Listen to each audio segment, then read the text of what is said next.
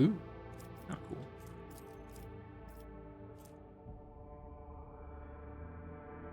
Hmm. Okay, that's pretty dope. I might be getting that. Oh my goodness.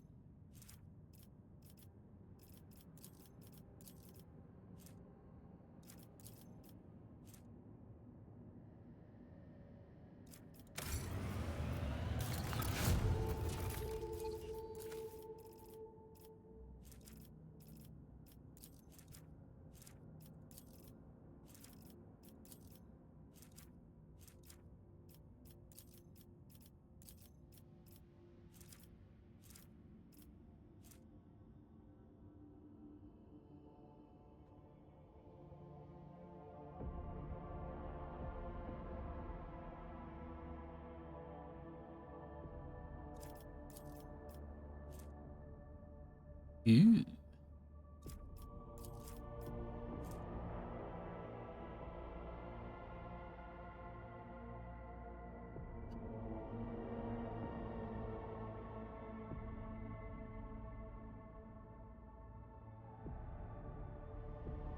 That would be sweet on Jaya.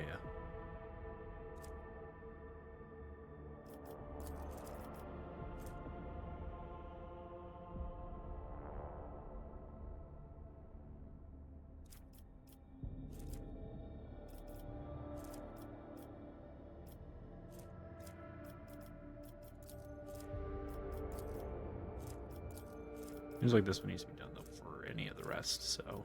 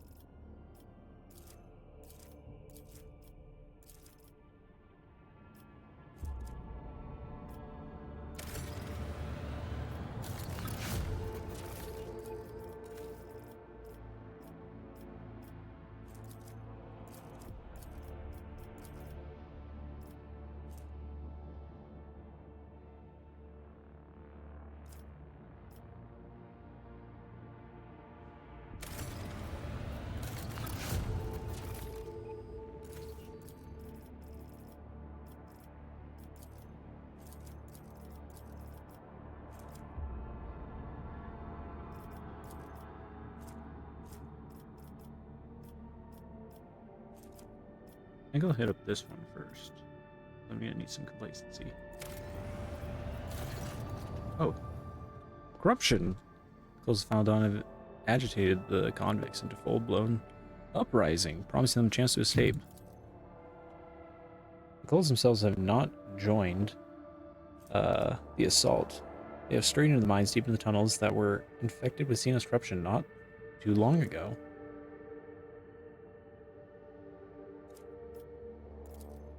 Security posts that we set up in those mining drifts reported a skirmish and then went silent.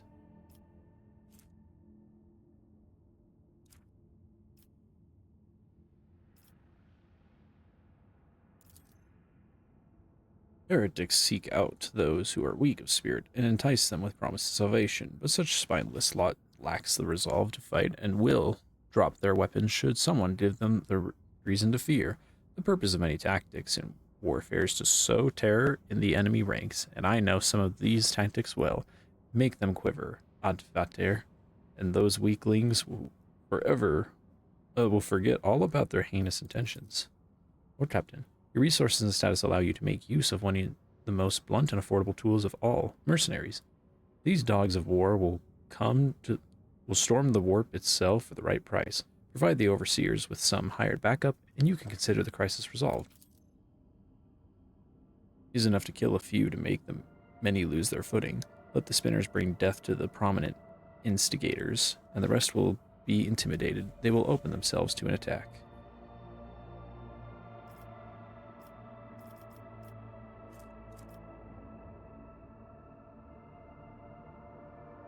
Show my people how to instill fear into their enemies. I shall teach them some secrets of this art.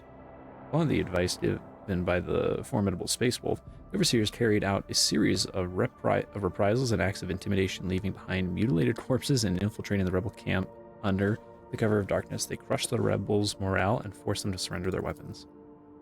The leaders of the conspiracy, the cultists of the Final Dawn, were confronted in the mines. They had surrounded a strange dark Xeno obelisk covered with glyphs, trying to awaken it from its slumber. The glyph patterns were similar to those that the mad convicts had drawn before. The monstrous construction contained enough energy to tear the planet apart. By heroically disturbing the cultist plan, the guards caused a malfunction within the terrible machine. Instead of exploding, the obelisk emitted a blistering heat wave, melting itself and turning those around it to ash. Vibos 6 had been saved.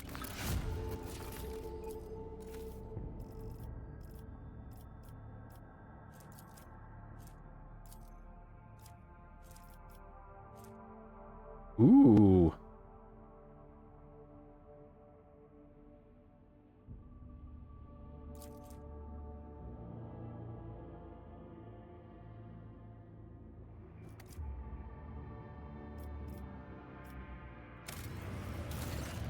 Lord Captain, we have been... there has been an active sabotage on Caheva Gamma. The cult of the Final Dawn has invaded the planet, cultivating a pack of schematicals in the bowels of the manufactorums and set them upon us. The attack was so sudden that we almost lost all the workshop, but we had help. Some entities, already being called Data Angels, have invaded the cognational network, seized the cognators and servitors, and used them to repel the first onslaught of the schematicals. Now there is a fierce struggle taking place all over the planet. The new sphere of the world is boiling. Fortunately, we received information that the impending attack at last moment. The signal was intercepted in the warp by Cubus Delphim's machine. Let's join forces with the Data Angels and get rid of the corruption together. Wait, what do we know of them? Not much. They are machine spirits, being born from the art of data smithing. They charge into battle, chanting the same Binharic mantra that the participants of the procedure 0C chant. We're not sure, but there are not many nodes where they can reside, perhaps because we destroyed the cells used in Procedure 0C. This is quite beneficial to us, should we choose to refuse the aid of these strange creatures. The manufactorums like Caheva Gamma are equipped with backup cognators to ensure the continuity of production in an emergency. The severity of the situation authorized the distribution of service algorithms, and I'm prepared to sanction a ritual that will allow the Data Angels of the Omnissiah to absorb the cognators' computing power to combat these wicked spirits. I'll probably go with that. I won't trust those uninvited allies of yours. Such magnanimity is wont to come with unsavory intentions.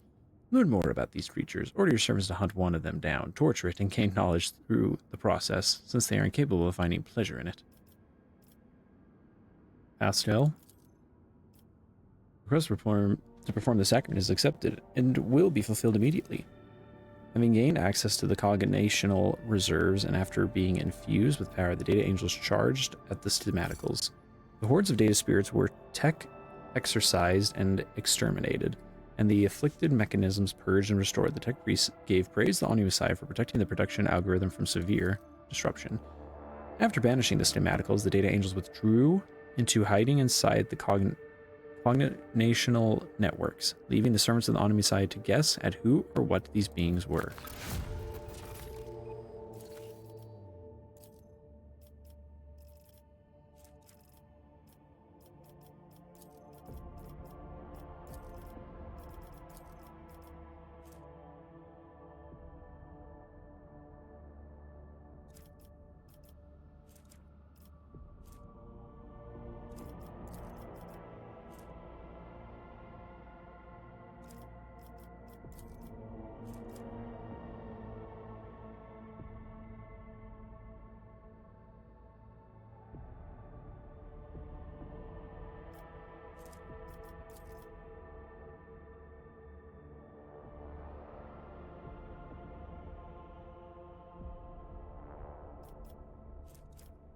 Mm.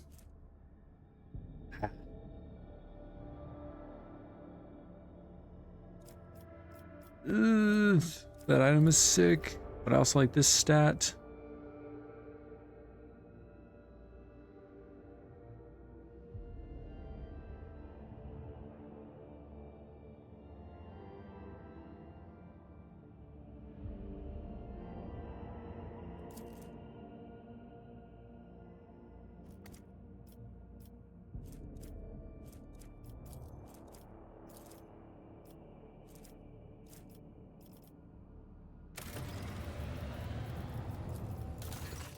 Our captain, the Crucible's great sculpting is underway.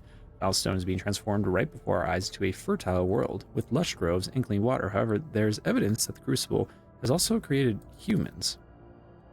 From the mouth of the relic came several thousand people who, speaking an archaic form of Low Gothic, demanded to be given orders. They cultivated land, built houses, and production facilities with obedience and, in general, have a remarkable range of skills and knowledge. However, it seems that these people completely lack their own free will, and for this, the monks have named them Touched. There is a split among the faithful, though many call it a miracle sent by the Emperor himself and want to quickly put the touch to work. Part of the population is frightened by these soulless creatures born from the ancient machine. They demand that the planet's learned men intervene in the great sculpting to find a way to stop the production. What am I? How dangerous are these such? They do not appear to pose a threat. This has shown that they are physiologically identical to ordinary humans. No traces of corruption or xeno-influence are found in either. However, their obedience is a double-edged sword. They obey any orders without knowing or caring who gives them. What do my officers think? They were begotten by the relic of St. Cognatius, which means their existence pleases the Emperor. Your people must be reminded that is so. Arrange a public ceremony to tonsure the initiate of the Touched into the Order of the Hammer, and service dedicated to reading parables about the acts of St. Cognatius and his followers.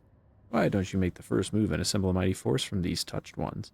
If they are so obedient and diligent, that they will make fine troops. Assign a loyal commander to each squad to keep an eye on them, and these strange people will turn from a threat into defenders.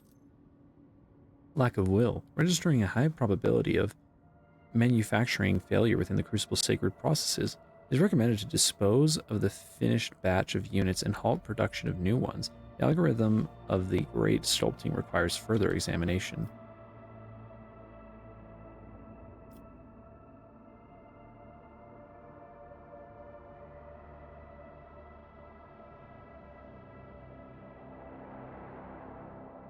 Yeah, I have a feeling that someone will come along and make use of these for nefarious ends if we just let them run amok. So let's have Pastel look into it more. Dutch did not try to defend themselves or resist in any way. They accepted death in much the same way they lived life, quietly and obediently. The unrest among the citizens has simmered down, and the great sculpting continues as before, but the development of fertile land has noticeably slowed. The Tech Priest investigation uncovered the number of defects in the operation of the birthing vats within the Crucible. It was these defects that caused such strange obedience within the Touch. The proposition of making improvements to a sacred relic filled the Tech Priest with the most profound dread, and thus Foulstone was left without its taciturn workers. However, the priceless knowledge extracted by the servants of the Omniusi was great reward.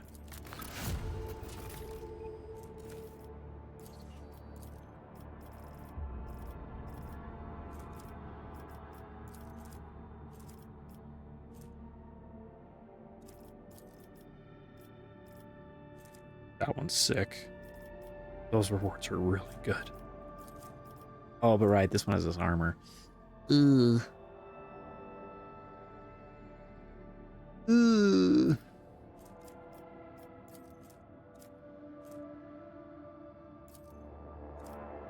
I want some of this since I'm kind of using it up.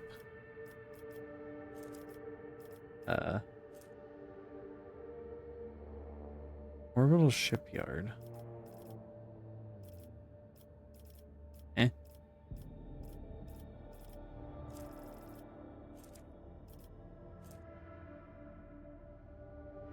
Is this on some... Oh, wait. That's on someone else, isn't it? Okay. Lord Captain, an order from the Xenos Punitive Unit, led by Acolyte Zhu, has arrived on Janus. The Inquisition forces have already taken control of the Governor's palace and intend to inquire about the recent anomalies on Janus. I was not notified. I am surprised that they have informed us of their arrival at all. Demonstrates a semblance of trust. Initial interrogations have led Liat Zoo on the tracks of the wretches toward the anomalous region, but her people continue to dig deeper, so to speak. Cooperation with the Inquisition would do us more good than trying to hide the current misfortunes of the colony. I can send them a message to keep us informed about the interrogations as a favor. If only we could throw them a bone and let them find the evidence they want, one that we can get by without. Must be concealed away from their inquisitive eyes. Like a sand lizard shedding its tail, sometimes one must cede the battle to win the war. If someone were to walk around my domain so brazenly, they would certainly regret it. Lay open the trap, lace it with poison, put down the bait, and wait for people to end their own worthless life.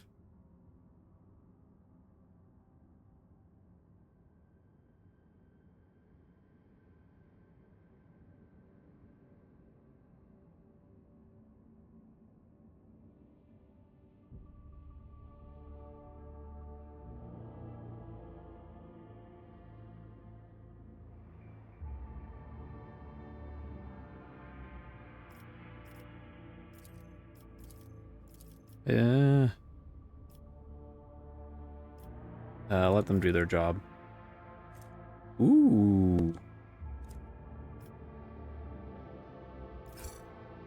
After Lady Zhu had set up her headquarters at the governor's palace, she began to investigate the situation on Janus. All those feeling guilt for their crimes before the Emperor could only stay silent and pray. During her investigation, Lady Zhu was able to establish that the genetic changes in the wretches' bodies were caused by mysterious substances secreted into the water by Xenoobulus. These substances did not contaminate the water until recently, as shown by the analysis of the Magos biologists. The same Xenoobulus appeared to be linked by a chain of energy communications, also serving as sources of unknown ration that seem to have caused the outbreak of contaminated growth in the currently uncontrolled sector of the planet. This also seems to be causing the appearance of the mysterious phantoms. According to Lady Zhu's theory, there may be some sort of ancient mechanical construction on Janus that has awakened from its slumber.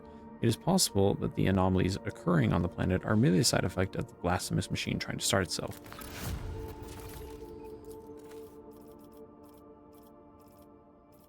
So I'm trying to find which of these has the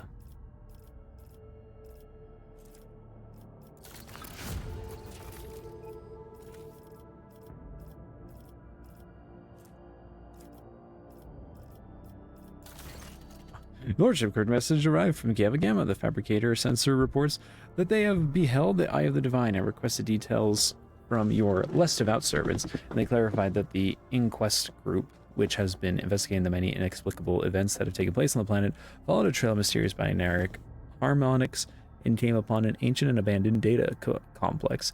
It is connected to the Manufactorum by a maze of communication lines and contains a gargantuan data loom. The mechanisms markings show that its designation, or should I say its rather menacing name, is Null Caliph. Null Caliph is immersed in sacred astrogational calculation and has shown no inclination to make contact. Tech priests that connected to it were punished for the intrusion with a lethal ejection of their motive force. The only thing they managed to find out was that the spirit of the data loom is not bound within the vows of compliance that would normally restrain a machine spirit to such power. This astounding mighty entity bows to no one, driven only by its own aims. Elizabeth Abandoned Complex, an ancient production facility far older than the colony itself. Some of the similar lines bear the marks of the cognizant fleet, perhaps explorers.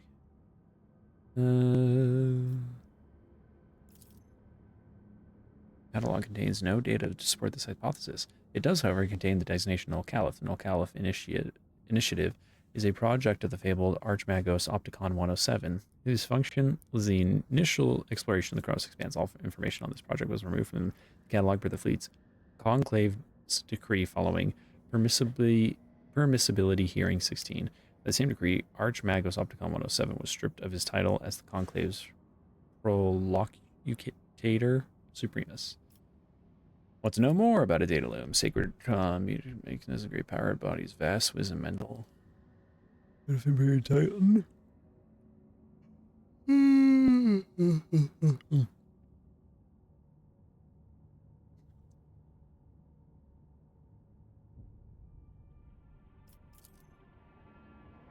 They were born of this cognitional might, full of vigor.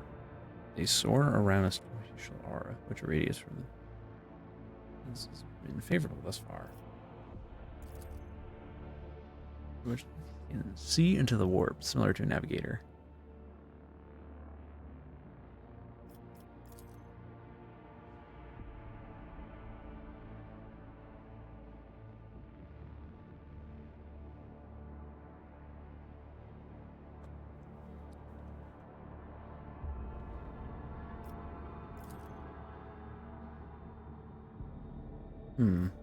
If we try communicating.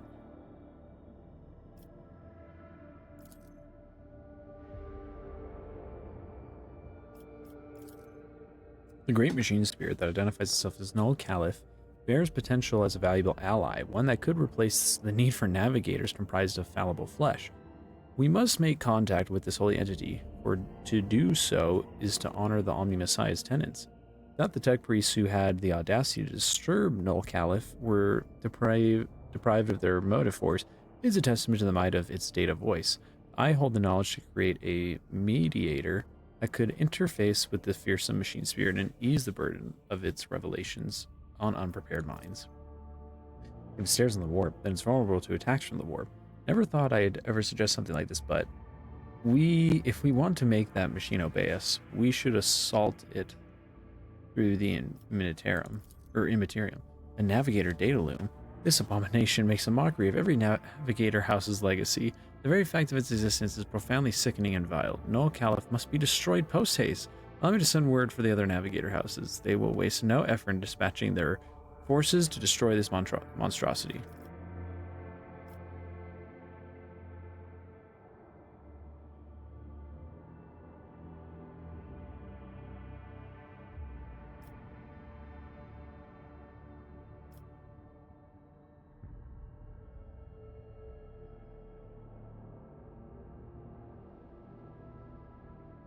I'm not gonna go with the deer as I don't have the warp for it. Create a mediator. Ooh, we're going to see.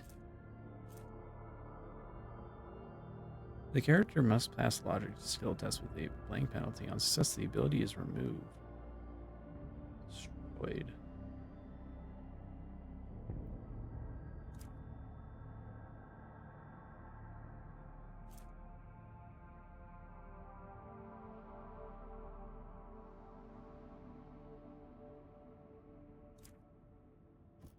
Interesting. Agus Pascal Hahnemann imparted his secrets to the Omni Messiah servants on Kiava Gamma, allowing them to assemble a mediator device that softened Null Caliph's voice. The Magi then prayed to the mighty machine spirit, humbly asking it to make an alliance with the rogue trader and share its mysteries. And Null Caliph answered, halting its sacred calculations, it bestowed its favor upon the supplicants. With its tireless, unblinking eye observing the warp currents, many a traveler have been saved from peril.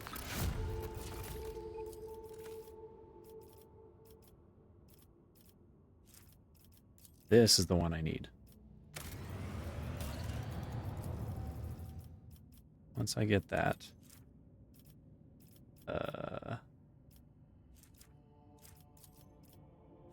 Oh, I can just do it right now.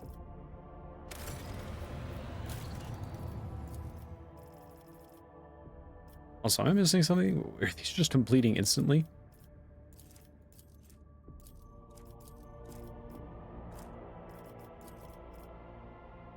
That's a lot of people. That's a lot of rep.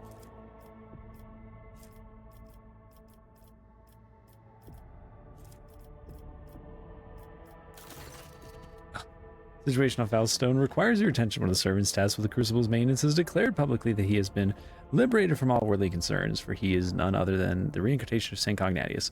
There are some extremely questionable reports claiming that he has performed miracles supported by the congregation garnered by preaching. He has asked for your lordship's permission to depart from Falstone, with the Crucible in tow, so that he may continue St. Cognatius' work and use the relic to transform worlds. Ooh. It goes without saying that such a generous gift to the Gross Expanse could bring great renown to your lordship, but at a heavy cost. Foulstone would turn back into a wasteland, and you would lose the prestige that comes with having in charge such a relic. Tiborn Hike, a technomat from Footfall. Now prefers to be called Brother Pure Voice, an unremarkable commoner with no family, got unkempt and covered in scabs from working the Crucible. He became obsessed with it from the day it was discovered. He never left his maintenance post, never rested, barely ever slept, fasting and living off stimulants and condensate from the relic's cooling circuit. Then he started having revelations and eventually saw the truth, or he went completely insane. His sermons are directed at commoners, appealing to them for humility and mercy. Often speaks about his former life as a saint, and many of these tales match known legends about Saint Cognatius. No anarchical pronunciations or radical deviations from the creed have been found in his words yet. I have an ample experience with saintly saviors like him in the past. Whatever great cause they proclaim is their mission, they genuinely, naively believe that people really do need them. If we round up enough orphans and lepers who would trip over themselves to beg our prophet for salvation, you will soon forget about the Crucible and his holy mission. I know a few guilds of professional beggars.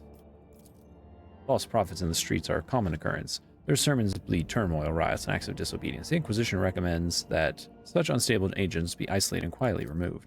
The archenemy's lies take on many guises, but the Emperor's miracles are 100-fold stronger. On more than a few occasions, he has bestowed epiphanies upon the faithful, even those of the humblest origin. I myself bear the name of a poor orphan who was granted miraculous power by his grace. So give me time, and I will find you the most loyal agents to escort him on his travels. They will keep him safe if he is pure, or punish him should they sense deceit in his words. The Undying One does not release the souls that have come to him. This man is either lying or misguided. An experienced spinner will help him see the truth, or repent the deception.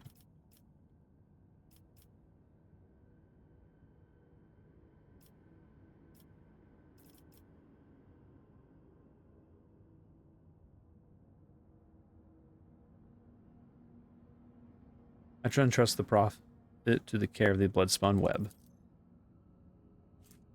Whoa. Whenever the wearer dodges against period. Ooh, that's really sick.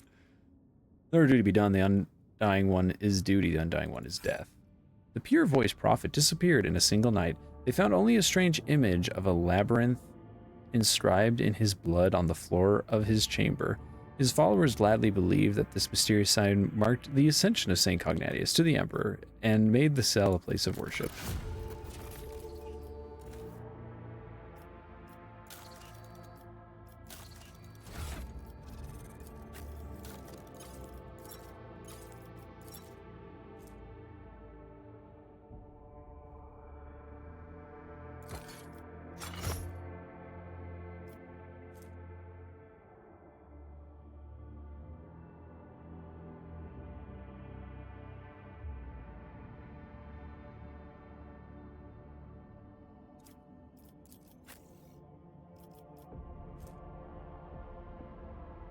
All right, I need to remember to check out the other versions of that and see what are worth it. Okay, what was I trying to do again? I was looking at another one and it said that it needed something. I don't remember what. Was it you?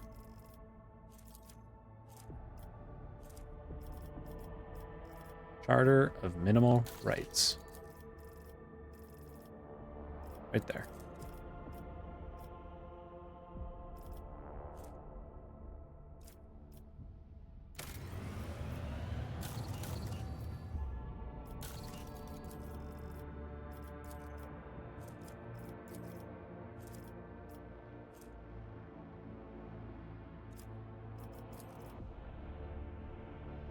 Oh, right. Where do I want this one?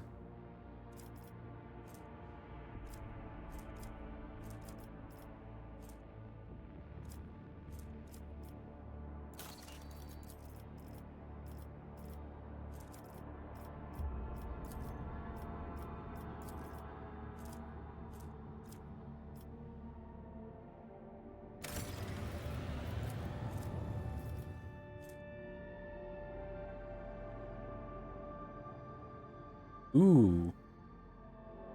Put that on Solomorn with a shotgun. Where has not moved their turn. Their current efficiency is increased for 1 round, and where moves at least 3 cells per turn. Not bad. That's pretty good.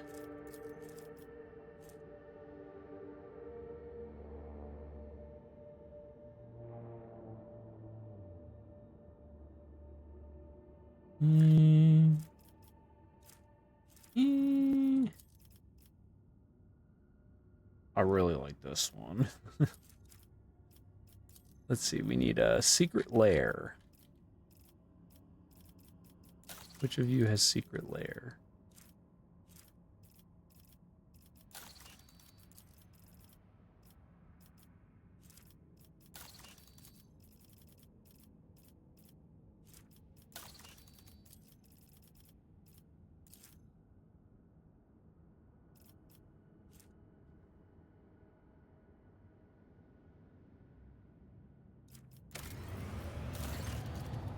Argonis is crying out for aid, Lord Captain. Riots over the interpretation of Scripture have broken out in several hives across the world. While hunting for the agents of the Cult of Aldan, the Ecclesiarchy clamps down on the planet's minor cults, attempting to force correct adherence to the creed upon the populace. The commoners grumble about the oppression of the minor cults, even daring to claim that the holy ecclesiarchs have assumed the sole right. Four-man clan, around which the disgruntled commoners have coalesced, are rallying crowds of workers in the streets to order to prevent the ecclesiarchy agents from entering the sanctuaries. The enforcers and the agents of the ecclesiarchy have been able to curb the malcontent so far, but division grows wider by the day. Why the four-man? Great question. This group does come up in the reports from the capital would rather often. Capital world. I can assume that is due to the fact that their now ruined home, Scipion, they used to have a prevalent, more simplistic form of revering the emperor. Preachers there used to teach that Scipions, the importance of hard work and labor, cultivates family unity, but seldom the importance of order and hierarchy. They ordered their congregation a form of faith that was simple, cheap, convenient, and functional as their work clothes. And now they seem to think that the priests, who wallow in luxury, want to take this away from them. We believe the discerners are heretics. Thankfully, no, your lordship, the rabble-rousers zealously oppose heresy, fill the ranks of the planetary guard with new recruits, regularly outperform quotas, and attend prayer service. The Foreman clan has been actively involved in uncovering the underground devotees of the ruinous powers and has discovered 2 large, successfully operating cells. Our agents are quite confident that the likelihood of them harboring agents of the Cult of the Final Dawn is far lower than in other segments of the populace. Small deviances in the creed beget large ones, and large ones beget heresy. Our faith is founded upon absolute trust in those above us, and if these people's beliefs push them toward descent, then those beliefs have been wicked from the very beginning. But that does not necessarily make the preachers themselves wicked, perhaps simply misguided. We can pass them into the ecclesiarchy's care for re-education so that they may see the truth, and it would also guarantee their flock's obedience. Serene, perhaps you should stop allowing the fat cardinals and their servants to do whatever they want with your people. Rein them in. Faith in the Exalted One is not contained within the ranks and tiles, within the hearts and the hands of the common people, and even this can take many forms as well. Let those who shoulder the welfare of Dargonis at least choose in which manner they pray to him. Take the minor cults under your protection. Those who wish to worship him in their own way must prove their right to do so. The only help that would be proper in this situation is to provide instruction. Send one of the spinners to show them how they can defend themselves. They will either take up arms and protect their faith or bow down. Let's re-educate. Where can I use psychic or navigator powers? The wearer gains 85% chance to ignore damage. Ooh. Ooh, and I got some big rep. The enforcers firmly disperse the crowds with shock batons and choke gas. They burst into the chapels and condemned cults, beat the servants, smashed any sacred symbols deemed unorthodox, and smothered the dangerous embers of spiritual dissuasion looming over the planet. The relics that were not an affront to the God Emperor were confiscated. The disobedient preachers were shackled and brought into the sanctuaries of the ecclesiarchy to learn the true meaning of the creed through humility and obedience. Their flock, intimidated by unspoken threats of violence, reprisals against their spiritual leaders, have since fallen silent.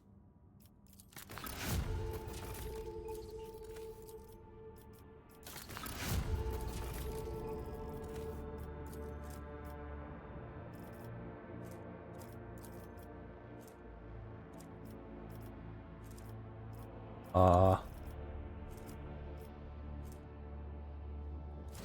think his sword is better though. Ah.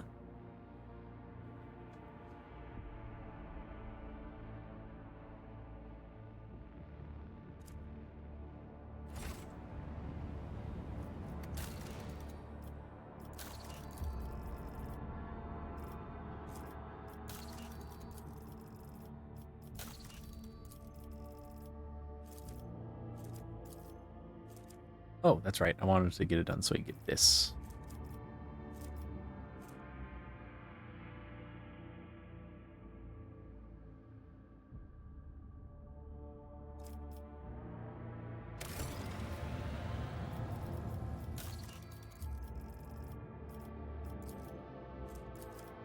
Tools of killing.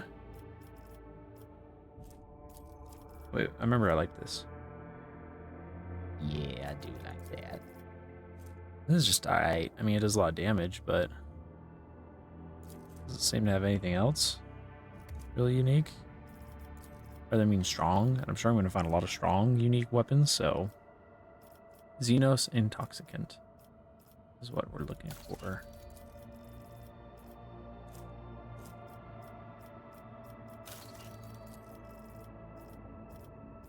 It would be nice if it just told you where that activity was. So our combat, the wearer gains MP equal to their resolve. The wearer cannot be slowed. If the wearer is dogmatic, they gain +2 resolve for each rank in dogmatic. That's sick. That's actually really dope. Dang. Terrible news from Dargonis, your lordship. Your vigilant servants have discovered an absence of treachery in our capital world, one that has grown far too large and could rupture at any moment. The informants report that the group known as the Foreman clan is actually a cover for a horrendous cult of genetic aberrations. Man, who currently have their people in every echelon of the hive. They are traitors to the purity of humanity, traitors to the creed, rebels, heretics. Apparently their unholy sermons speak of the 3 sorrowful phalanges of a finger pointing the way to retribution and unity. What do my people find out? A Gene Stiller cult. One tenacious clerk from the Ministerium questioned the authenticity of the reports coming from the ruins. He personally observed the debris removal and entered the lower levels of the fallen hive. He discovered signs that proved Sepion had been infected by the gene plague. Thousands of corpses of the extra-armed abominations had been buried in a mass grave. He also found the remains of Achilles Stellander's people. It seems that they had noticed the signs of the corruption, and the traitors, aiming to cover up their crimes, buried their misdeeds under the ruins of the hive. On the way back, the clerk's transport was destroyed, but he miraculously managed to survive. Now the heretics think that they have covered their tracks once more, and so they continue their plots, oblivious. What does it mean, plague? Horrendous distortion of human form. It seems that they spread their poison by biting the enslavement of their victims. Oh, is this just another explain of a Gene Stiller cult, in case I didn't hit it before?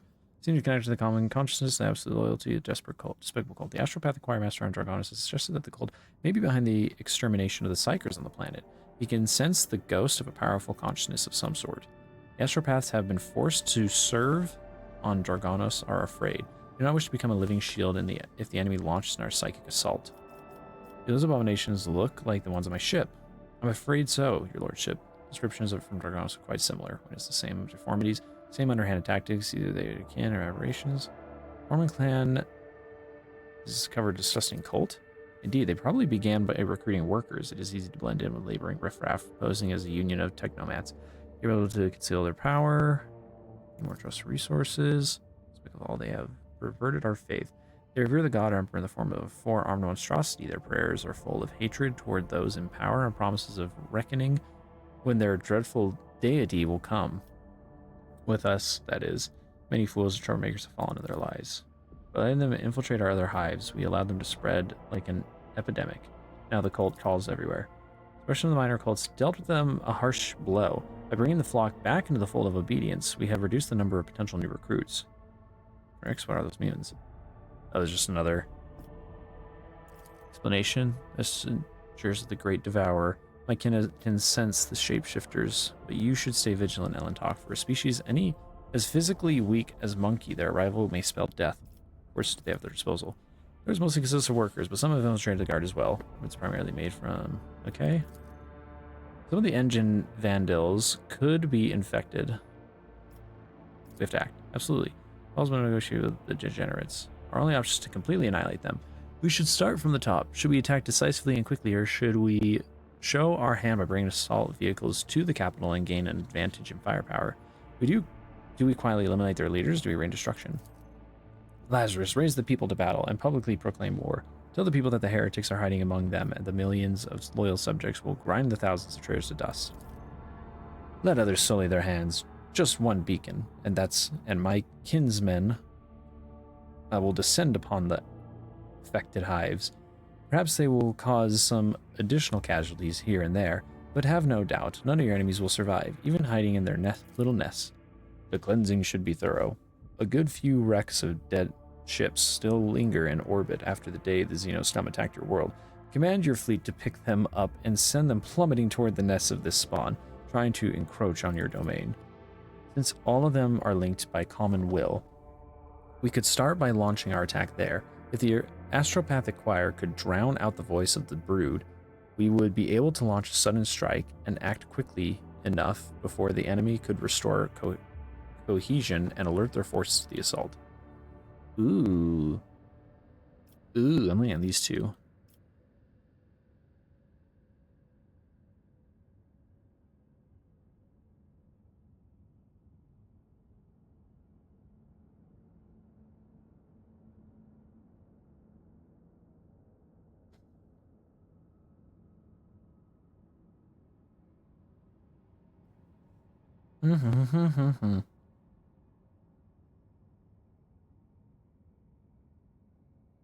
Hmm. But they are... the choir was scared that they would have to be used, so this keeps the choir out of it. Some innocents might be killed on the way, but unfortunately some innocents have probably fallen in already and been led astray, so... Maraze, do it.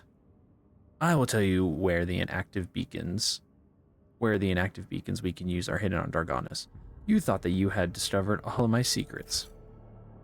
At the appointed time, the undeclared war against the cult began. The leaders of the cult were quietly eliminated, all without lifting the veil of secrecy. The surprise raid of the Drukhari proved to be an excellent distraction. The heretics could not have guessed that this attack was being directed at the behest of the rogue trader, who would uncover their despicable conspiracy. This attack granted the Lord Captain's servants some precious time. When the heretics finally realized that they were facing extermination, it was too late. Their leaders were slain and the rest of them died amid the carnage of the street battles. The allies of the cult among the engine vandals heard the voice of the brood pleading for help, yet very few of them answered. Those leaders still loyal to the rogue trader had been warned in advance and had treacherously killed most of those intending to raid the hives. Only one thing filled the rogue trader's servants with unease. Inside the cult's main temple, they found the den of some grotesquely enormous monster. It was empty. They did not find the beast. If the Emperor had been merciful to Dargonis, the monster would have surely perished in the fires that had engulfed the hives during that cycle. Better gains. Ooh, that's a big crit.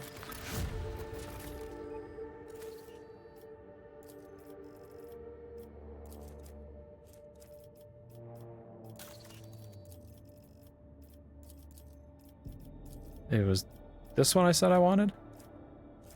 Yes?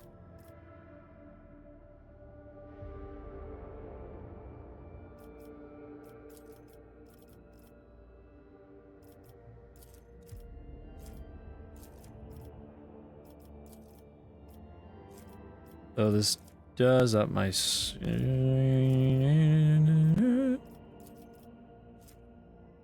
Do it.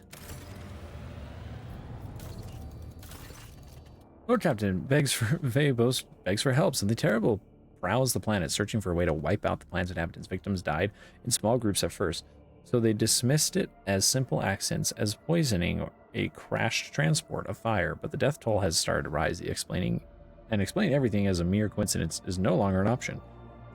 The enemy appears to be testing out different methods of killing your subjects. Like it's looking for the most efficient way to murder as many of them as once as possible. Our pick traps sometimes catch sight of a blurry, dark shadow walking among the people. Kind of accidents. Ventilation failure. Any ideas? The art of hunting relies on the art of hiding. You cannot see your target, then make it so the target cannot see you. Deceive its senses and seize your advantage. A predator walks among your people? Well, then it's time we became predators ourselves. Your servants can't see it and don't know where its lair lies. But I will tell you how to find it. You need to spark the beast's curiosity. Leave something it craves out in the open and mark it so that you can track the beast as it's carrying the bait away in its jaws. That is how we hunt cunning prey on Fenris. Ha! You call it your enemy, but you are mere pests in its eyes. This isn't war, this is extermination. You are a nuisance, and that is your asset. Understand what it is you do that vexes it so much, and you'll understand how to drive it mad. Go with you far. A glorious hunt. To attract the enemy's attention, a lethal incident was staged. A radiation leak caused by an open transuranium container. Shortly after, a handful of this hazardous material went missing. The Mystech priests used the radioactive trail to locate the monster's lair. Quartered in Sten, the monster fought its final battle and was slain. It was a terrifying Xenos with a metallic skeletal body and a single emerald eye. Its lair turned out to be a crypt-like chamber. Oh. And beneath it was an entire fortress buried in stone. The walls were covered in glyphs similar to the mysterious patterns that the mad convicts had been drawing. Oh no, we got Necrons here. The chamber also contained the dissected remains of the missing miners. The Omni-Messiah's servants studied the bodies, the crypt, and the Xenos' corpses, hypothesizing. Oh, it's hypothesizing. Man, I get too ahead of myself thinking that, like, oh, these are all big new words, and that it's like, oh, these sometimes it is just a word that I have heard before. So that's always fun. That the Inhuman belonged to a caste of sages among its kind. It remained in stasis for ages, untold, but had recently been awakened either by the mining efforts or the explosions caused by the Drukhari invaders. After killing everyone who had approached its lair, the creature tried to wake its brethren. But millennia of tectonic shifts had crushed the underground fortress. The creature was alone. Okay, as long as it's alone. We can't deal with a Necron uprising on this planet, probably. Whenever the wearer ends their turn, they deal 18 energy damage to all adjacent creatures. If the number of damaged creatures exceeds 3, the wearer suffers. That's interesting. The fearsome insects, the ones that assailed the colony, were the only tool the Xenos had left, so it chose to lie in wait. But when the heretics of the Final Dawn sabotaged the fortress's reactor in their attempt to destroy the planet, the Xenos grew restless and started searching for a way to exterminate the humans. Now the last Xenos survivor was dead, and so was its entire race, or at least so prayed every denizen of Veibos.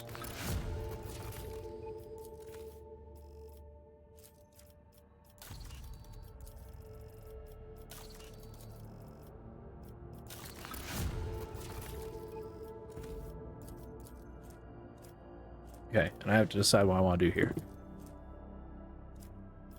It does replenish my people. Give us some complacency. This one gives a ton of rep. And a perk. It is nice. This one loses security, but we get a neat sword. But I don't think this sword would last very long anyways. For Abelard. We'd probably have to get replaced soon anyhow, so...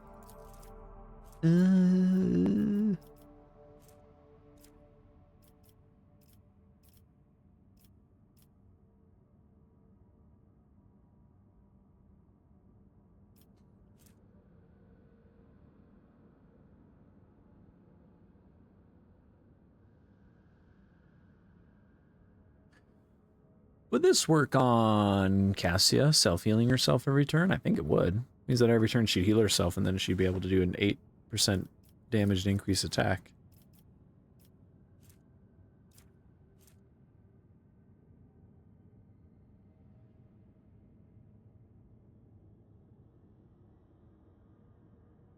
This one's Eldari, though, so it's like... only one person would be able to wear this, you know?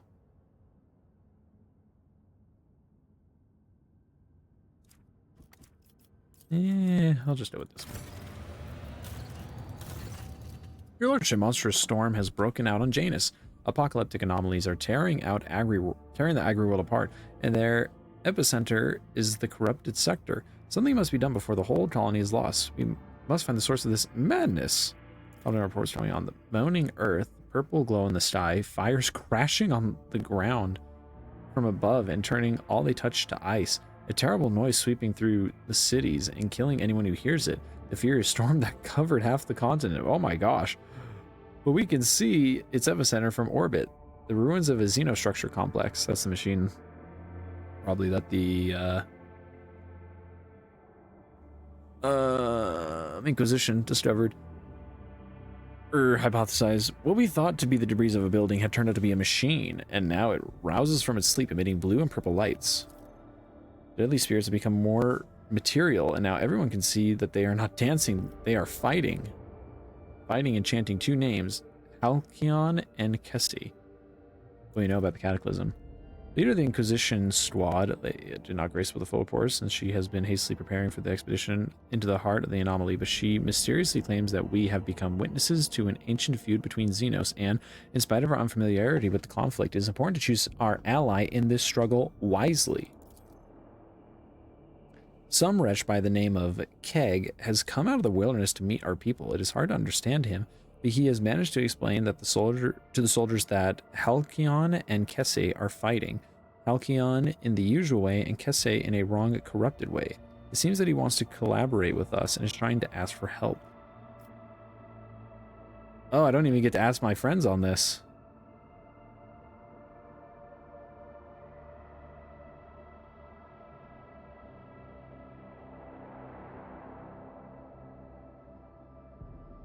Awareness. The Esper squad reports that the mutant does not deceive them from what they can tell, and that their route is clear of anomalies. Our people have reached the Xenos ruins that once served as either a palace or a gargantuan... Oh, so it's probably this step is how to get there.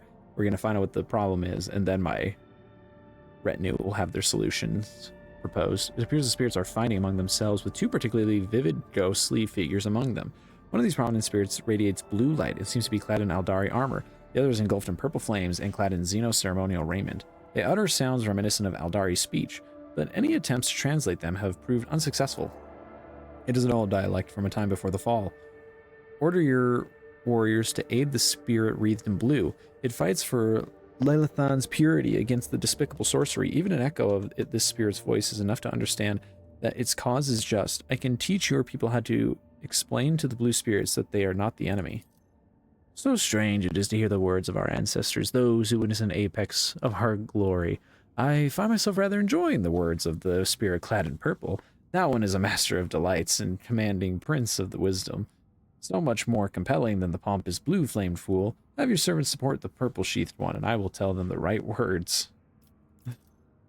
What does it matter what those spirits are babbling about? They both must be slain. Atvater, turn to your warriors and inspire them to fight for their home to the very last. They have already made sacrifices to get this far, so remind them what those sacrifices were for. Help the one in blue. Scouts attacked, destroying the purple spirits one after another. The blue phantoms recognized their new allies and did not harm them. Once the battle was over, the dignified spirit, swathed in blue flames, reached out to the scouts' thoughts, granting them visions. The planet, which was inhabited by Aeldari prior to the fall, at some point became one of the many theaters of the war between sensual excess, the dogma that reigned over the Xenos of that time, and aesthetic self-restraint. A local ruler, Kesse, was enlightened and wise, yet susceptible to depravity. In his desire to transfer his soul to another form of existence, he created a mechanism that would let him take over the bodies and minds of all his people. one of the ruler's bodyguards, named Halcyon, rose against the tyrant and mortally wounded him, but could not stop him from merging with the machine. Halcyon then gave his life to bind his own spirit to the device and continue fighting therein. This tragic conflict marked the end of all Eldari on the planet, but preserved an echo of their souls and those of their leaders. Ooh. Unfortunately, this is probably... Yep, Eldari. Dang it! The wielder deals damage to the target with Lith's Fury. The target becomes blinded until the end of combat.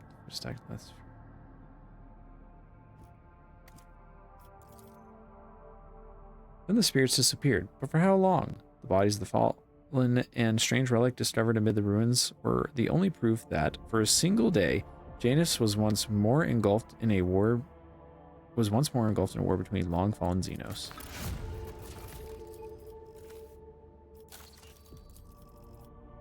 I think that's all. I haven't done yours. Nope, that's all of them. Okay, now I can just start tackling these other smaller ones. Sure.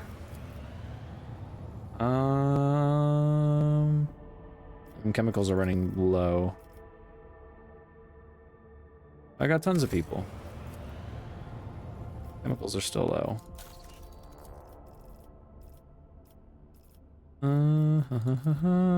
Easy. Sure. Yep. Well, that was awesome. I just got a ton of free ones. Oh, but I'm low on place. Oh yeah, my place steel's way low. Like totally drained. Yep. Do I still have a ton of provisions? I sure do.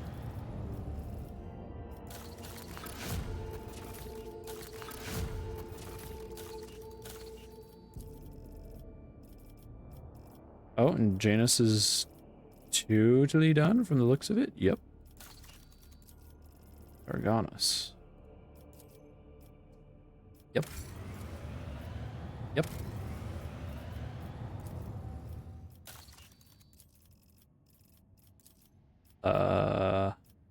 Ooh, cool.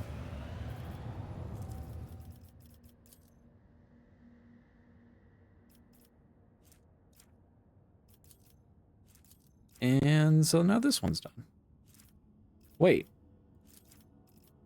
Oh, those were the rank 3s. Or rank 2s that I still had yet to finish off. I still had some. Alright, back to it. People. Some profit. Who cares? Sure. Okay, now Veabos is totally finished.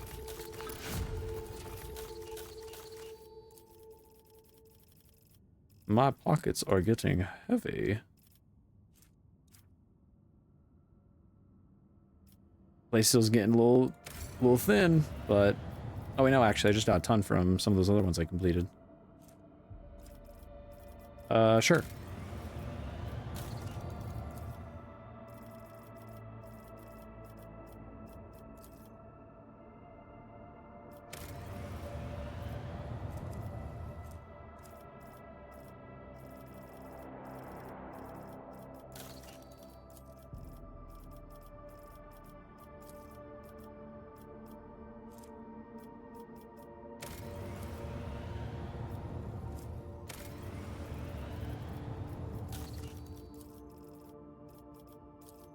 This was a lot of menuing, but it looks like it's going to be worth it in the end when I walk away with just a ton of stuff. So...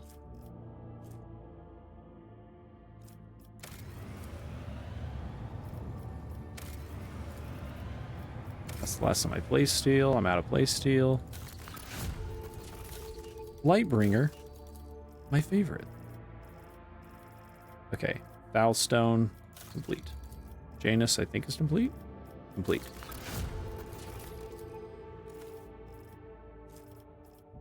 Dargonis. Complete. Veabos. Complete.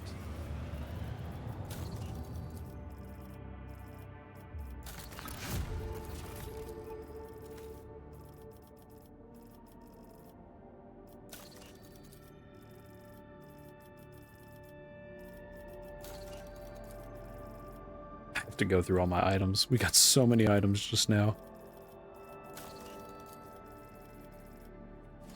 Holy moly. I probably should go check on all my reps.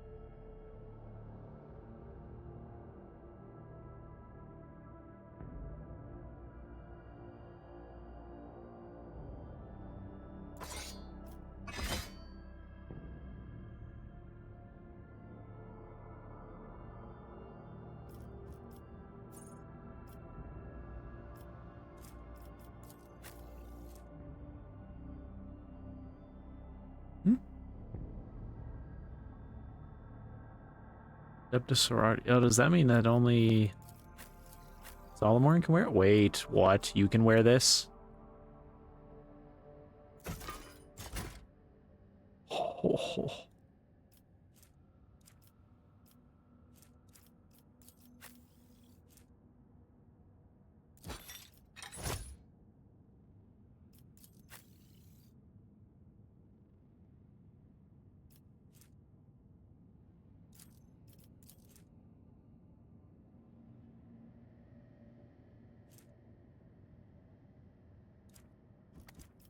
Oh, so just a Sister of Battle can't wear it.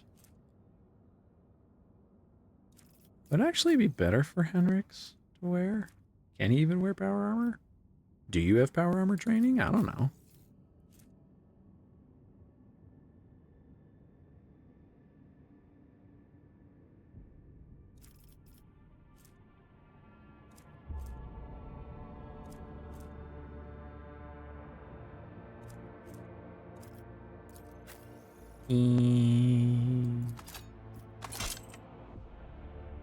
I like how much arc rifles are able to just clear out a room, but this plasma gun's kind of sick with it, so...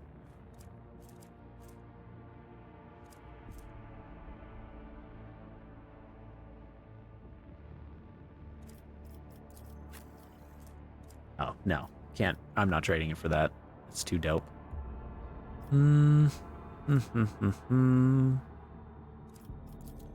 Equal to their resolve. That's only +5 toughness. I think the mobility would be better. That's for Solomon when we get him back.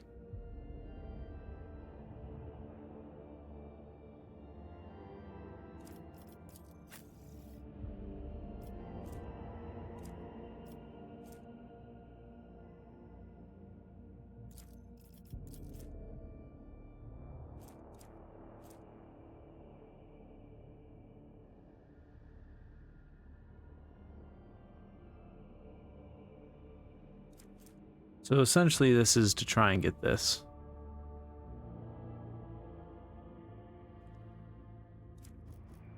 And they have to pass a big logic test, which my character could.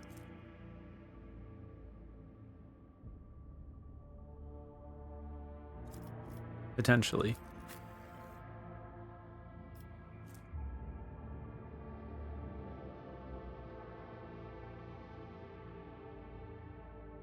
If I understand it correctly.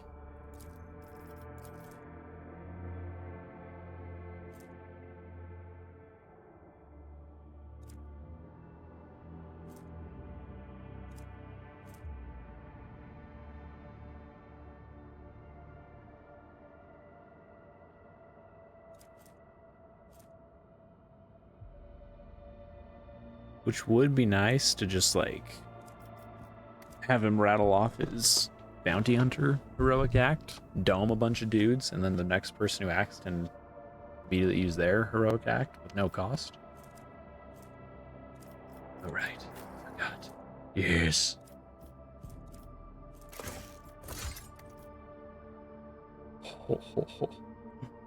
Oh, man, Abelard just became freaking loaded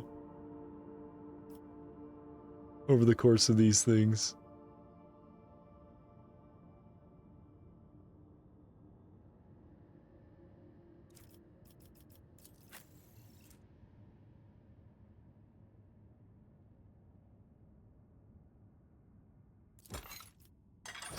want to try those on him.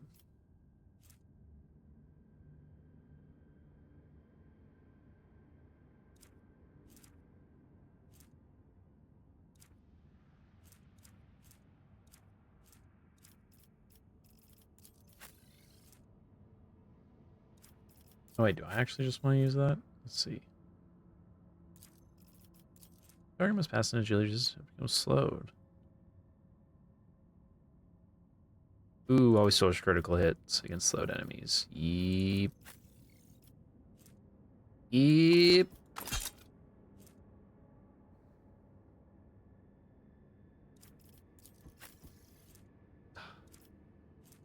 The problem is that these new weapons do so much more damage, but 30% chance to get to act again. But that's just when having an equip. If I get a little risky and I just start maining this rifle, because I have to give this to Solomon anyways once I get him. It's so freaking strong. Maybe we go with that. I just keep this in my back pocket until I find a better weapon that gives me extra actions. Dude, I'm still just blown away. Abelard is now a unit and a half. Holy cow.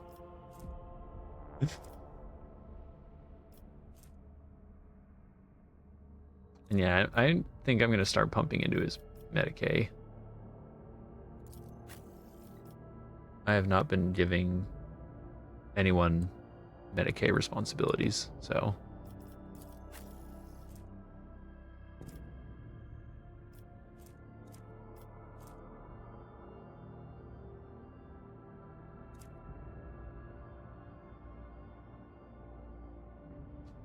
actually looks like I'm carrying all of the Medicae weight, so maybe it's not worth it. Just with all my stat boosters.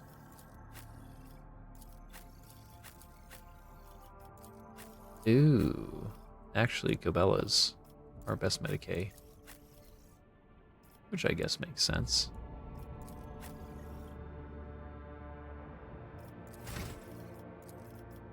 Oh, I've missed some levels. Gonna go let my dog out real quick.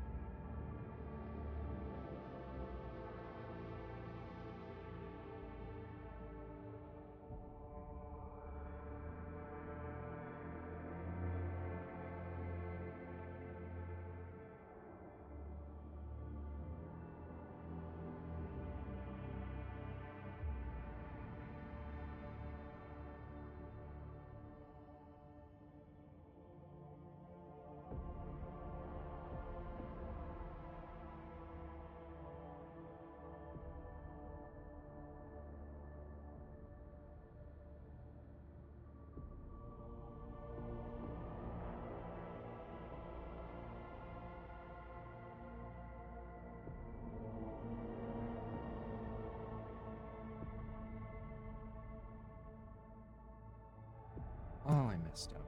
Shoot, I'm dead.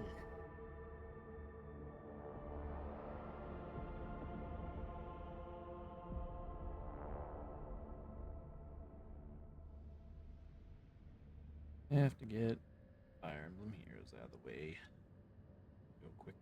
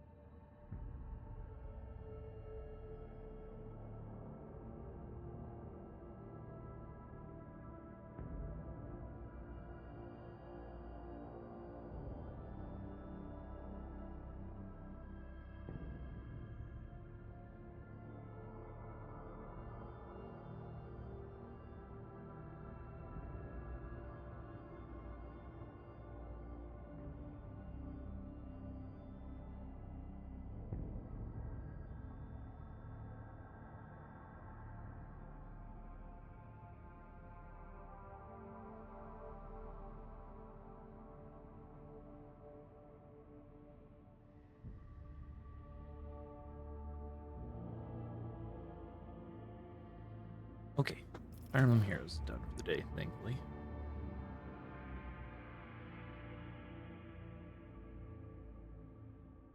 But I guess I still have stupid Hall of Forms. Ugh. It's a bad Hall of Forms, man. It's a bad Hall of Forms. No one cares. No one cares.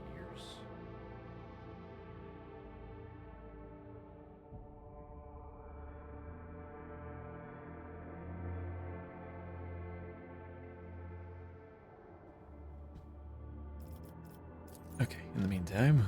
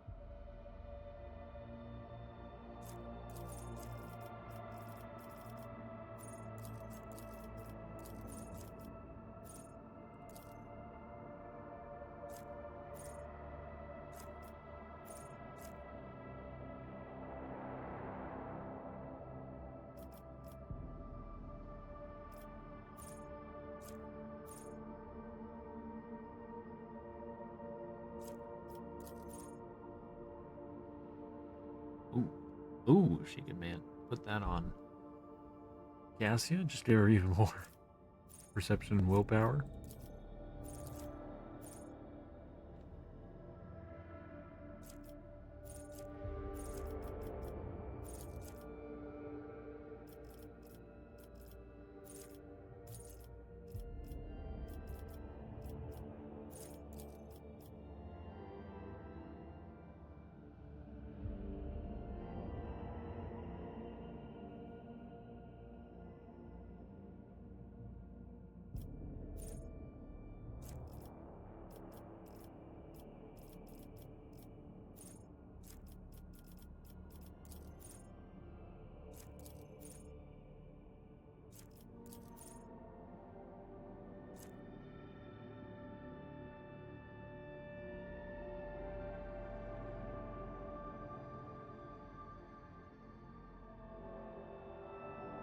Huh.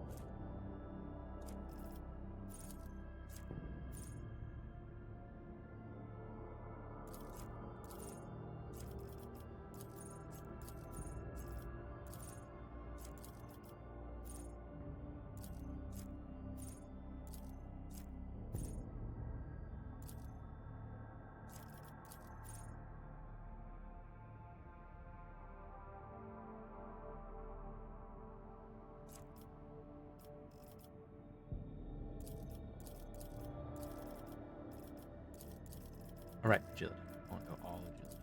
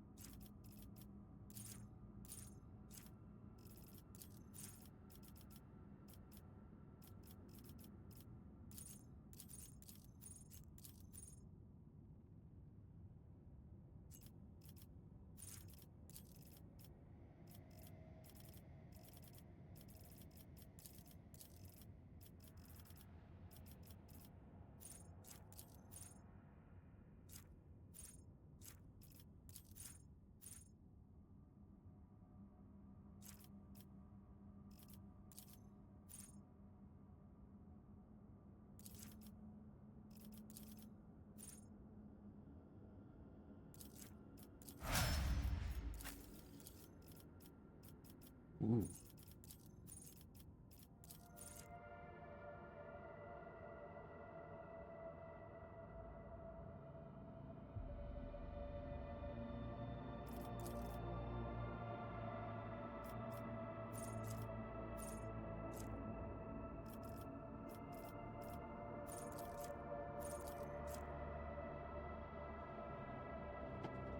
Damage.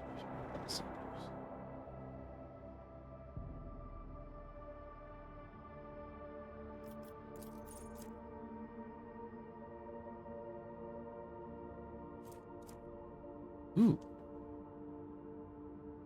Hmm.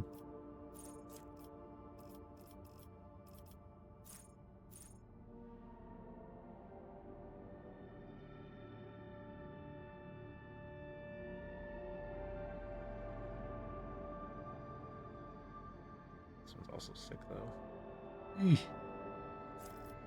Really, I'd be taking this just so I could get one of the others to get this.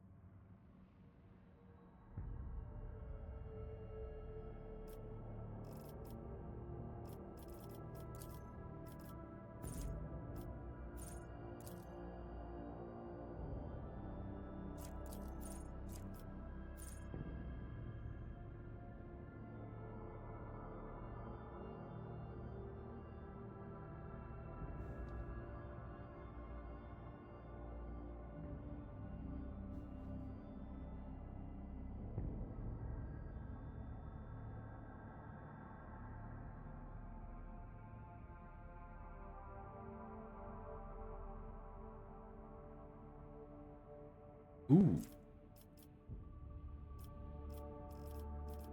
I like the sound of that.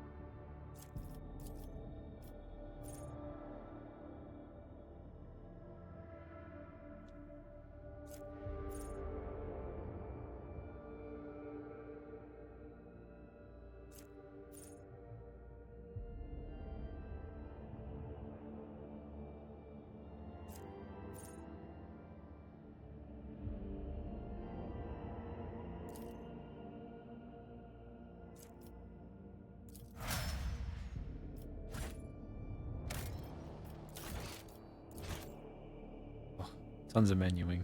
I didn't save between any of it, so.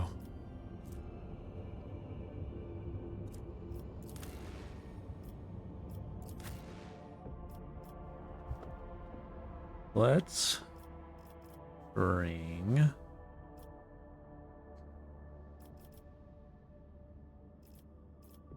Yeah.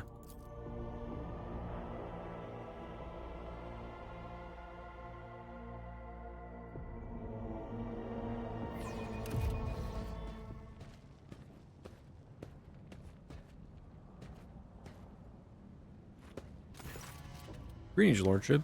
You've come to collect him, haven't you? Overseer Anthar, I mean? Yes, I've come for Solomorn. Where is he? Emperor be praised. I mean, he's not far from here, carrying out routine cell inspections. You should have no trouble finding him. You look a little disturbed. Solomorn causing trouble? Most certainly not. He is an arbitrator through and through, albeit a discharged one. It's just... The breather emits a shuddering wheeze. He is so diligent in his work that his common people cannot keep up. State plainly what your problem is. Your lordship, Erebos 6 is in a grim and dismal state. Is a grim and dismal place, but how shall I put this? Anthar's made it unbearable. He has introduced new policies. Each shift now begins with a penitential scourging followed by an inspection. Even the slightest offense merits 10 lashes, a thorough search, and yet more punishment. I'm talking about the jailers here. Ooh, you spend your days breaking your back under the sun wolf's scorching gaze? Do you sweat and bleed as he licks at your skin with his flaming tongue? The Space Marine's glare seems to have pinned the puny man where he stands. No? Then tell me, what part of your duty do you deem unbearable? Lets out a heavy sigh. Humans grow weak. Is it their blood thinning, I wonder? Solomorn dictating procedures. You're not in charge here? I'm in charge of just this sector, or was in charge anyway. The head of the colony said that now that we have an ex-arbitrator, we should heed his wisdom and learn from it. Call us planetoid-dwelling dust gorgers too. But that is beside the point. You have learned nothing. Choosing is said to wallow in cowardice. You saying the colony has become less functional? Quite the opposite. We've never enjoyed such strict discipline. Except people are dying a bit too quickly on both sides of the bars. I mean, your lordship, there have been several attempts on Master Anthar's life. The hate has grown stronger than the fear.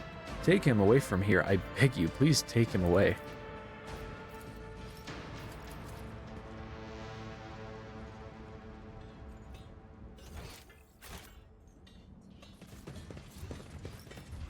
Oh, it's a peculiar thing.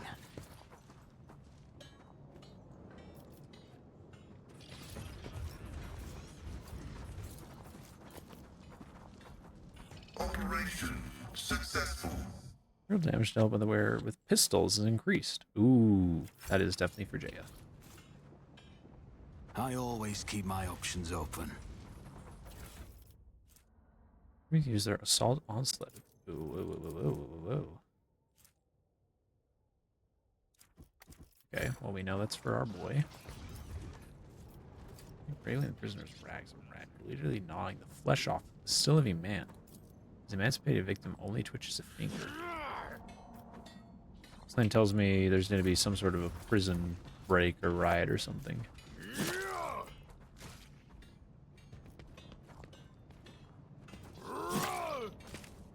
Let us not dawdle.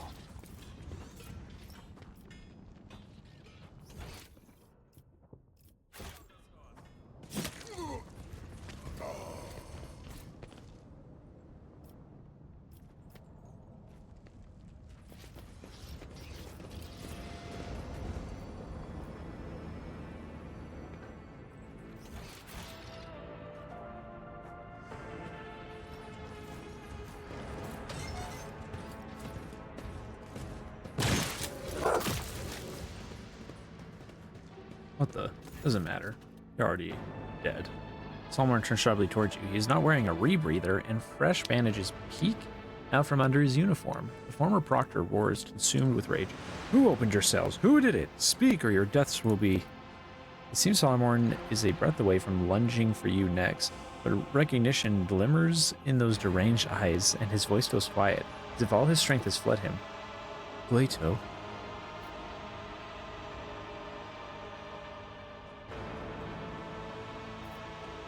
What happened here? A pathetic attempt on my life. The second one today. One of the jailers left the cells unlocked so the prisoners could do their dirty work. No matter. I'll find the culprits and execute each and every one of them. I was told you had been discharged. I failed the mission. Failed someone. Solomon clenched his teeth. There were too many enemies. The situation was against us. No, I am not making excuses. It was not my first mission to go awry. But I didn't have Glato with me. I was sloppy, unfocused. I ordered the retreat too late. I managed to drag one of the arbitrators to the infirmary. The man died of his wounds. Bottom line, the objective was not accomplished. 10 arbitrators were lost, and their commander was somehow left alive. Like a coward. I hoped to be executed, but the marshal sent me to Ron Veabos 6 instead, and he was right to do so. Why are you not wearing a rebreather? I am too used to arbitrator helmets. They do not cover the lower part of the face. As for my well-being, frankly, I couldn't care less. Come, I have already submitted a petition to have you reinstated. No, stop. I can't leave. I'm guilty.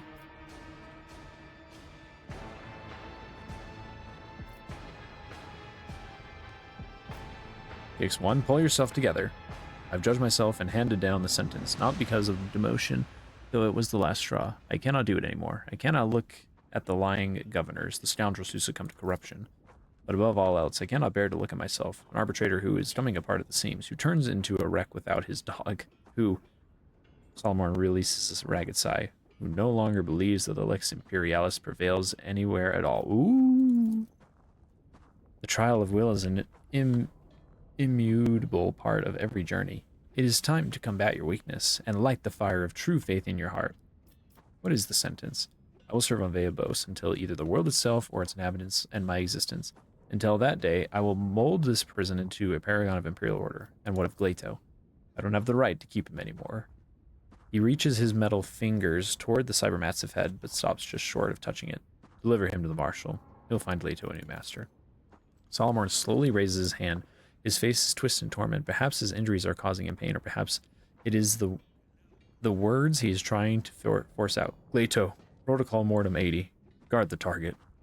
Solomon points a trembling finger at you. But the cybermassive does not react.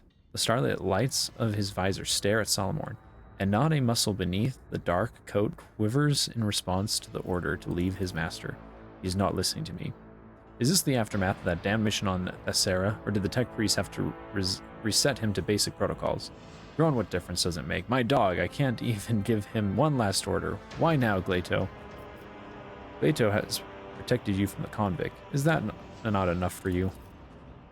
We used to act as one, but not anymore. The last remnants of my composure are gone. Look at me. I'm a human scrap, not an arbitrator. Just an appendage up to a cybermassive.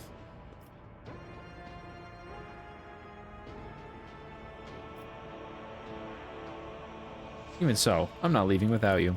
You will. You can't stand here forever. Iconoclast. You are in pain, and you are hurting yourself even more to block it all out. Wounds need to be healed, not opened up further. Is this pity? How far must I have fallen in your eyes if it has come to this?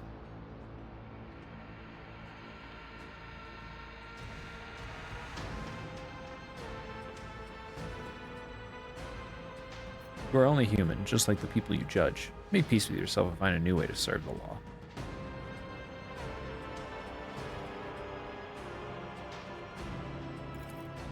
Balmorn's iron fist unclenches slightly. I never thought I would take comfort in naive platitudes. Clearly, I am losing my grip.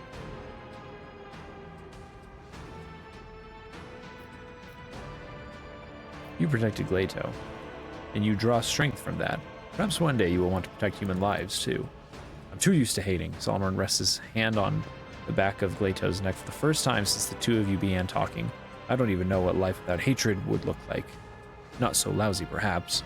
Veabos has become your twisted reflection. Others' torment is part of your own punishment.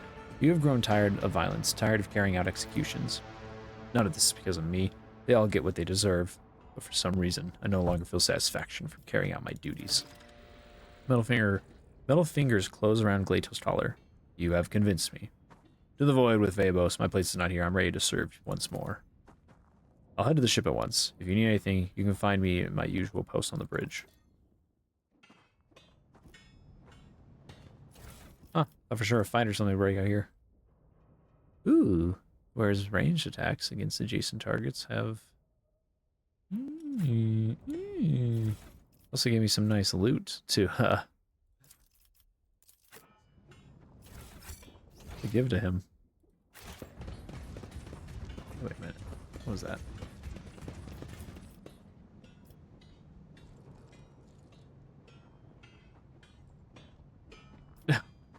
Who's better under the Xenos? Yeah, I couldn't quite tell. Oh, I see now.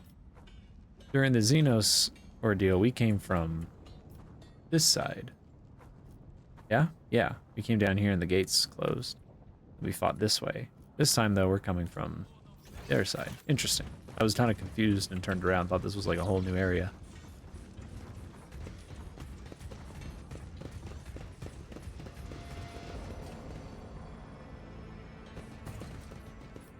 Oh, that was a lot less dramatic than I thought it was going to be. I thought there was going to be all kinds of fighting and stuff.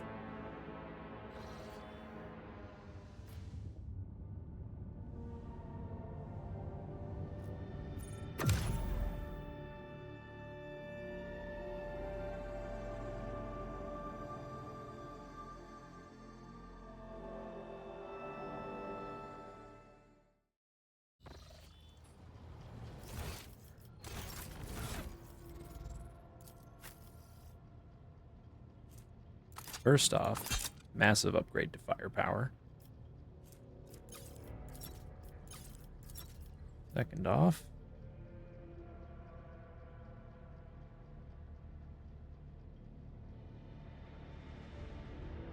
but that ability thing's really nice.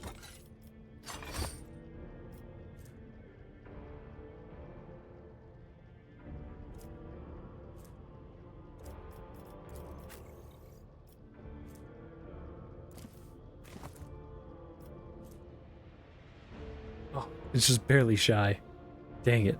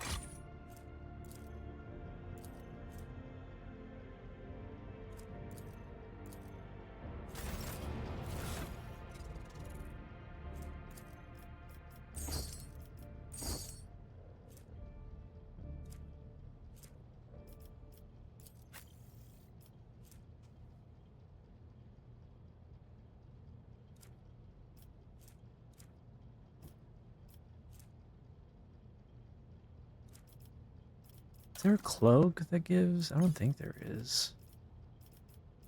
I don't think there's any cloaks that give lore. I'm hoping I'm wrong.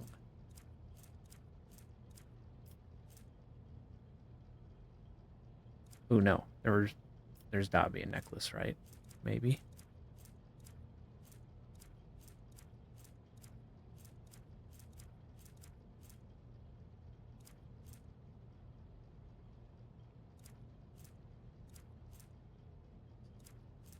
E.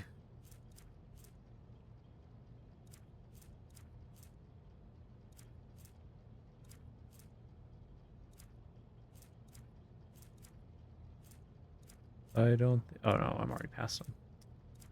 I could deliver this instead.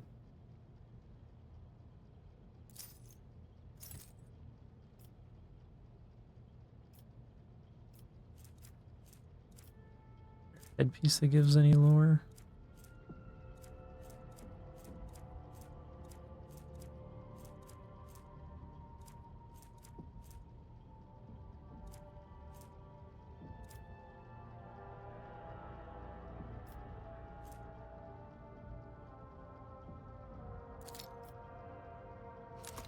Perfect.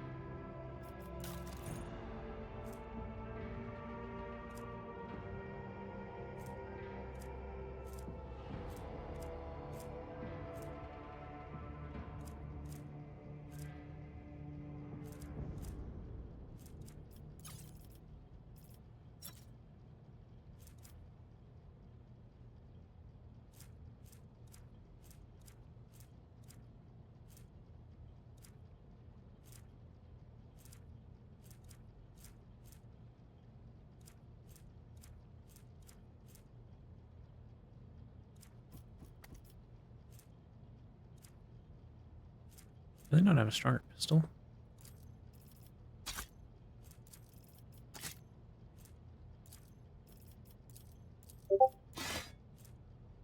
Oops, I forgot to turn off stored sounds. Oops.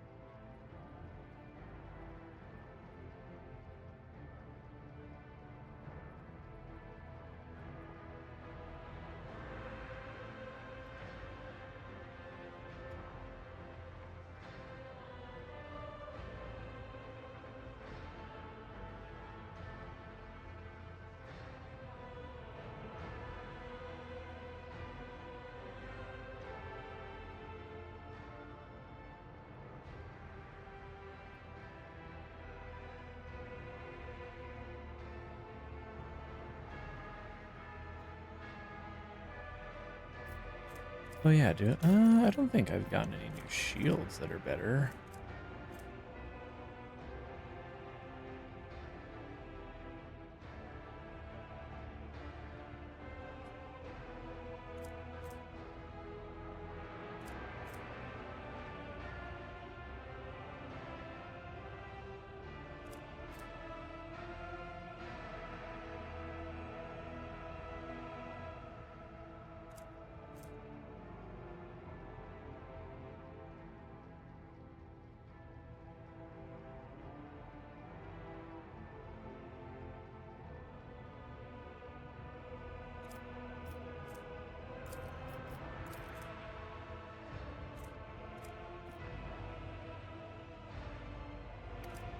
Wait, weapons still? Oh. I wasn't paying attention to that part. That sucks.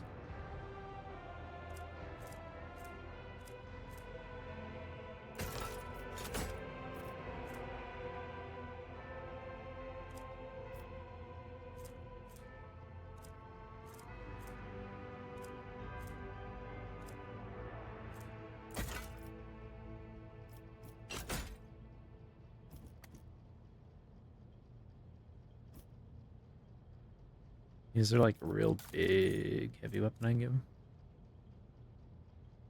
him? He doesn't have great strength though. He's kind of stuck in a funny hole where it's like literally only use shotguns and nothing else. And since I gave him the perk to use two-handers, he's just... This is it.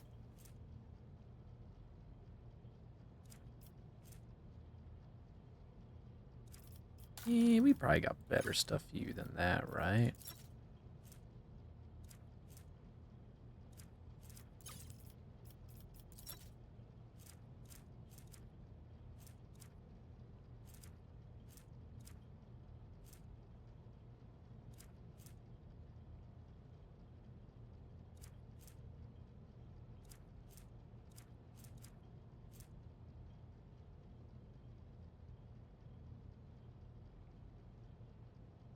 Hmm. I think that one would be good. With the shotgun attacks, you would just constantly keep stacking momentum.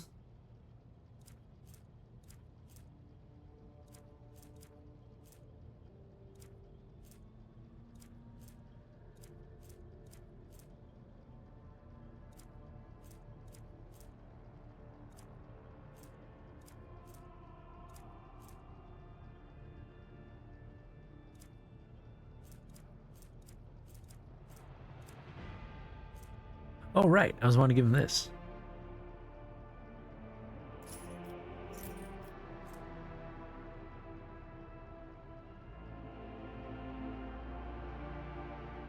And do big, big, big damage.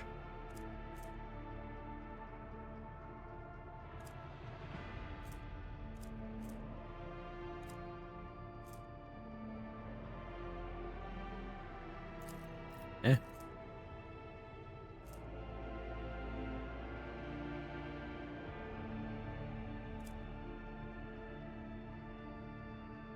At the beginning of combat, the wearer gains the Shadow Field effect. While under this effect, the wearer can gain full cover against all ranged attacks. It is lost when the wearer is hit by a ranged attack, suffers damage from it.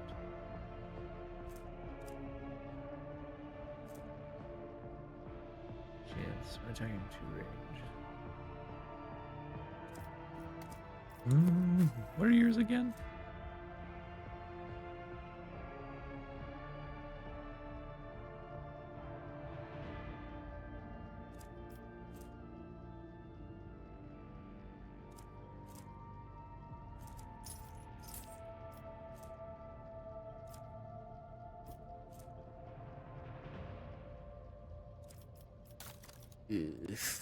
Unfortunately, you really need... Is there no way to get better Bloodspun web weapons?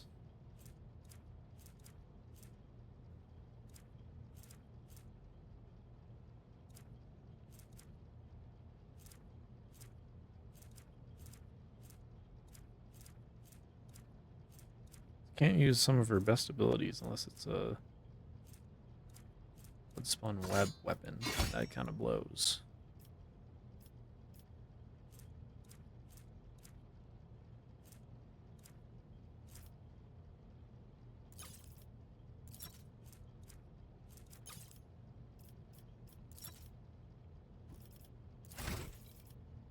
Okay. Let's go through this whole rigmarole again. I probably should have just saved this till I had gotten him.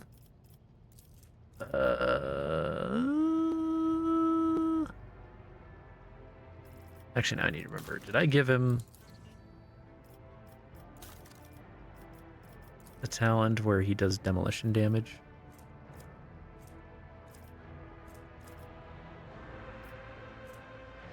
No, it's down here in Soldier. Yes. Okay. So demolition is most important.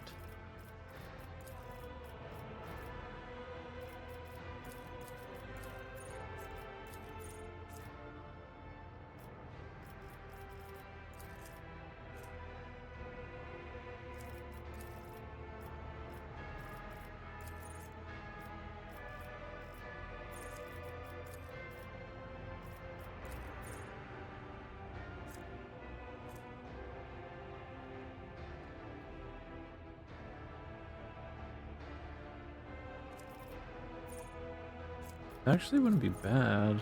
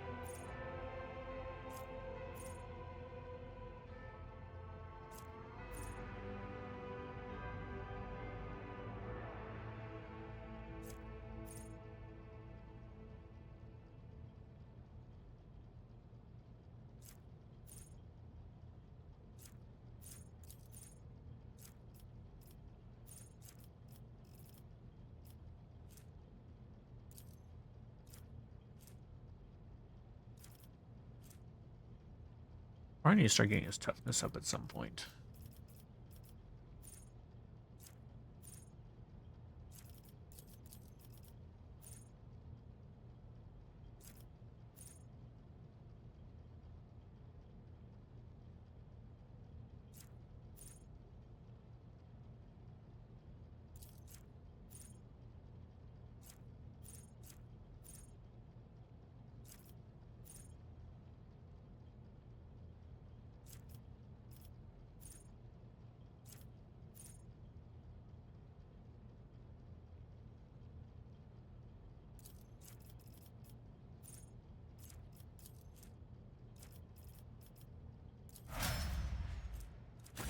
I actually want to take him for whatever the next objective we end up going for is.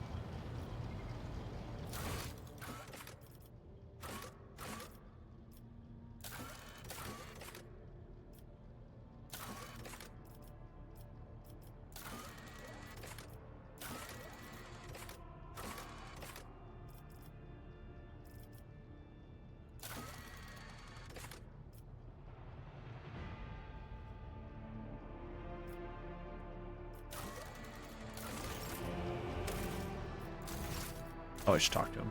Right.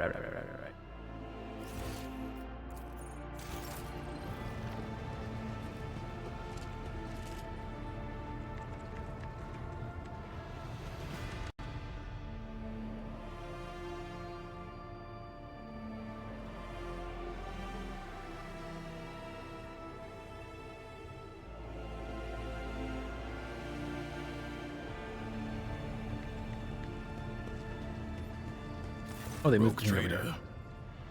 Oh, we discussed the mission. Of course. Which part? What do you think we could have done to satisfy the prefect? I do not know. It was one of those tough situations where only time will tell how well you handled them. If I were in your position, I would take the prefect's evaluation in stride and learn from your painful experience on Dasara. Sometimes, Dasara. life knocks the wind out of you in a way that can't be dodged, so it helps to learn how to take a hit. Curious, did you like any of the entertainment we saw? I was on a mission, not attending to pointless amusements. Must have been something that appealed to you. Very well. If you insist, let me think about it one more time. The wine smelled like wash. The imposter hunt was a plot. I failed to see anything appealing there. And the rest of the festivities had all the characteristics of degradation. I believe that covers everything. You're simply no good at enjoying yourself. You are quite right, and I'm almost proud of it. What kind of arbitrator would stoop to idle revelry, or throne forbid, dancing? Maybe the server's not all that impressive after all. I am certainly no expert or point of reference on this subject. Perhaps you are simply hard to impress. You are a rogue trader, after all. I mean, seriously, like, we might have made the right choice. I'm not going to call the prefect's judgment into question, but you had to make a difficult decision, and you made it. You took responsibility. I appreciate such qualities in people. Enough of that. We could You just- discuss something else? You just should discuss your return. Yes, I've been looking for a chance to have this conversation. I must tell you something about my past, so that we might consider the matter closed. If you agree to hear me out, that is. Yeah. It's about what really pushed me into the pit of anger.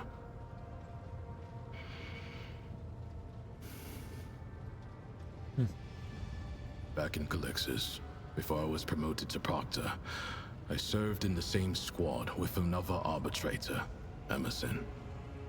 He wasn't just a comrade. We entered the Schola Progenium together.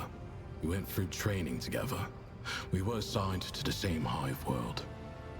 He was like a brother to me, and I killed him. Remember that mission I told you about? The one that cost me my arm? It was Emerson who sold us out to the crime syndicate and compromised the raid. I was badly wounded in the fight, lying on the floor, barely alive. The rest of the squad had gone to scout the area, and Emerson stayed to guard me. He didn't notice that I was awake. He was talking over the Vox. He kept demanding bigger payment, and when he started giving our coordinates, I shot him in the back of the head. I figured that we weren't making it out of there alive, so I logged my final report, attached my Vox to Glato's collar, and told him to return to the headquarters. Then, I passed out again, and when I came to, I had already been captured. The heretics tortured me for days, but I held on until the Exaction Squad arrived. What's an exaction squad? A special unit. Exaction squads are dispatched to track down and apprehend dangerous criminals. They were investigating Emerson's betrayal, and it had led them to the heretics' hideout, where I was being held prisoner. Why the heretics capture you instead of just killing you? I was right by their contact's corpse. They had to know how I found them out and what else I knew about them. He tried to beat the answers out of me, tried long and hard. I kept my mouth shut because I knew that the second I started talking, they would dispose of me. How'd you just survive your captivity? I could throw pretty words at you about how I went through the Injunctor Call to know my minds, or prayed to the Emperor, but I did pray, and I was well trained to tolerate pain, but every arbitrator has their limit. When I was almost broken, what helped me through was hatred. I kept recalling that bastard's face and smothered any base thoughts I had about welcoming death again and again. Hours of agony, hours in the whirlpool of pure rage. For a moment, your breathing falters and your vision goes dark as ghosts of unbearable pain overwhelm you. Thalmorn's eyes glimmer with understanding, and he falls silent, giving you time to catch your breath. I was put under investigation, but was cleared of the charges and assigned to piety without Gleito. The most corrupt hive world in the Drusis marches. 2 years among the vilest dregs of humanity. It was a test, and I passed. I got my promotion, got Gleito back. But after Emerson's betrayal, I was never the same. I'm sorry you had to do that to your friend. You deserved better. Maybe you're right. Maybe. Have you recentered yourself? Firmly. It was your words that pulled me out of that darkness, and you have my gratitude. I've been reflecting on the spirit of his law and what the Emperor himself wants for us. If anyone had told me before that I would be thinking about things like that, I probably would have caved their face in. But the truth is, I no longer see heresy in such thoughts. No, it's the opposite. I feel like they bring me closer to the Emperor. How's Gleito? You two act as one again.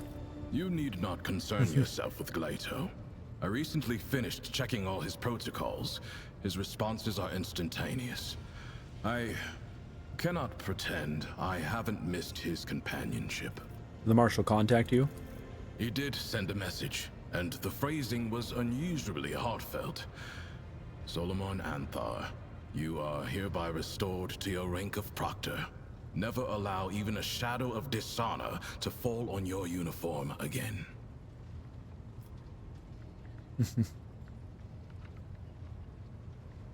How was that hard? How utterly... I'll just ask. Every word? You don't know the Marshal that well, so you can take it from me. Good. It is about time we changed the subject. You know where to find me, rogue trader. Let us raise our cups at Fator. Fenris Yoda et Fator.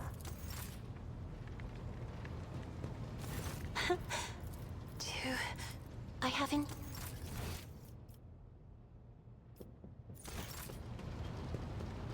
Yeah, Avalon looks freaking sick. Lord Captain. Lord Captain. Okay, so we'll eventually find a door. Need to get to football.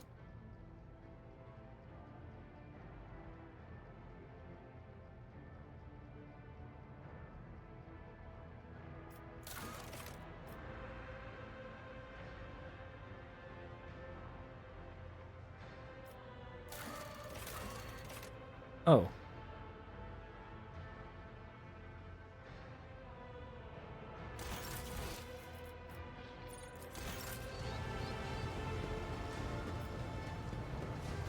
Rogue trader. What happened on the officer's bridge? How are you coping with warp crossings? You granted me territory. Not the kind I'm used to, but more than enough to keep me occupied while this tub cuts through the veil. Your crew know which sector of the ship belongs to me, and apparently they have designated it a dumping ground for rule breakers. It does not matter. Their screams all sound the same.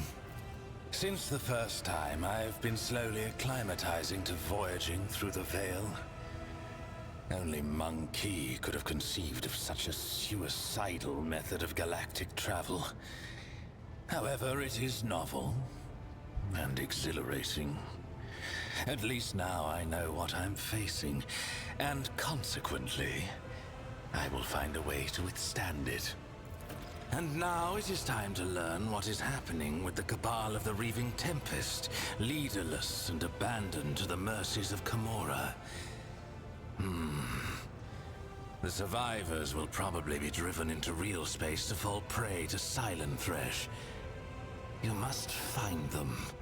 If we encounter the remnants of the Cabal in this dimension, I will want to speak to them. Then go. I will find something to amuse myself with.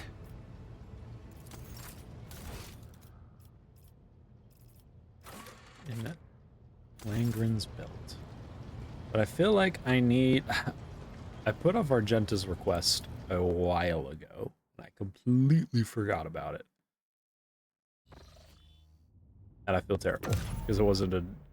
Obviously... Oh, wait, I need to add new ship parts. I got new ship parts. And I forgot to check with my reps, because I got a bunch of reps. I need to do that now.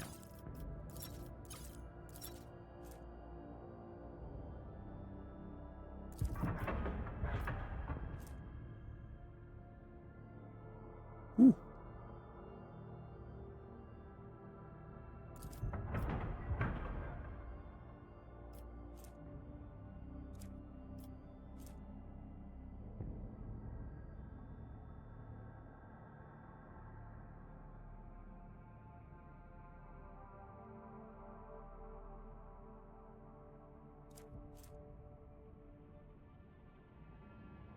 Oh, thank goodness. We can finally upgrade the cannon.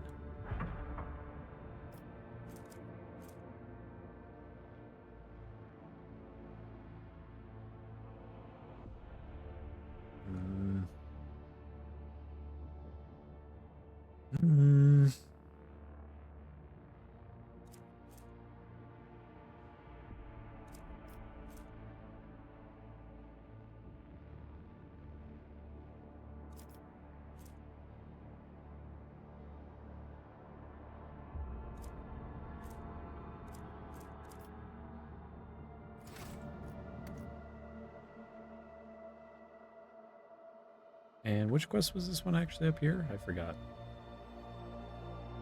I think it's Henrix's actually.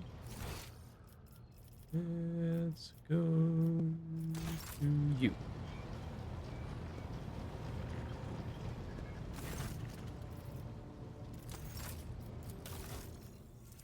Holy moly. Holy oh my goodness. Oh. Holy crap, dude. I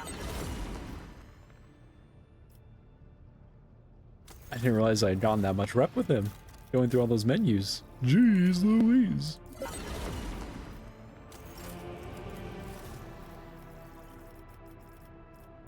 my gosh. Oh. Blimey, dude. After I went through all the gear before. There's too much epic loot. Too much epic loot.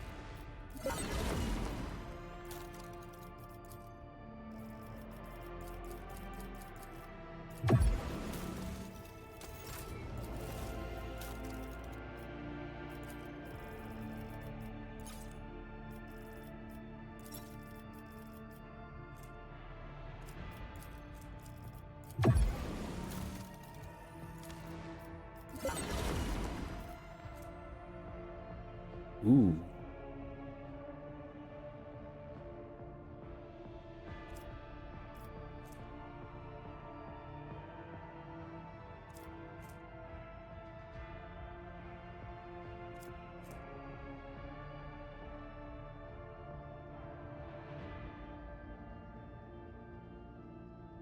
Huh.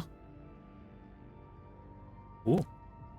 That's neat, but I'm not in a rush for it.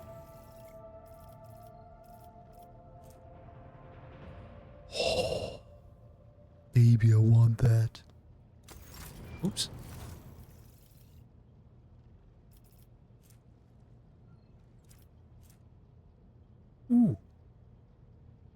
Astartes bolter. Nice.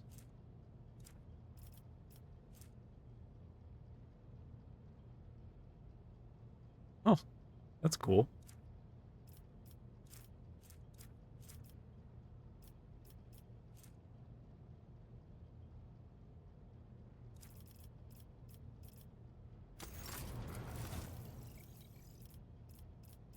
Okay, we need an Astartes helmet, so... But I don't think I have much that I can even give him. Oh, hold on. I see a lot of holy gifts.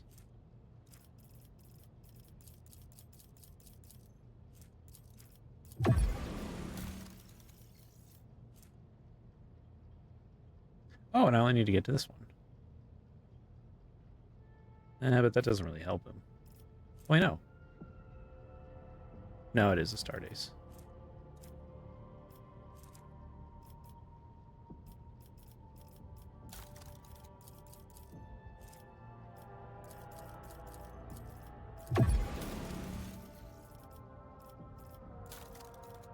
So whatever I need to complete this. Oh, I don't need a lot.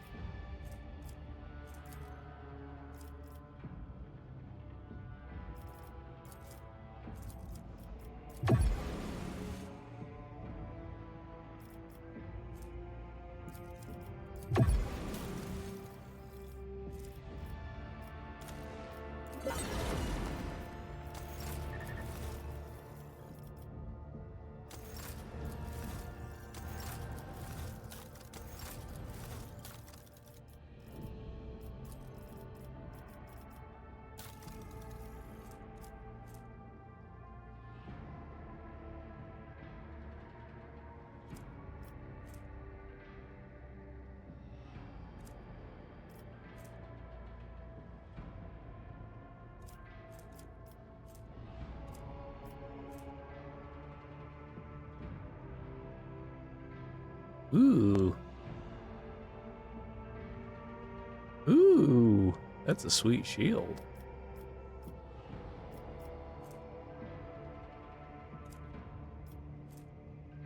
Oh, damn. I know I just got a ton of new swag, so might not even need that. Oh, baby. Oh, and it reduces veil degradation with a kill. That's super nice. And just as I said, I shouldn't pick up that sword because I'm probably going to get a better one anyways.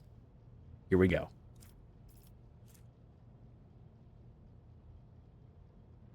Dope. That's really sick.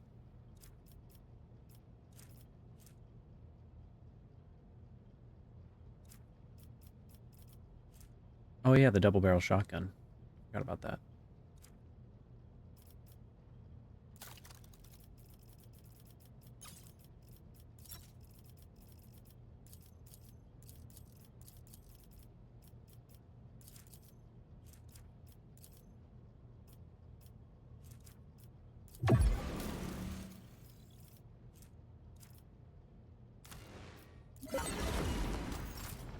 Alright. Time to spend all this time menuing again. Not that I'm complaining, because it's all, like, exciting. Yeah, unfortunately, he's not using a burn. Oh, but it is the sweet bird beak one. Ah! But now you get that one instead. For attacks with a heavy weapon, they deal 30% additional damage, but this effect is inactive. The wearer is under the...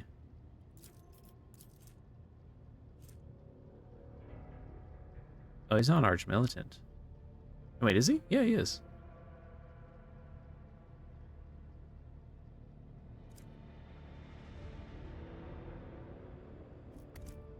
Bolter's not heavy, no.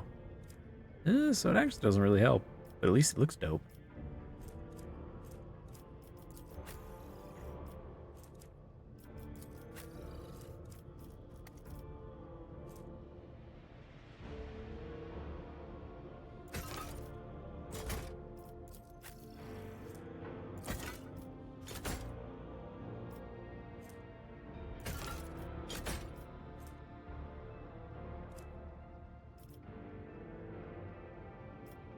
I could give him the double barrel, actually. This will be like his option to just absolutely annihilate something. Abelard, your new sword. Oh, gosh, Abelard. Just still my heart, you look so rad.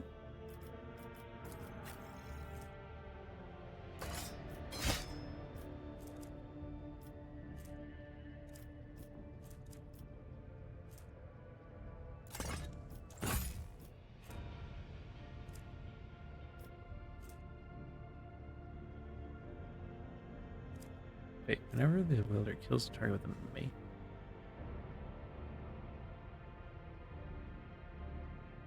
Whoa! What? That's crazy.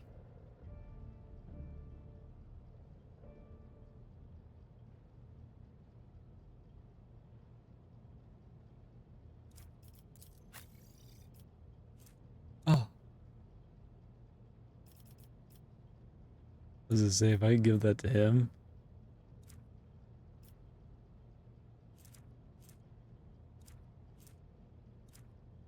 Okay.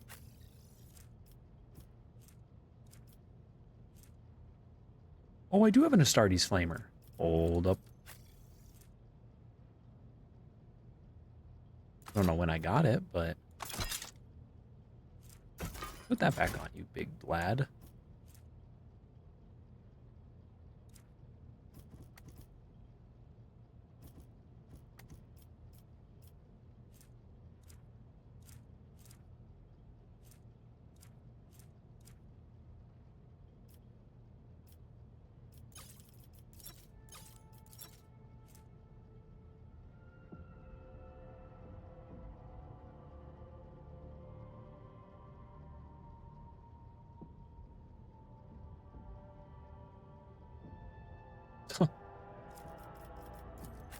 Too bad you can't wear that.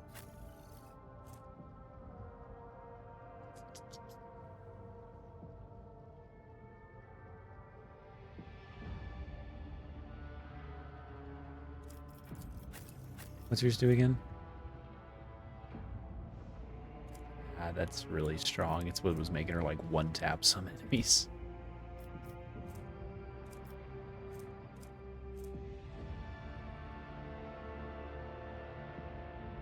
Whoa.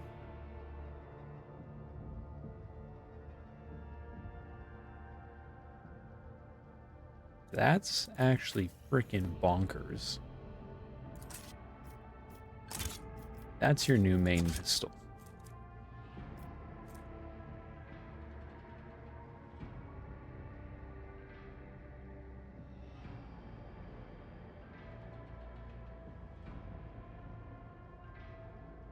Damn. You get a free heal.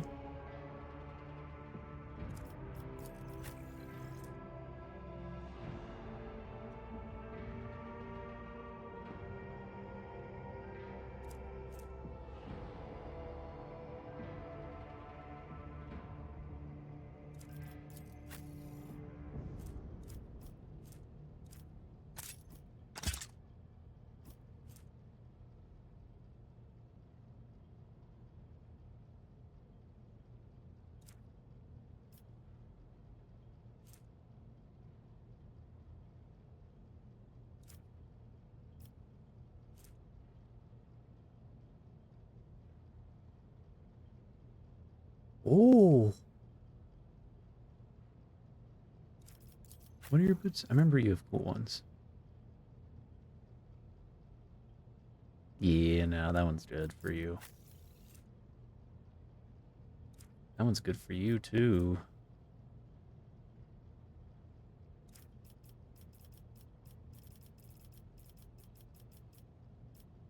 Oh, we've gotten to the point where we need a scroll wheel.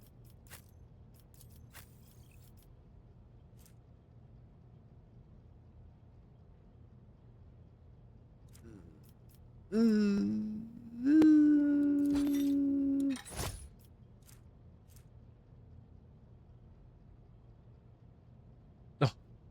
come on.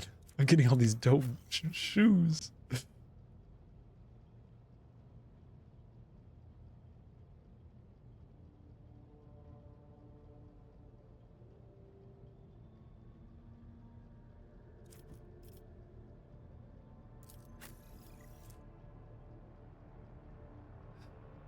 feel like I should trade these around, though.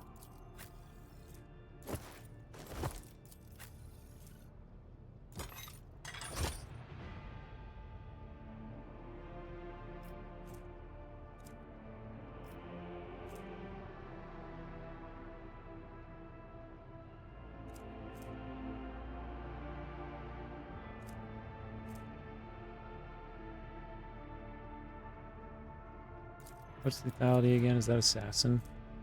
Yeah.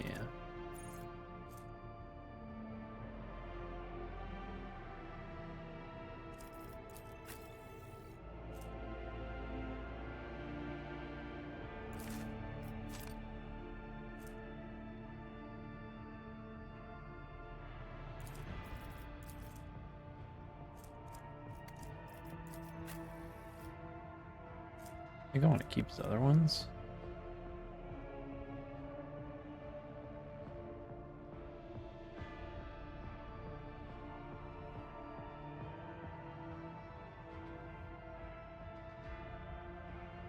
Hmm.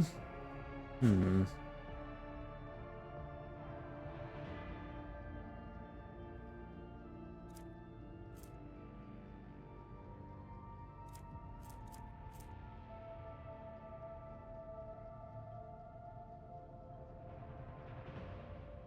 Whoa. It's pretty dope. Oh. Oh. That's big, actually. That's big mode. Whoa. Whoa, Nelly. Whoa, whoa, whoa, Nelly. Whoa, Nelly. Whoa, whoa. Ooh, the good proctor is about to do some freaking work. I see that gives +2 MP. Oh my gosh.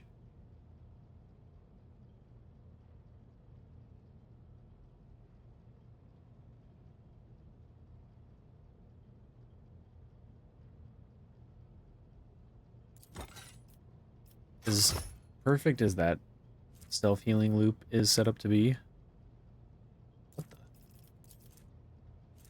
A new staff for baby? I never realized being able to target navigate, but they gain. What? Always target with the navigator power gain plus 10 plus to all their characteristics till the end of navigator's turn.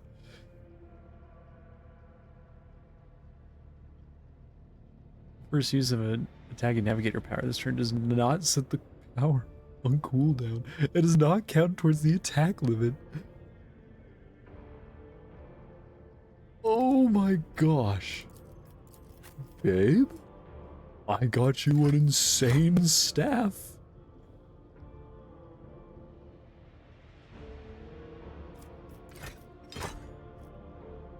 Holy moly.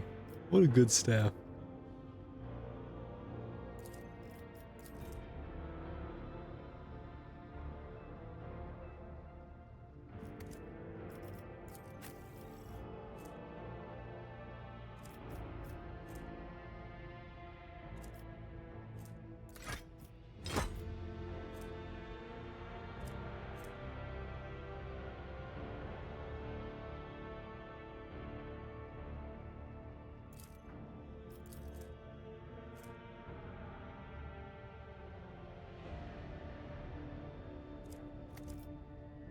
Oh, that's really good. But you already have a good one.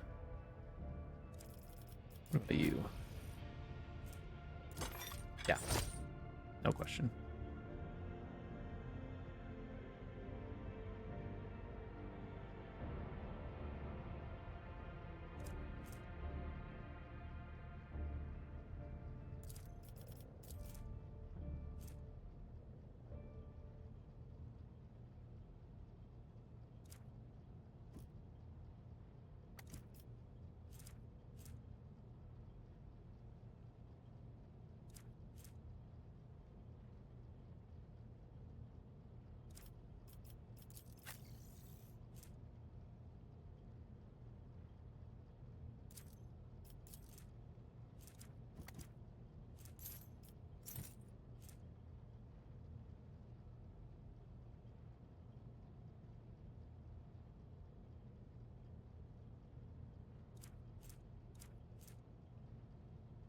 Oh, we just got her some sick new armor. You already giving me more?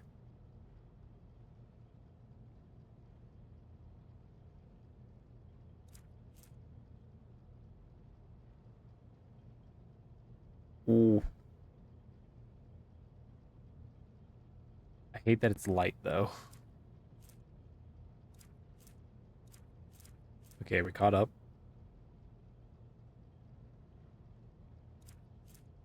I think we are.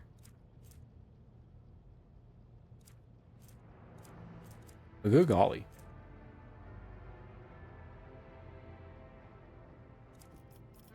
Is that new armor for me?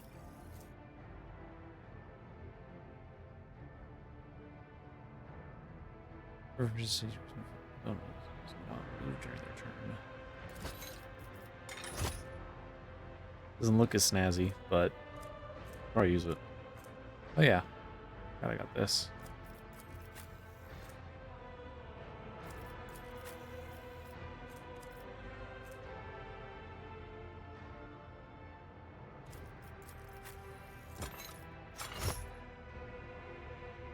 Looks freaking crazy.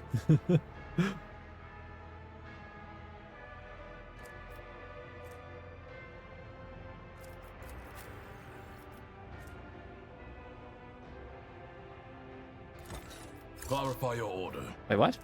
Oh, it's heavy and he can't wear heavy. I forgot. Golly, dude.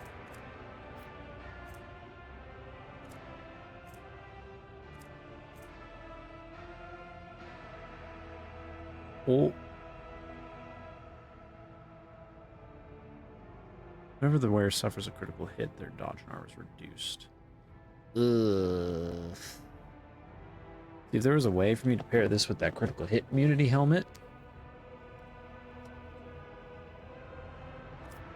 He can't even wear that. If I recall. No. Where are you?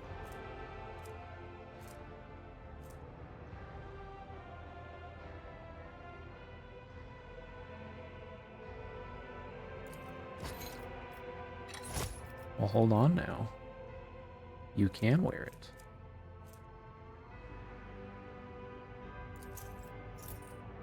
You don't have to wear that goofy looking helmet anymore.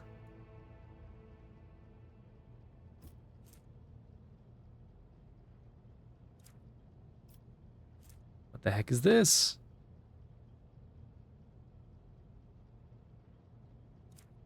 What is this? I didn't even realize I had that. I thought I sorted everything.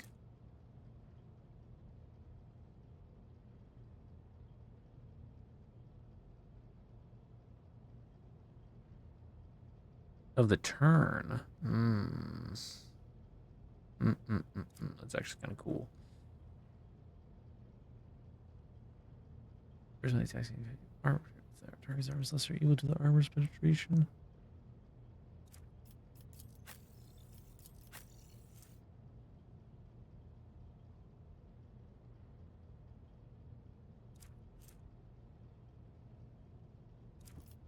Hello.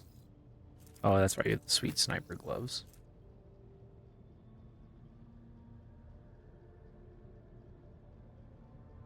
Oh. I'm sorry, but...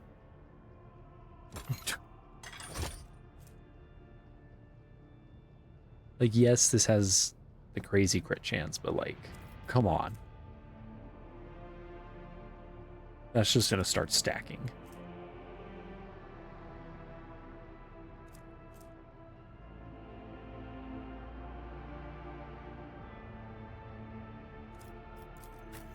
What?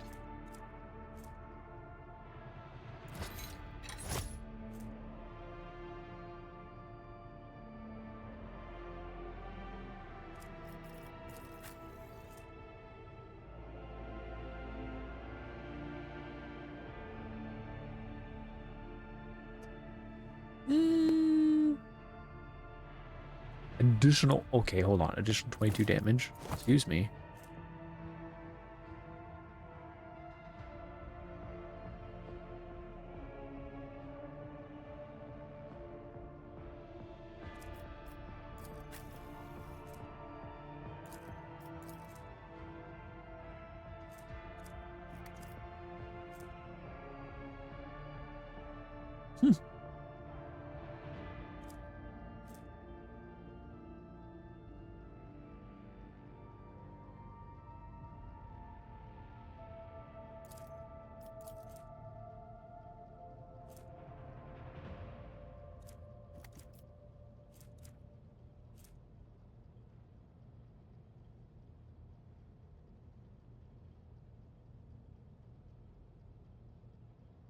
Aw. What is their psi rating? Ooh, doggy.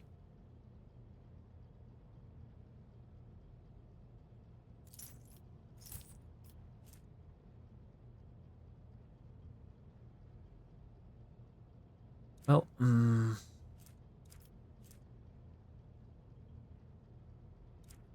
these are both first turn. So it works out because he would use a bunch of free.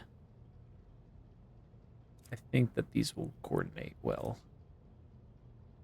What? That's cool.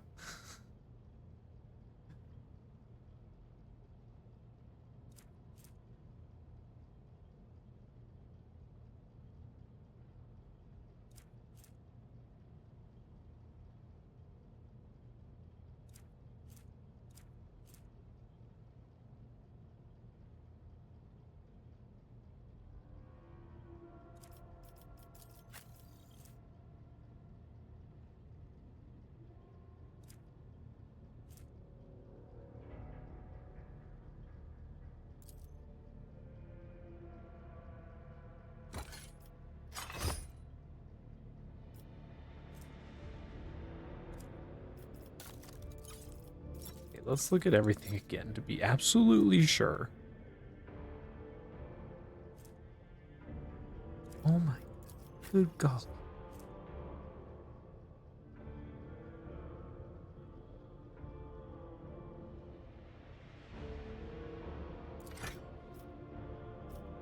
What's this do again?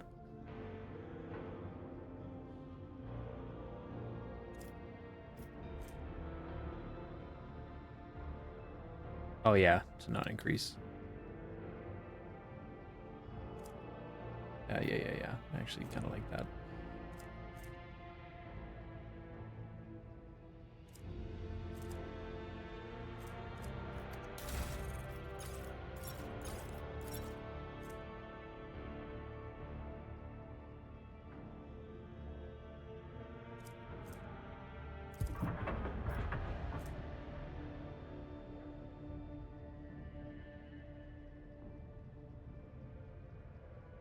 Oh, so this just makes us deadly accurate. Oh, Nelly.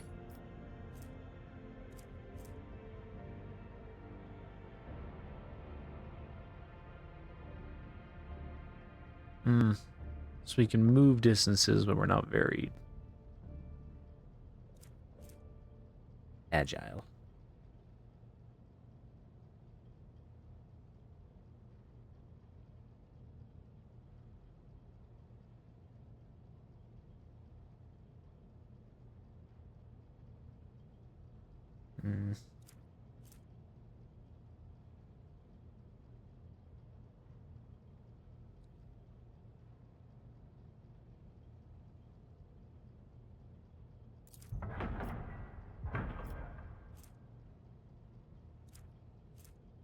Hey, yo, that's better than this one, I feel like. More crit, a little more hit. But it is nice to help my little friendly ship that shows up to be more consistent.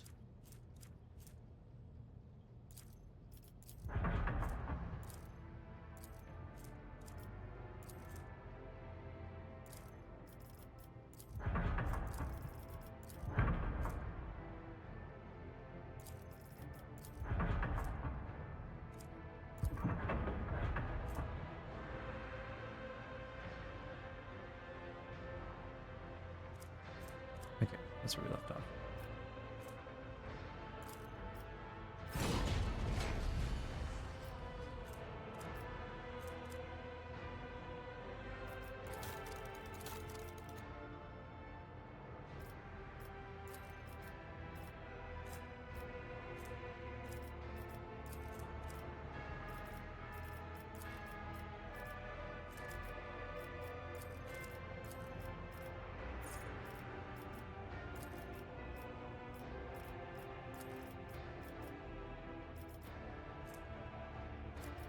How do I now have more lore warped?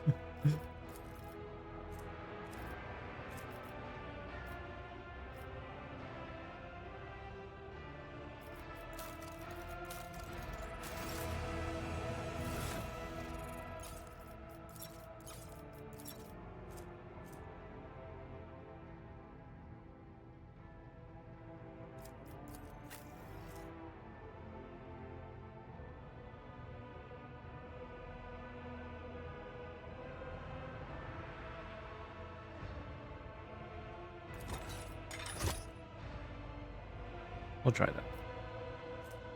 Don't even really use this. I mean, I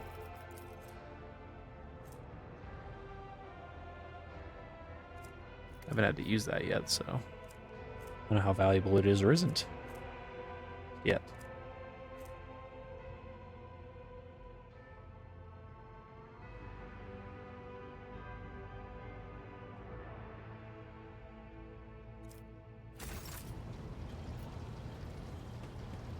Well, I have a lot of new toys, and I really want to see how it works on some of the people I have been using for a while. So I'm actually going to force myself to bring not the usual crew.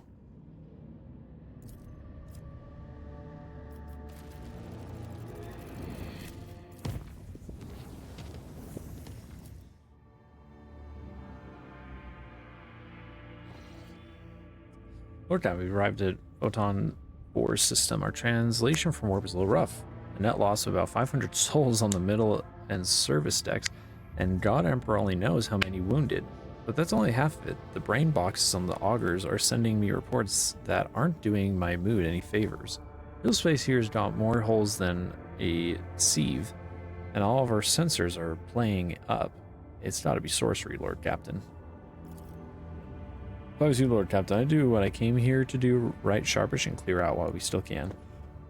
I've seen the likes of this before in the same region. Maybe our sorcerers will be able to explain it better. Here's what I know. Shit like this never ends well.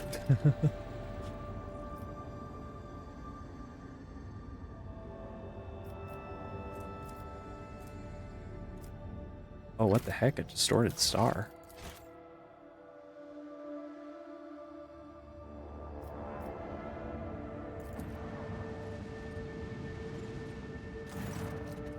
Over the star shimmers with a myriad of hues. The dance of colors fascinates any who dare glance at it. The playful colored patterns appear on the vessel's augers in a wide variety of spectra.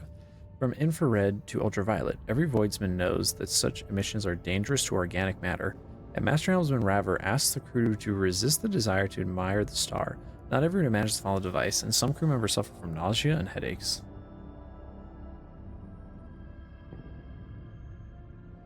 Shuttered bridge. Windows close. Oh. Okay, well, hold on. I gotta see what happens if we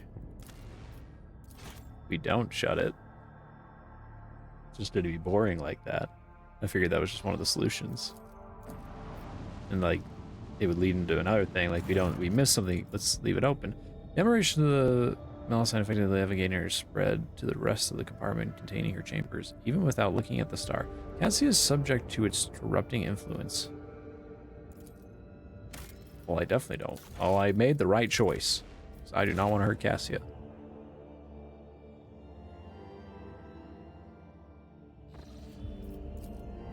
That's not lame, though. I thought that, like, I don't know, some sort of explanation was going to come of it.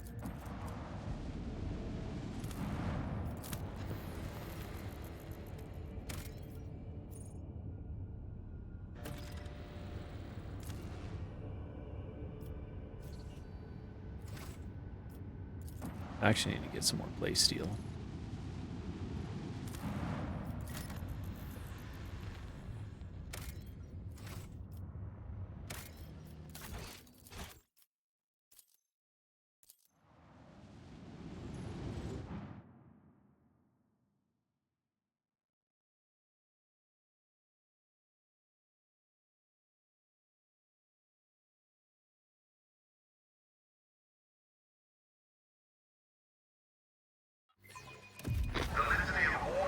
There, Jakar blocks some of the flagship's posts.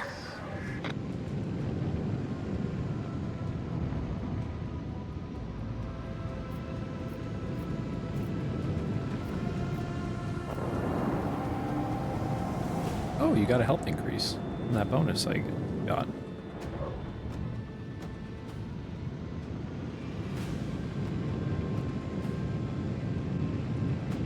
Oh, I thought that it was done moving. We're gonna get some hits. It's okay though. Drop your shield.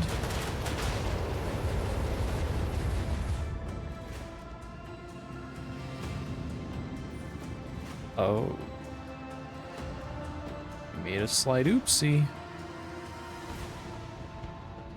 Except it's not enough distance.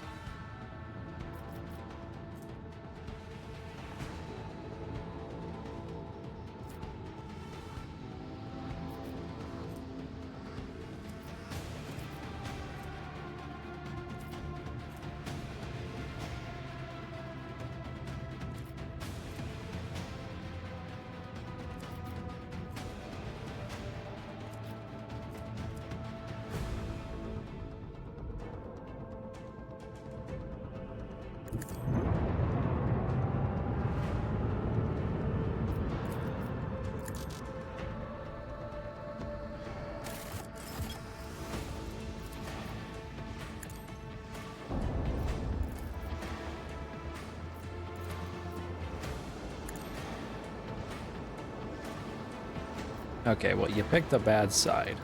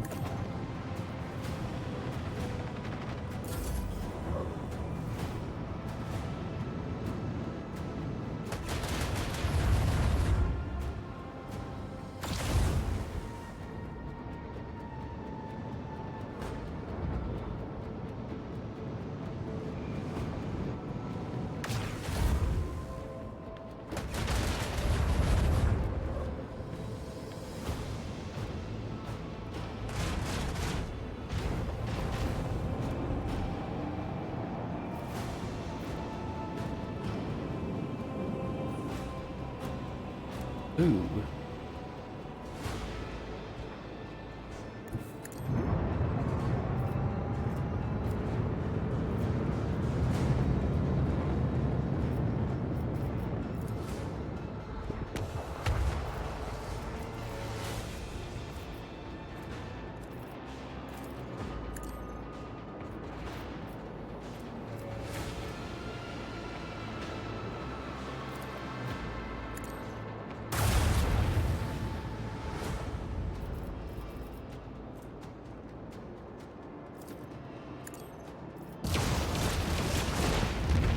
Oh, it changed. Another victory for the von Valancius dynasty. You're gonna let me upgrade her as Henriksen to talk to me about the planet. Oh, yep.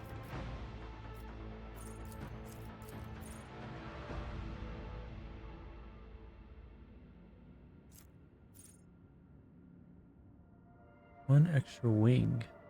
So does that mean that it adds another unit or another ship on each of those?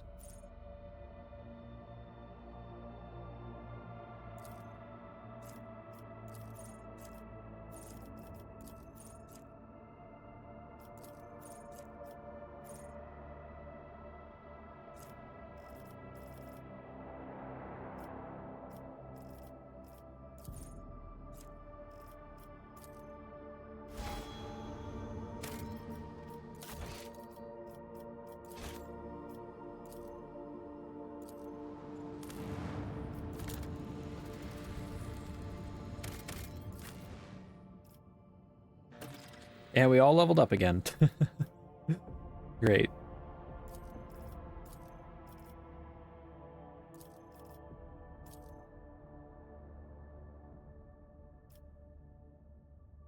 I also really want to see Jaya in action.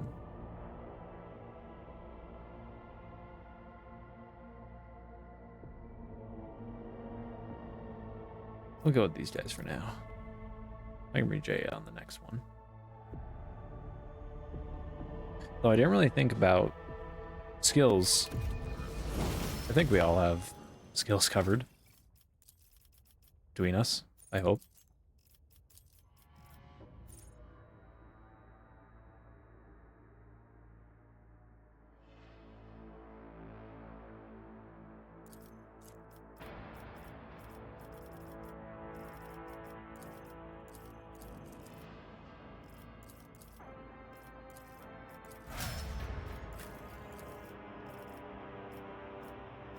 Oh, baby.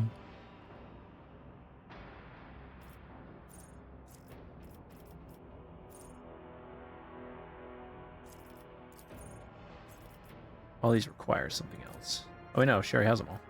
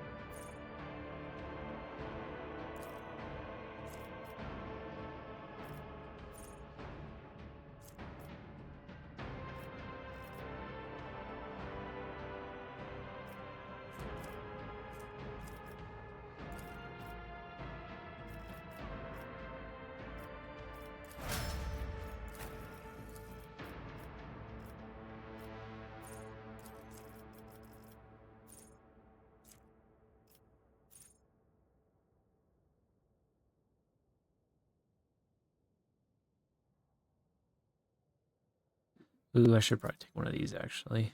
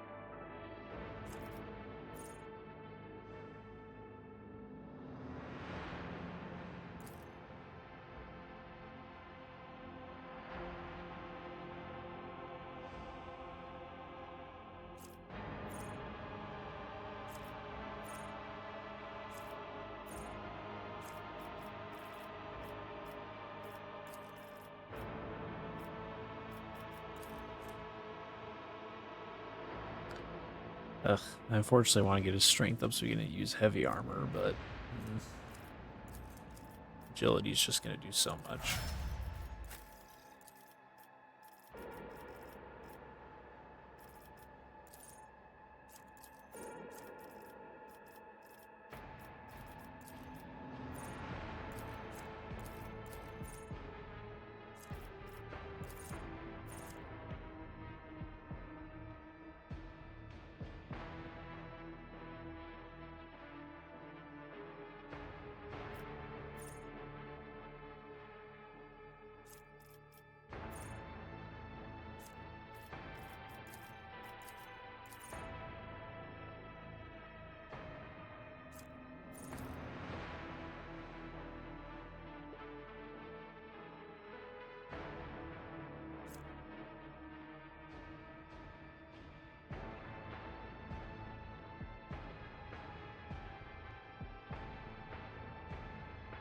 Ooh.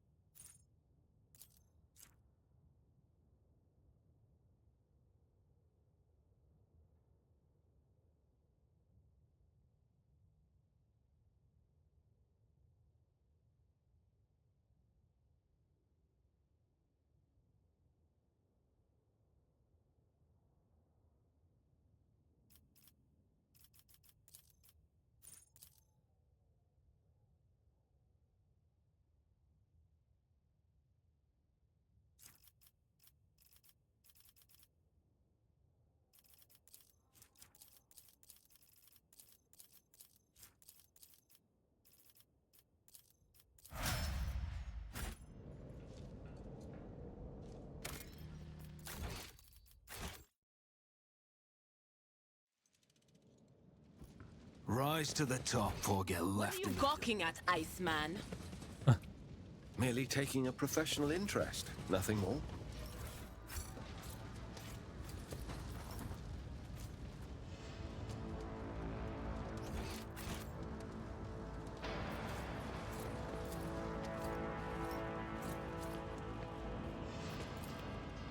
Oh my gosh, can someone do one and then one do the other? Like, this is so hard.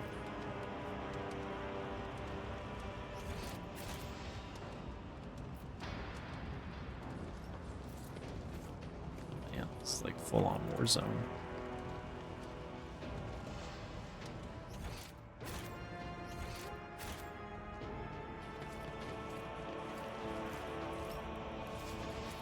Who are you?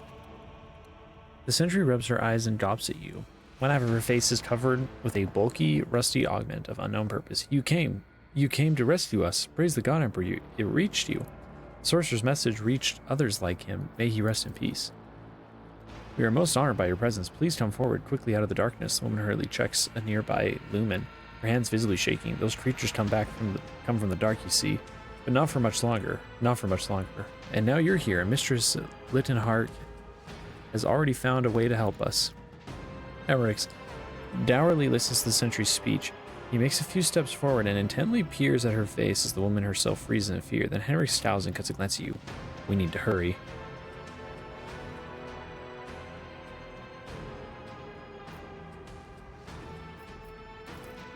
Oh, I see. Even under the wavering lumens, you notice something strange. The slightly skewed proportions, the almost indiscernible asymmetry of her facial features. Looking at the other sentries, you see the same oddity in their faces too, and the fact that they are all wearing the same strange ramshackle implants, which clearly are not combat augments. Henrik meets your eyes. Noticed, have you? Don't jump to any conclusions. It would be a local genetic anomaly, or it could be a local genetic anomaly. It could be something else. We can't say anything for sure yet.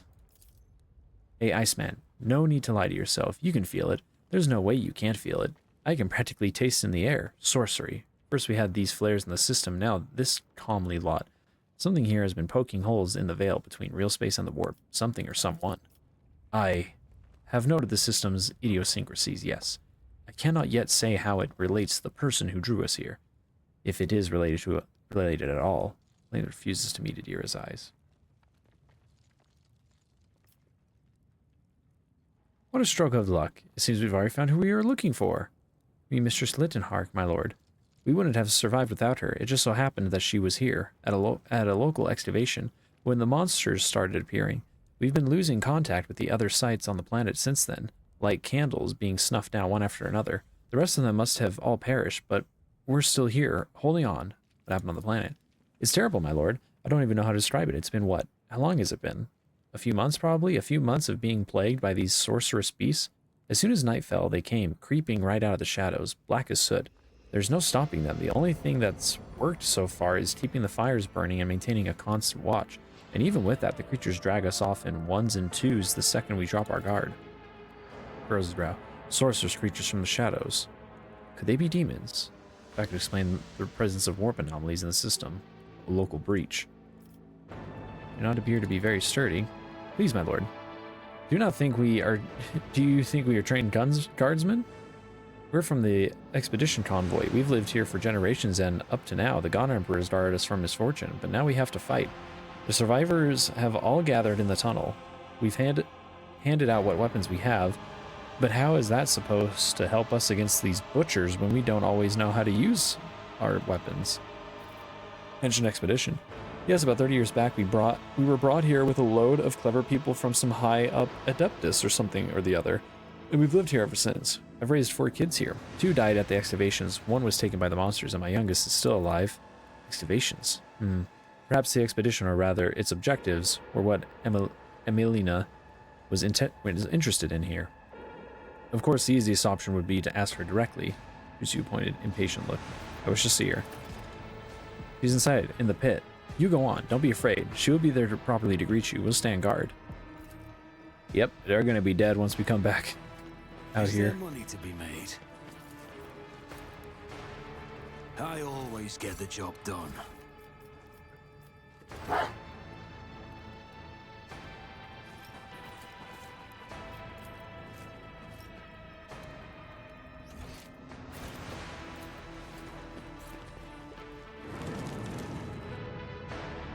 That chill. Where does it come from?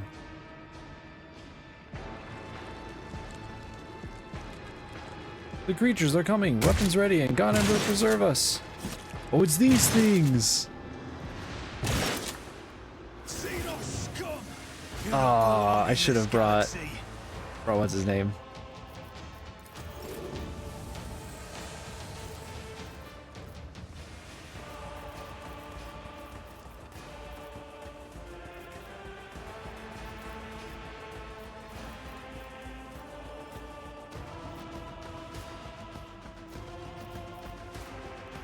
If I may.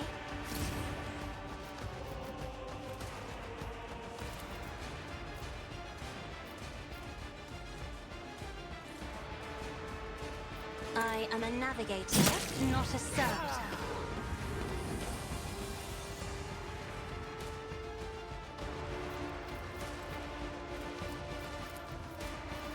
Not that there's much cover.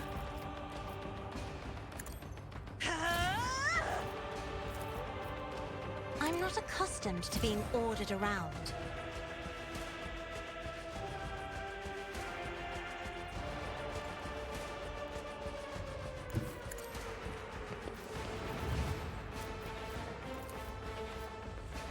There's too many friendlies.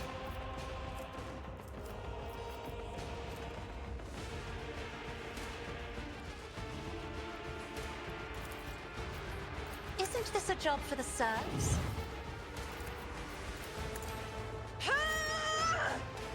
Hold the formation.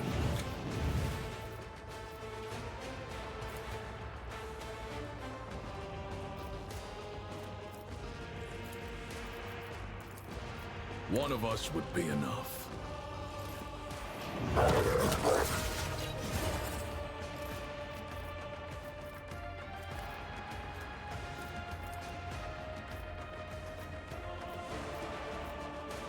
Accepted. Executed.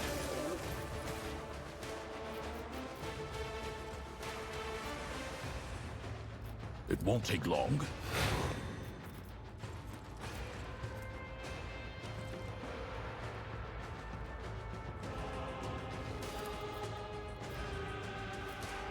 Let's test our skills, Gleito.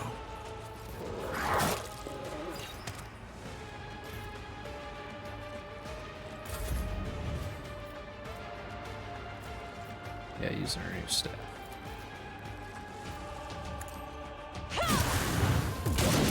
Haha. Awesome. Me? If you insist, Lord Captain.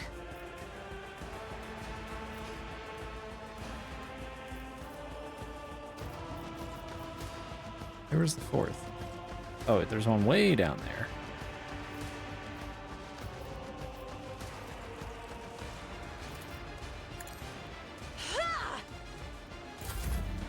Gotta live for your kid, lady. I will bathe this battlefield in righteous fury.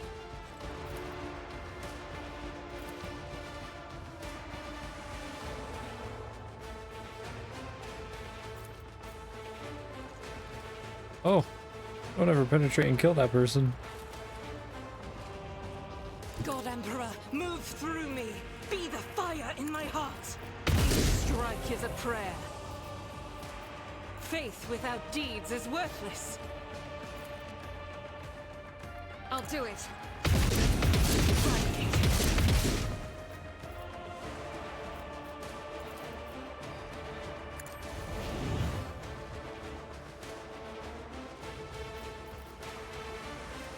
Is that like a bug? Looks like it's a bug.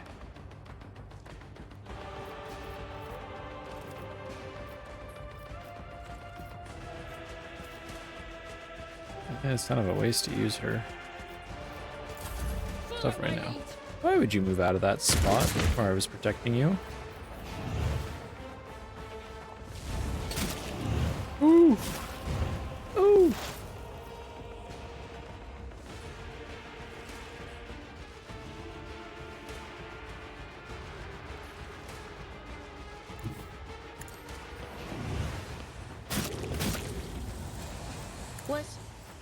Was it you? Or on it? But of course, farewell.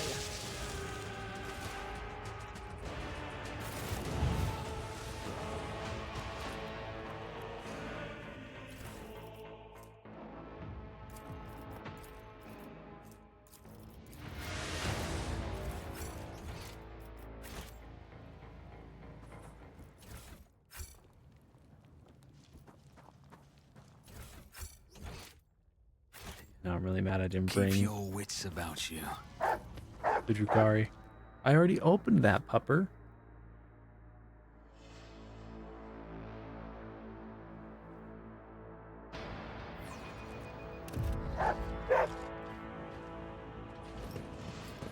Darkness. There is darkness everywhere. Thing hungering. And it's all wrong. Watch where you tread. One misstep, and this doom will swallow you. What the heck is The this? witch is right. Something is off. Lato's visors are reacting to the shadows. That is not normal.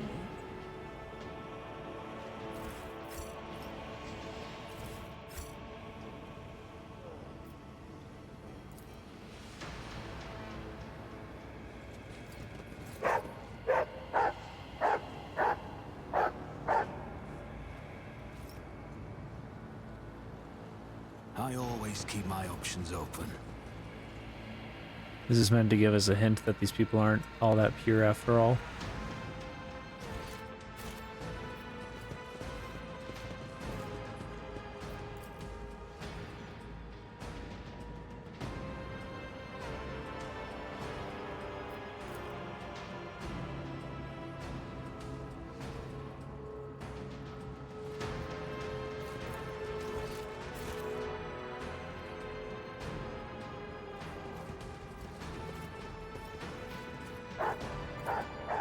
Success is the only outcome I accept.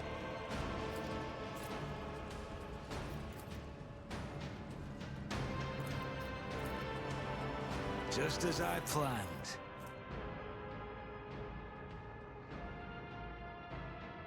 Oh, cool.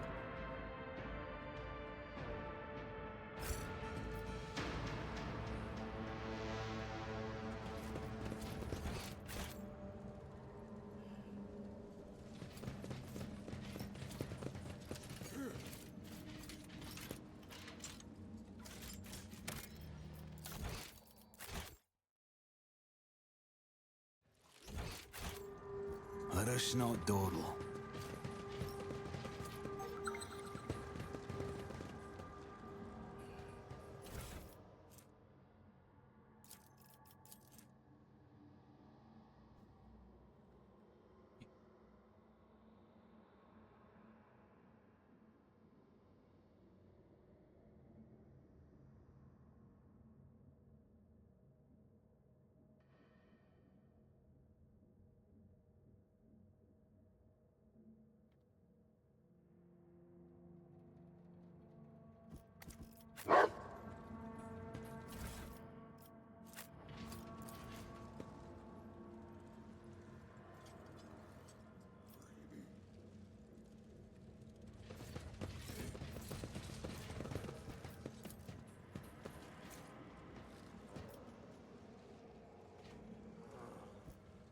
Always keep your eye on the prize. Oh, okay, we're all just kind of taking our own way.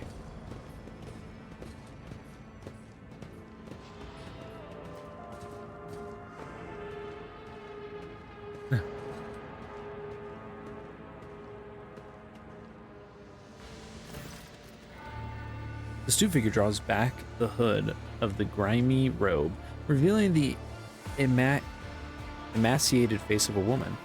Her skin is stretched taut over her skull and sickeningly protruding augmentations, and her cheek is marred with several open wounds.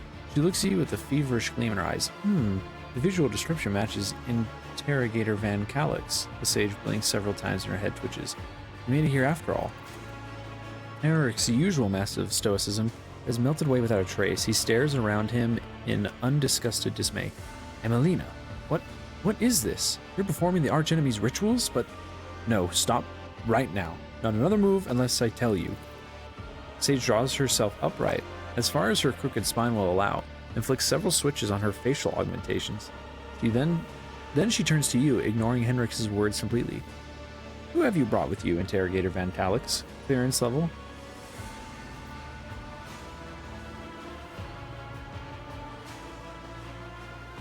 Lazarus von Valaxius, rogue trader, and the rogue trader's anointed, and the God Emperor's anointed. Dips her head. Von Valaxius, a rogue trader dynasty, territory to the galactic west of Furibundus. The head of the dynasty, Theodore von Valaxius, has been flagged for heretical sentiments. Threat level. Henrik gestures at the room. I brought the help you requested in your message, Emelina. A void ship under the aegis of the rogue trader. I dragged thousands of peoples and megatons of plasteel and ceramite through the bowels of the warp. And for what? To discover that you have sold yourself to the archenemy. Emelina shakes her head.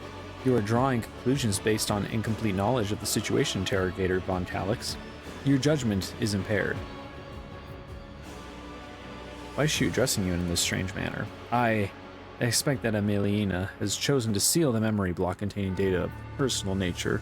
She does this whenever she is concerned that someone might try to extract information about Calcazar's coterie from her. Henrik thinks for a moment, and then in a clear voice says, Sigma Prosperity. He pauses before repeating a strange phrase. The reminiscence block you are attempting to access was repurposed. It now contains knowledge of the rituals performed by the shamans of this place. My standard working memory alone was insufficient to record all the nuances I uncovered in my research here. Henrik looks at as though he has been punched in the gut. Melina, you deleted about the data about all the members of Calcazar's unit? You wiped us all? Of course not. I retained the portion of the reminiscence block's data relating to the operational significance of the Lord Inquisitor's unit. That is how I was able to recognize you, Interrogator Van Calix. You burned away a memory of your comrade? Even if my duty demanded it, I would not want to forget an arbitrator who fought by my side. And I certainly wouldn't do so for the sake of some dubious knowledge, no matter what benefits it promised me. What has happened here?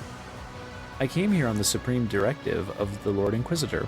An Adeptus Historica mission was established on Photon 4 to study the origins of the civilization that once inhabited this planet.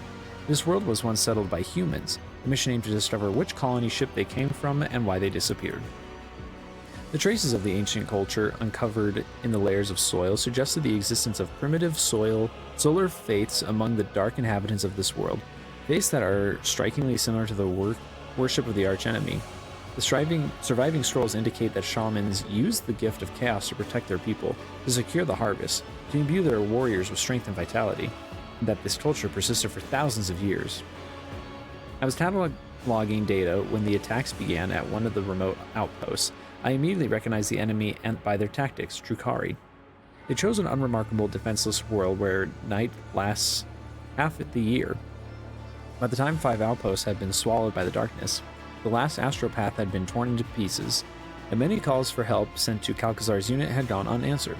I realized that no one was going to save these people or this knowledge, and so I put the knowledge to use for the good of humanity. So that explains what we saw on our way here. Emelina glances at you, but she cannot bring herself, or does not consider it necessary, to ask you to elaborate. If I am to form an assessment of your actions, I must know the purpose of the ritual we interrupted when we arrived. Answer me. Emelina lifts her gaze upward. It will rid this world of its half-year-long night and the mandrakes of their total advantage over us. It will force a new heavenly body, this one of human making, to rise above the horizon and illuminate the dark side of the planet. If the ritual works, I will have mastered the secret of forging a new sun. This is madness. Madness prize a monstrous, staggering heresy. Henry's voice is barely audible, as if his throat is closed up in shock. You mean to say you discovered the ritual in creating a sun here? Buried under silica and granite are knowledge and resources that could repel the enemies of humanity. We are too afraid of anything labeled prohibited. My memory contains thousands upon thousands of pages from manuscripts, tomes, and scrolls. Contact with any one of these is supposed to guarantee instant death, but the preachers who claim this are liars. I am living proof of their falsehoods. What happened to the people? All the survivors are here in this tunnel. The rest are dead. Or worse than dead. They are in the clutches of the monsters of Camorra. Our last astropath died when his mind was invaded by a warp entity. It used his side trail to hunt him down. The rest of the people here have been blessed with the protection of those forces that I summoned to our aid. That is enough. Henrik's voice shakes with bridled fury. I have heard all the justifications and complaints 100 times before. No purpose can justify what you have wrought here. Who you have become. Who I have become, Interrogator Vantalux. I am what any agent of the Golden Throne is precedented to become if they are able to see through the essence of things. I have, as the Puritans say, succumbed to the heresy of radicalization. Moreover, in doing so, I am only following in the footsteps of our mentor. The only difference is that I have chosen the path of the Oblationists, while he has chosen the Xenos Hybris, forging an alliance with the cursed Drukhari. What? Gives you a puzzled look. Is this Gothic, or what unthinkable accusations? The Lord Inquisitor, in league with enemies of humanity? Emelina, suppress your urge to debate internal matters in the presence of the rogue trader. Additionally, I will not tolerate insults to the Lord Inquisitor in my presence.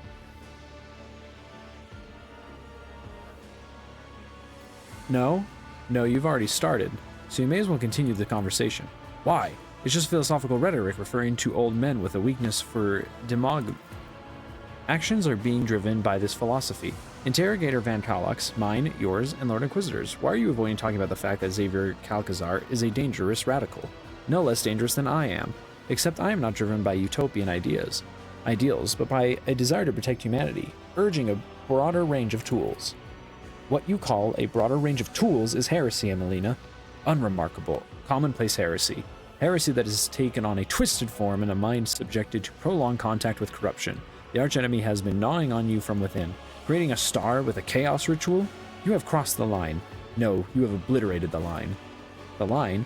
Lines are for the weak and ignorant. Anyone capable of weighing the risks and making a calculated decision would have done the same as me. To protect the Imperium's domain, to deliver a preemptive strike, even Von Valaxius, Emelina whips around to you. You are a simple mortal endowed with huge power and privilege, ruling over worlds and holding millions of lives in the palm of your hand. Tell me, would you have done the same in my position?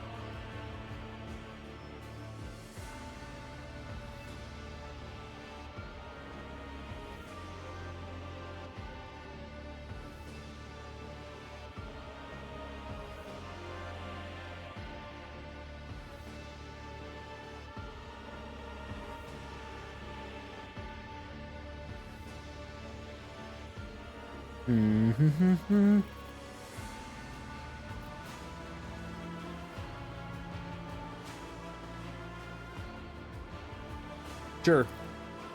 After everything you've endured, after everything you've witnessed, you're agreeing with her? Paulstein looks at Amelia. It doesn't matter. I won't allow this sorcery to happen. Your operational reminiscence block clearly has some gaps in its data. Melina shakes her head spitefully as her eyes filling with blood. The only one to answer my call. And you turn out to be a brainwashed pawn. I do not factor in the possibility of psychological dependence. Calcazar can be persuasive, especially to those who depend on him. A favored sorcerer, a Caspilican renegade. Oh yes, Interrogator Van Calix.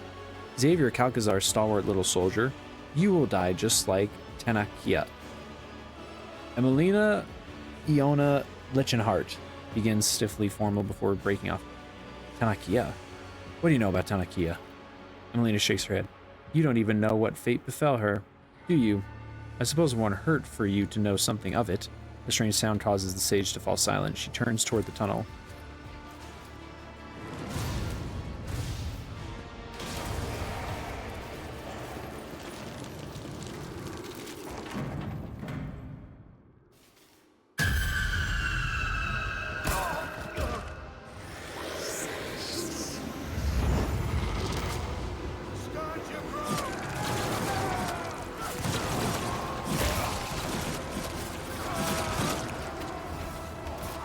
Beasts, they're here. The ritual must be completed. The preparations must not go too wet. You need to block all possible approaches. Light. We need light to dispel the shadows. My gut tells me it's a bad idea. There's a lamp over there. And a lamp over there. And a lamp way down there.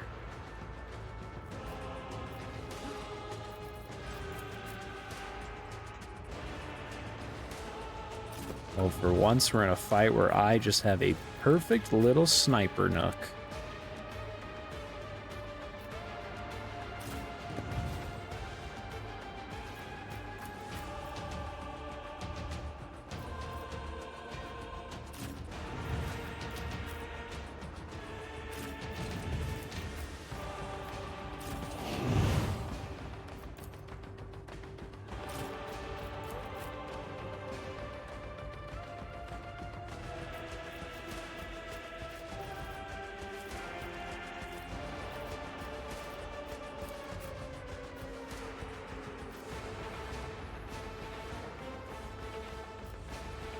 Where's the rest of them?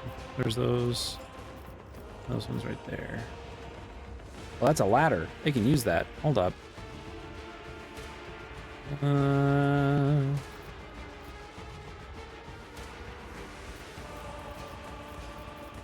Let's actually have Henrix go down this ladder over here.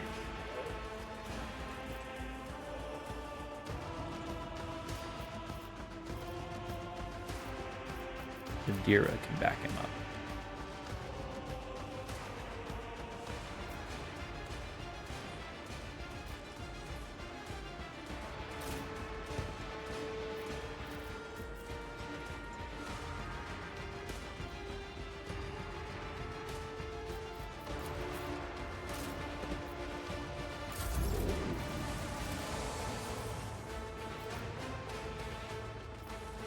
I have read tomes of military tactics.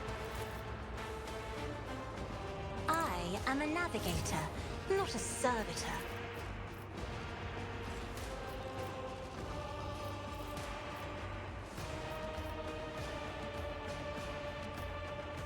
Isn't this a job for the serfs? I'm not accustomed to being ordered around.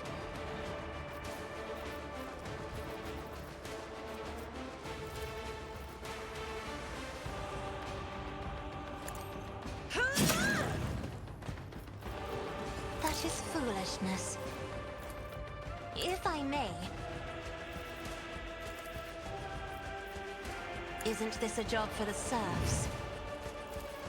I am a navigator, not a servitor.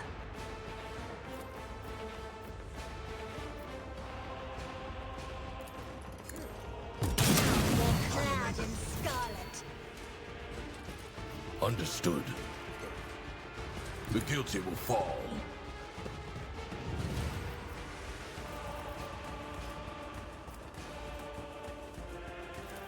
Glato, we're undertaking this task.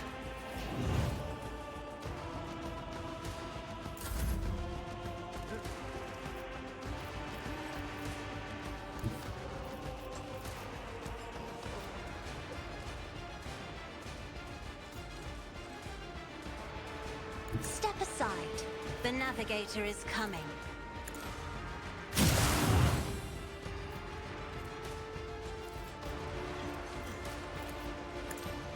Another fur painted black.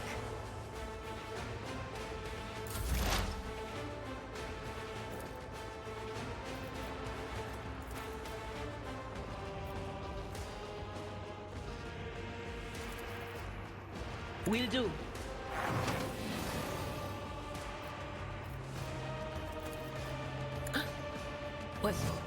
Was that you? Or...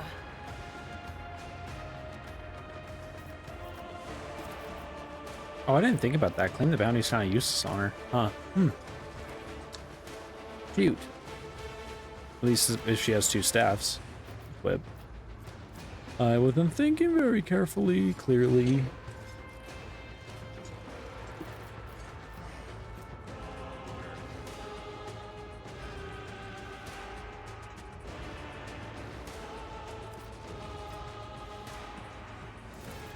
Will do.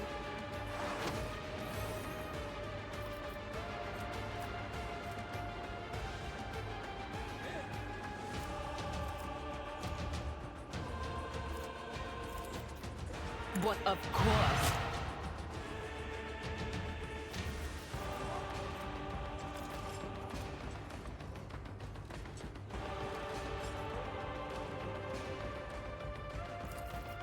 Will do.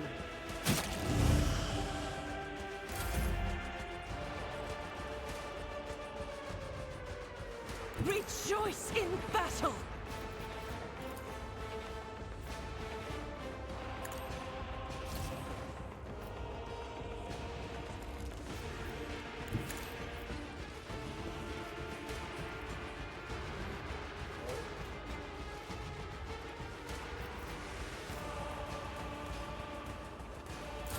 Follow my lead. Moving out! Good thing it counts them all in combat, so we're gonna keep coming back here every once in a while. Mark the target.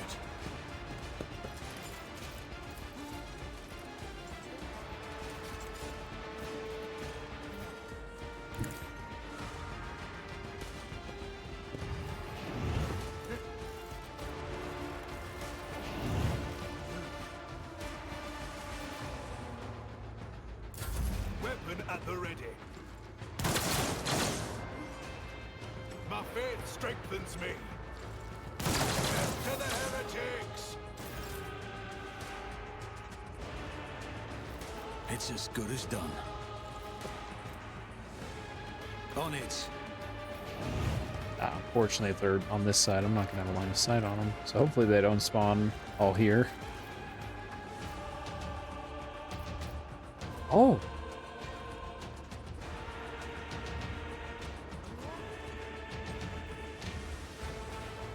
It's pretty sick. Not gonna lie. Also, yeah, there's nothing else I can do right now, so. I'm just hanging out, just big chillin'. The Emperor is on our side. Almost forgot. Dang it, I forgot to do this before I came down here.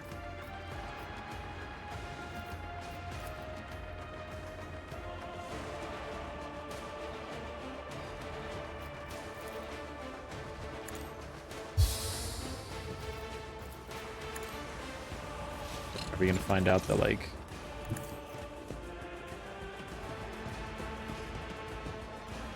Let's see to it.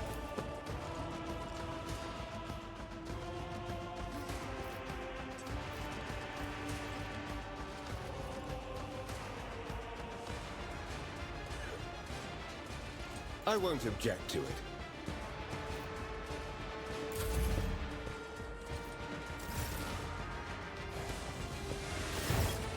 Oh, that was it? Emelina lets out an agonized moan. Wasted all my work, all my preparations, all for nothing. Emelina Iona Lichenhart. In the name of the Inquisition, you are hereby removed from your post and expelled from the Holy Ordo. Henrix's eyes are fixed on Emelina, but she does not look at him. Then the interrogator turns his gaze to you. The fate of its fallen members is a matter for the Ordo. Heretical archives, artifacts obtained in the excavation, and other assets in Lichenhart's possession I hereby declare the property of the Holy Inquisition.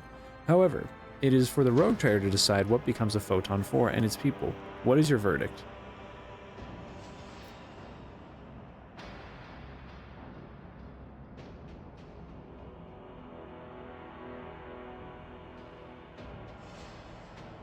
I'll take the survivors off the planet. So be it, Lord Captain. Now as for Emelina. You are hereby stripped of your special status as an agent of the Golden Throne and all attendant rights and privileges. I am authorized to use all interrogation measures stipulated in the standard framework for information extraction to ascertain the fate of Acolyte Tanakia Calburgaria. Will that be necessary, Emelina? No, Interrogator Van Calix. The sage's voice is scarcely louder than a whisper. I have no intention of concealing that information from you. I am most certain that Tanakia I have something stuck in my throat. Calburgaria was eliminated on the orders of Xavier Calcazar after being deemed a volatile element. Henry's face masked of disbelief and anger. You are lying.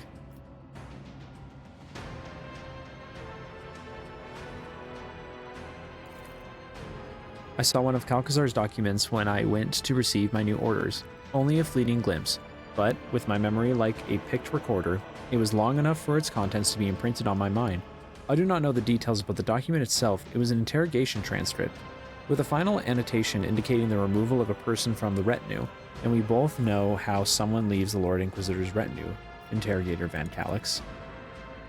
Tanakia is the Lord Inquisitor's top espionage specialist.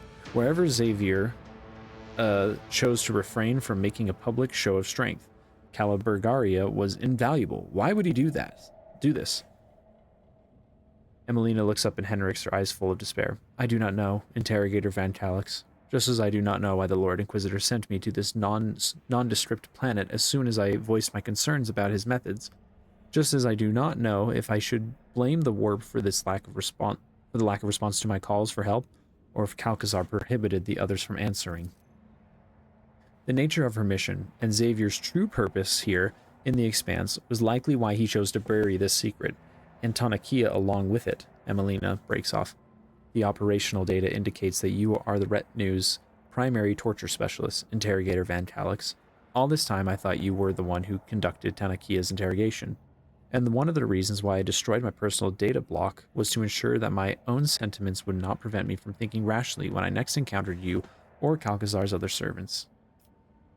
Henrix? Henrix says nothing for several seconds, staring into space. At last he begins to speak. Emelina Iona Lichenhart. Your knowledge is of particular interest to the Inquisition. Before your fate is decided, I will carry out the necessary procedures to extract the information from you.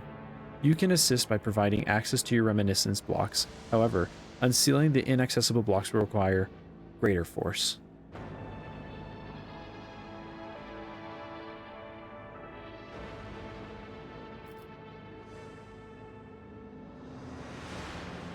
First she corrupts her mind with this knowledge, and now you're planning to do the same?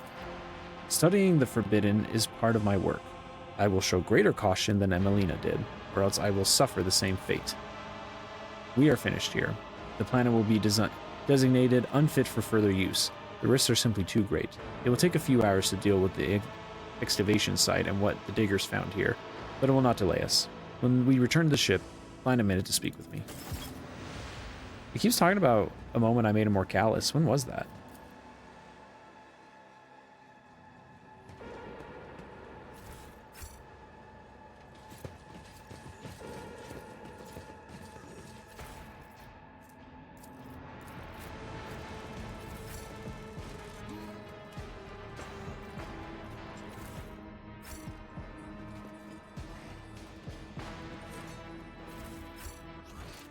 I'm assuming more backup was supposed to show up, but because I just absolutely bodied that in just one round, it ended up being a pretty short fight. Also, this has got to be a bug because there's no one there for me to click on. So, Is there money to be made?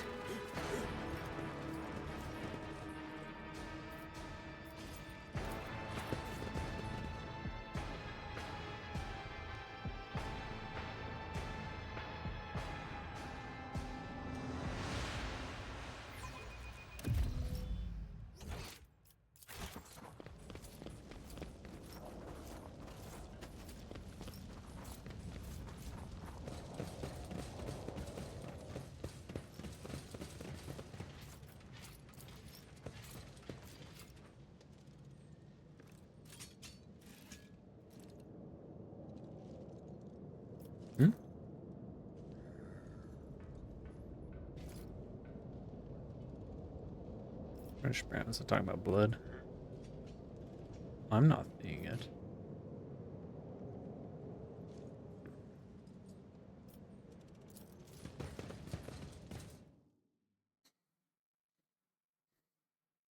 When did I make it more callous?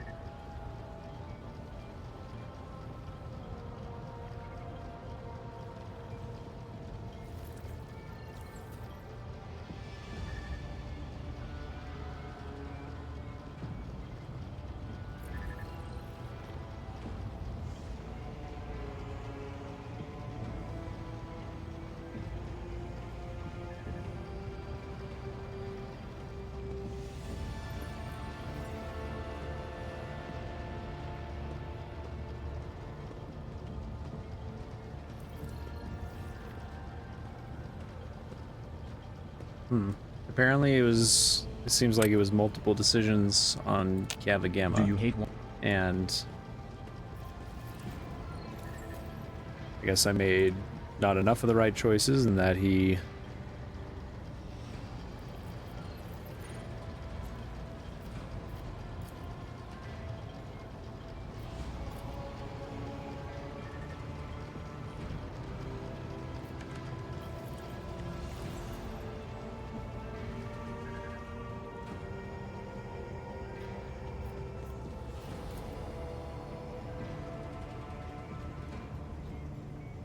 I never even got whatever weapon this was.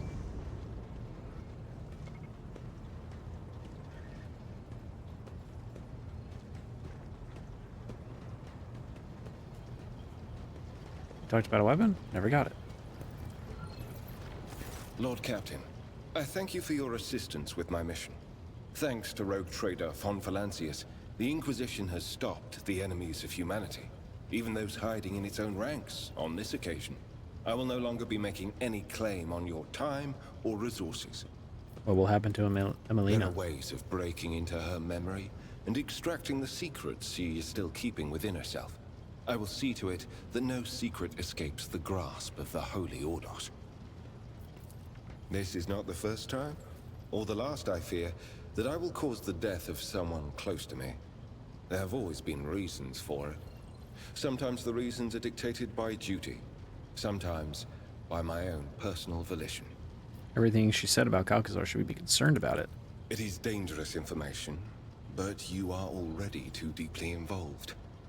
In the Inquisition, there are two main philosophies: Puritanism and radicalism.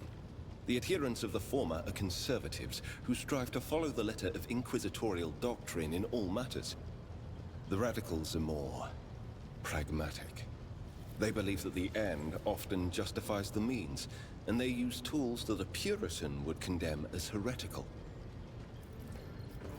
Emelina used the powers of chaos to gain the upper hand against Xenos. I touched a cogitator built by cultists to learn its secrets. None of us is pure. Xavier. Oh, it's Xavier, not The Xavier. craven-hearted say that the career of every Inquisitor ends in either death or heresy. The Lord Inquisitor has borne this burden longer than any of us. It would be naive to think that he had only ever used Puritan methods, and even more naive to suggest that such methods have in any way weakened his loyalty to the God Emperor. And that is all I will say on the subject. What are you going to do now that this is done? I will remain part of your retinue. That will not change. I will continue to accompany you until I receive orders to the contrary from the Lord Inquisitor, if ever. Who knows? Perhaps one day my journey will end like Emelina's, but that day is not today.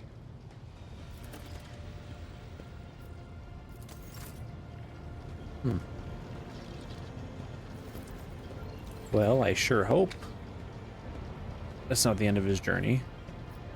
I mean, she flat out said that he was using the Drukhari and might have offed somebody. So hopefully Henrix isn't just gonna be like, okay, about it.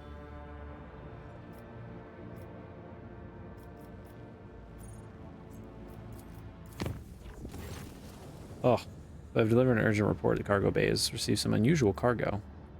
You're supposing it on dare to direct order. The cargo itself is a pile of corpses. None of the people on the crew manifest. Judging by the injuries, they were killed instantly and painlessly before someone being delivered to the ship. Next to them, the crew found a strange horned mast of Xenos origin. What are your orders? Was there a Xenos in flashy clothes speaking in rhymes by any chance? Falls quiet for a moment, either processing what she just heard or making inquiries eventually. No, your lordship. And I doubt that such a conspicuous character could have slipped by unnoticed. I will inform you if the crew reports seeing anyone like that.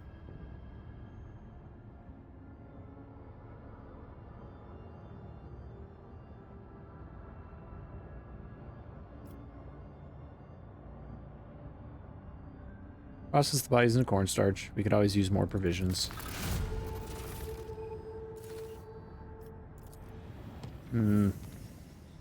What is the meaning behind that, my dear Harlequin friend? Oh, I bring new information about the Xeno device that you discovered during your time away.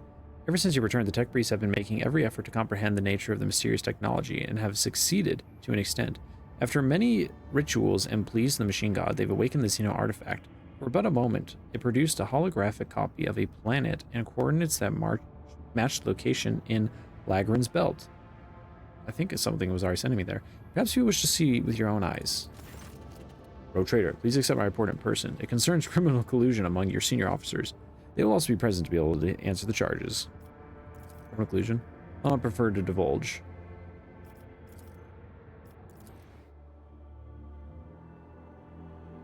Okay.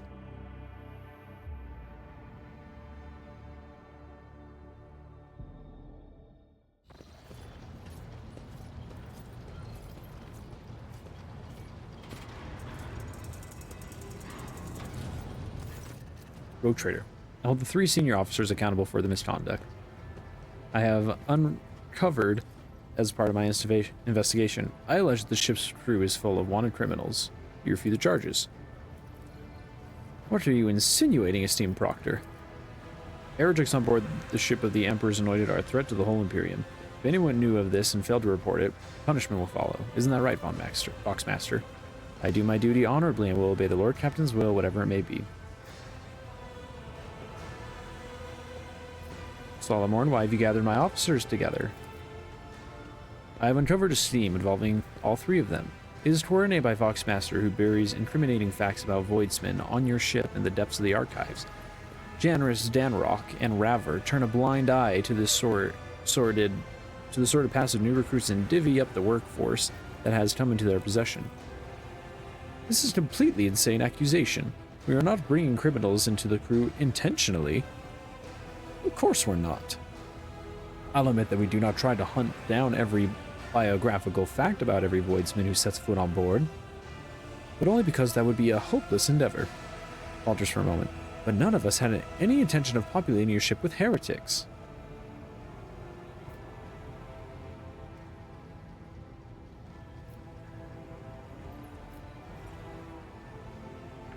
Solomorn, why stage this scene, accusing senior officers in front of the entire bridge? I was in a rush and applied the regulations I'm accustomed to using on other vessels to your flagship. It was my fault for misjudging the situation, rogue trader. Are we really taking fugitives? Sort of. Clears his throat. Sometimes they slip through the net because we don't have information from local wardens. Sometimes we're forced to overlook an unsightly pass for the sake of acquiring niche specialists. Even common smugglers, for instance, often turn out to be quite an asset on Raver's crew. We do draw a line, however, and even a whisper of genuine heresy in a Voidfarer's Pass raises her gaze at you. I'm sure you realize, Lord Captain, that smuggling and false cultism are both heresies in the eyes of the law, for they transgress his word, but one is far more dangerous than the other, to put it bluntly. Why have you kept it from me? We do not intend to hide it from you. Lord Captain Theodora did not deign to involve herself in so trifling a matter as replenishing her workforce. She was only interested in ensuring that there were no interruptions in the running of the ship.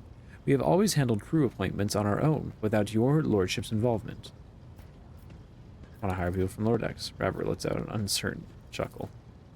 What our esteemed Master Helmsman meant to say is that those unfortunates are only suitable for menial labor.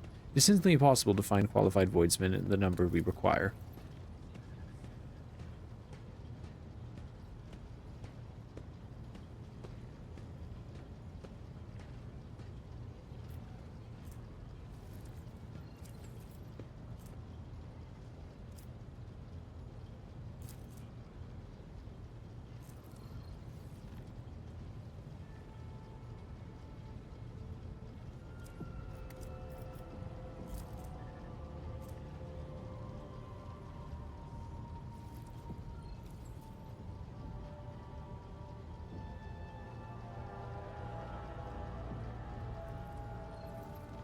That's in the first round, let's say.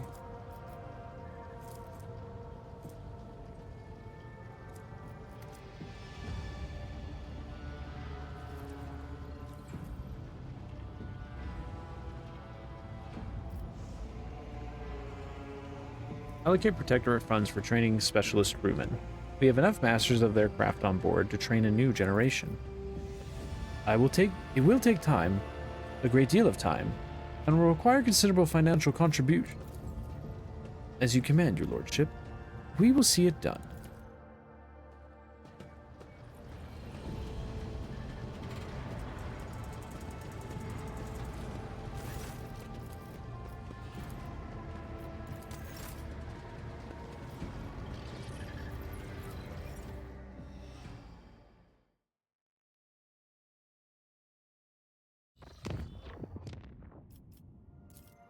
This is anomaly nonsense.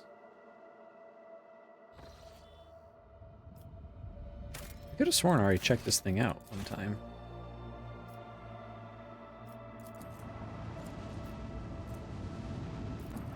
Ooh, real quick, I'm gonna hit this up because we need both. Just the playsteel, actually.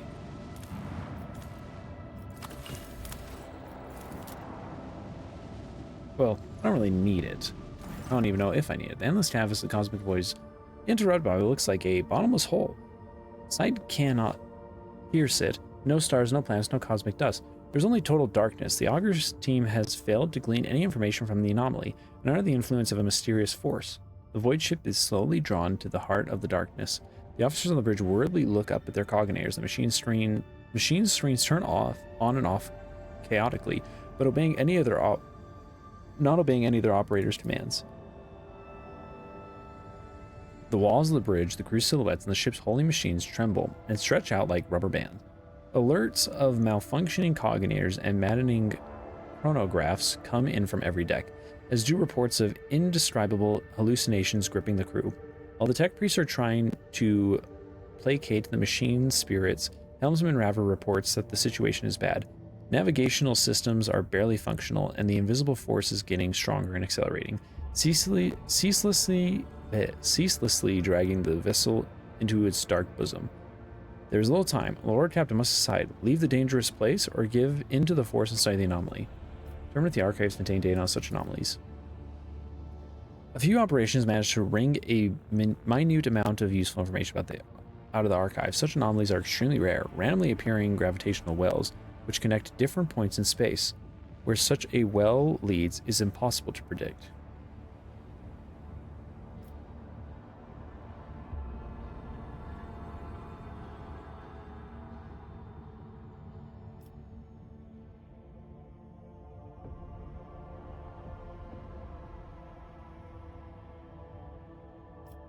Cast Fate to the wind and take no action. The closer your vessel gets to the hull, the faster it is pulled in. Thousands of people on every deck are gripped in panic. Their bodies are turning into thin, twisted threads, fraying and tearing into pieces, exploding veins, bones, internal organs falling apart into screws, plates, and bolts. Tech priests continue on their relentless prayers to the machine spirits, but their by inherent chance melt to endless screams and cries for help. Finally, the void ship jumps into the cosmic tunnel with a torturous lurch.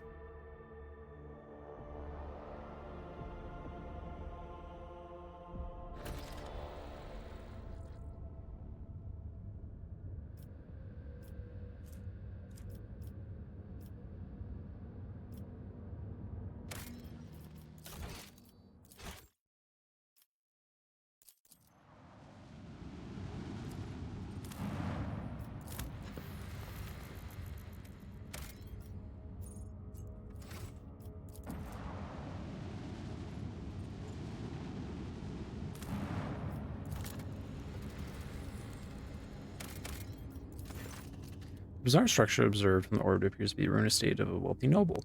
Further searching reveals the remains of an envirodome, a landing pad, the main manor, and servants' quarters. It is impossible to determine what exactly happened here. The search team has found something truly disturbing in the main hall. An opulently clothed skeleton sitting in a dinner table. The table is set with gold plates covered with old bones and piles of bones. Oh, old blood and piles of bones. The bones on the plates are clearly human. No other remains have been found on the estate. Search through the remains for anything valuable. The scout team returns with some expensive weapons taken from the skeleton. After finishing the report, they hurry away, whispering prayers.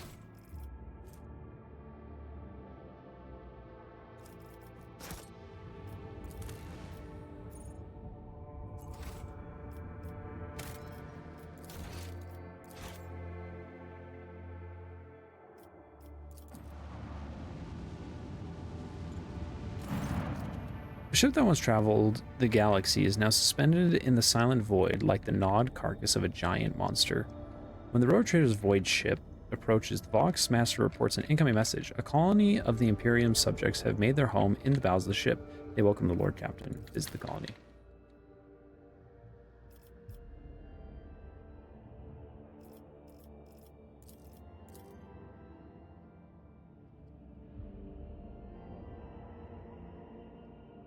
Yeah, I didn't really get a chance to fully use Adira.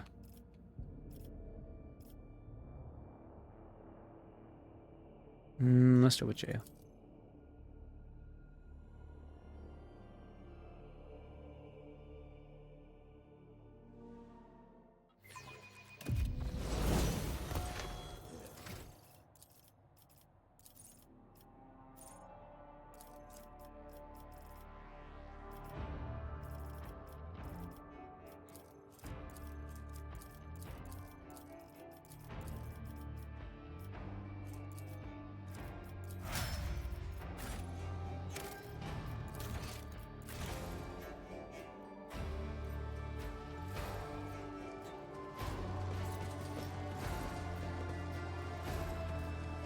Welcome, your lordiness. Please come right in. Our chief, she'll greet you. And you nitwits, quit your gawking and get to work. A job for me. The name of her refers to my history. Perish in the work of dangers. I always have a backup plan.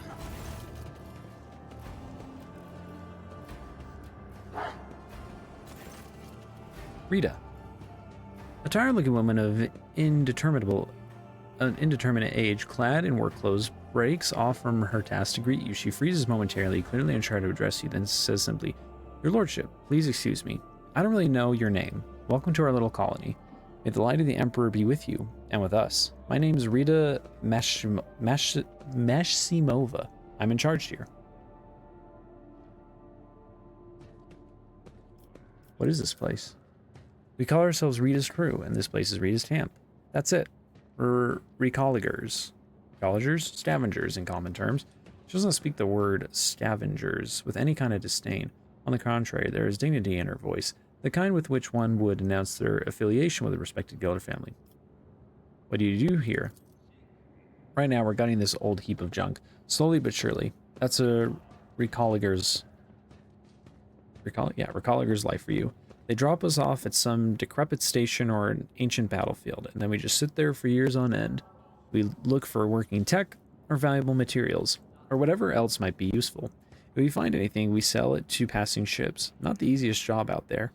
These wrecks are chock full of all kinds of dangers, but I swear on my plasma torch, it's an exciting one for sure. This little bird's got all kinds of bells and whistles. Most of the tech is dead, but we do find working pieces now and again. We spent 2 whole months clearing out this shaft we found. Finished just 3 days ago, actually.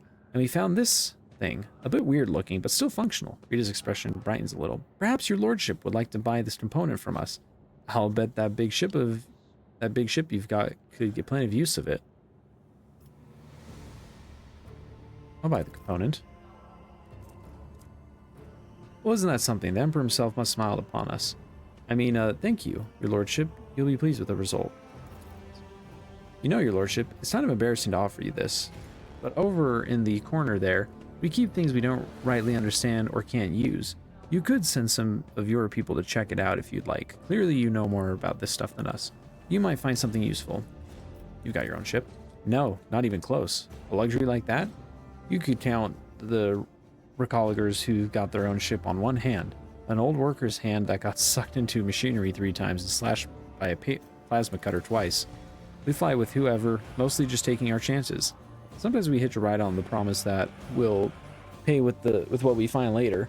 Other times we find some other means. Risky business, obviously. 5 or so years back, a crew got dropped off at an abandoned station, but something wasn't right with the life support systems there. The ship came back to pick them up 2 years later and found nothing but bodies.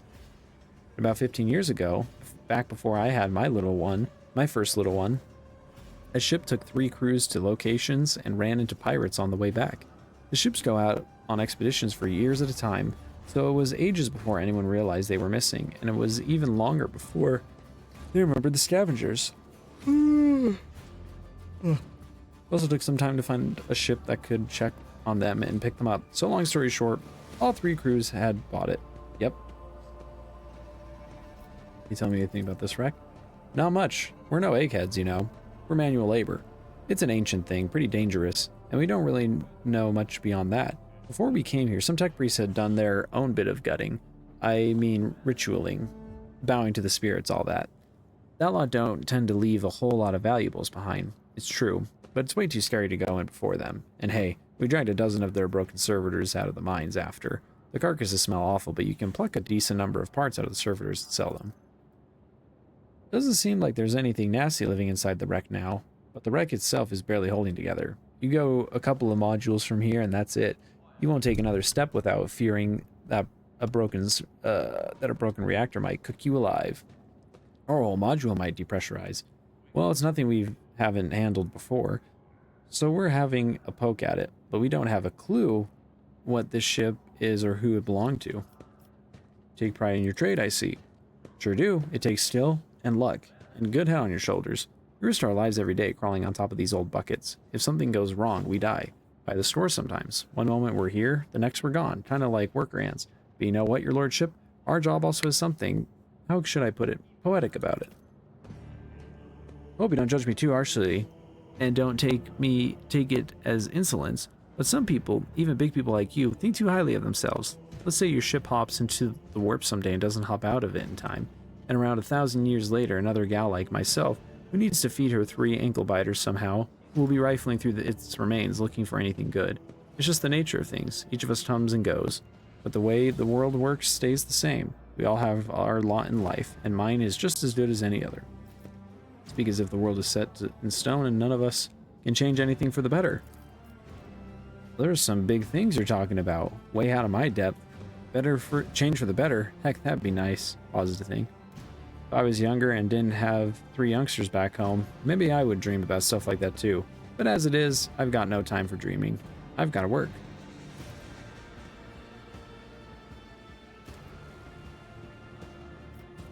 I can take you from this place. It's not safe here, and sooner or later it will drift somewhere so remote that nobody will ever find you again. But this is our whole livelihood, your lordship. You take us from here, and what are we going to do? Sit in some hold, slaving away? Here we've got our own colony, our own operation. No, this is our path, and we won't stray from it. Your lordship, she falters to fluster her own nerve. Please don't take it as insolence, but it's not like I have much choice. It's not often that we get well-stocked ships around here, and we could certainly use more provisions and some warm clothes. If it's something you would be willing to provide, we would gladly barter for it with whatever we can dig up inside your ship. It's just a respectful offer of fair trade.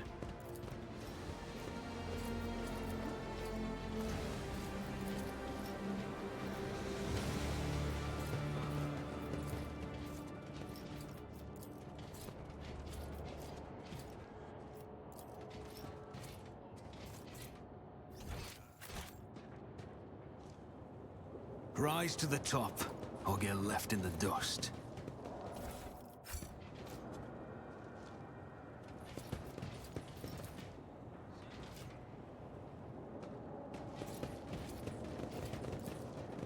And done.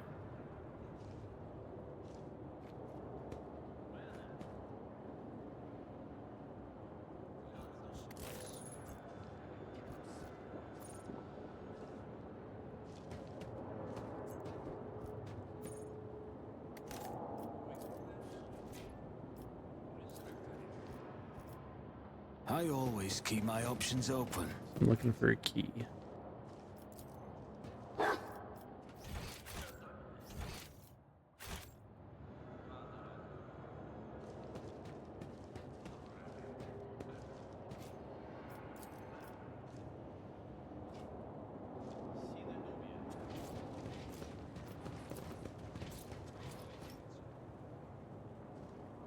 I always get the job done. That's how it's done.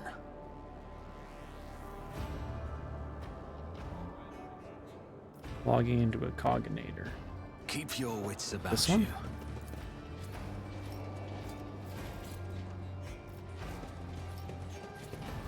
Oh, this one. Success is the only outcome I accept.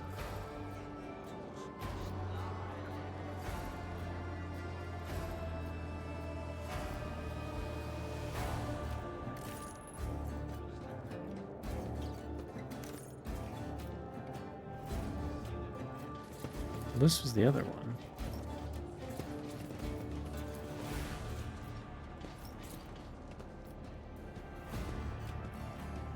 Let us not dawdle. Oh.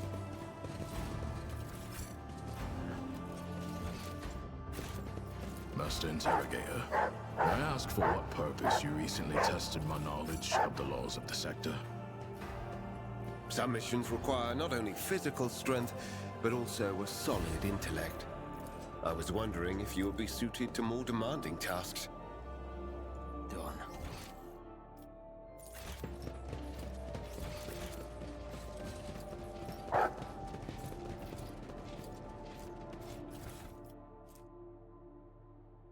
Man, that thing is weak.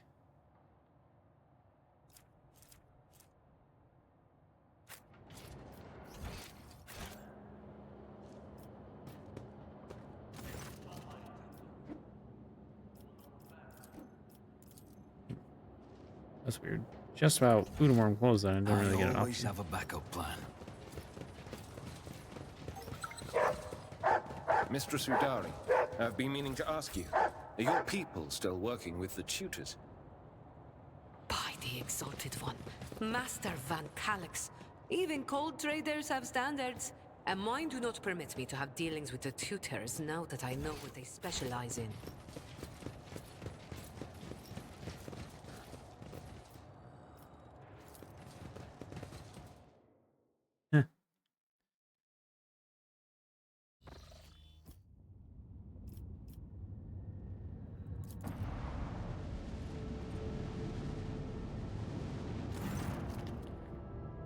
Vox notification from the auger crew drowns out the usual noise of the bridge. An Imperial vessel, the Dark Piercer, and its escort ships are headed your way. Archives make no mention of either the ship or its owner. As you consider your course of action, the ship's captain contacts you first, introducing himself as the Pilgrim. Captain greets the rogue trader courteously and offers to purchase any information you have on crystal phlogiston deposits.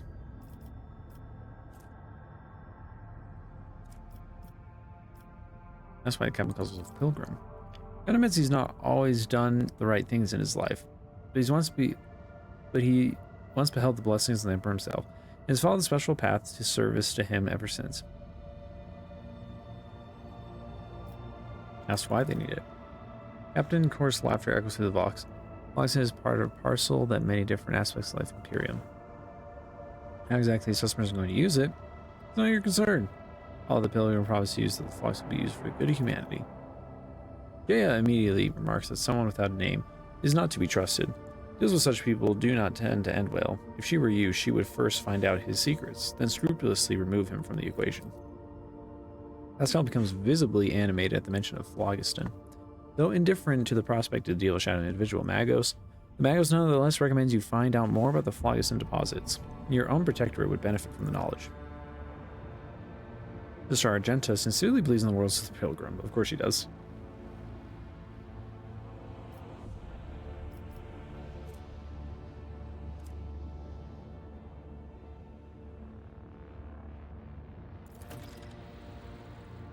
Captain of the Dark Piercer is in the best of spirits of gratitude and of valuable help. He sends a small box containing ancient maps and documents. They appear to speak of certain Imperial world lost many centuries ago. Then in a somewhat conspirational tone, Pilgrim relates a story about a standoff between two Xenos fleets, which he was told by an acquaintance. The person in question, sadly enough, died at the hands of the Inquisition before they were able to pass on the coordinates for the crash site of one of the Xeno ships. However, the Pilgrim knows for a fact that the vessel met in its demise on an ocean world.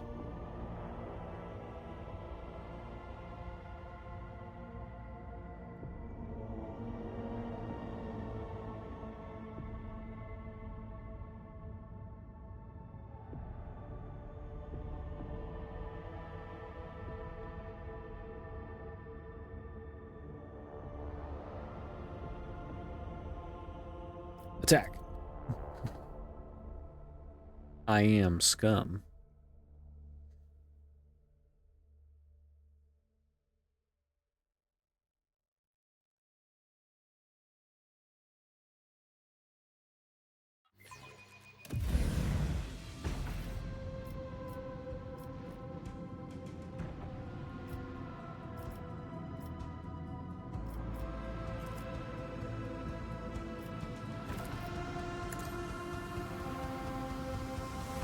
Always putting it on a side that doesn't quite help me.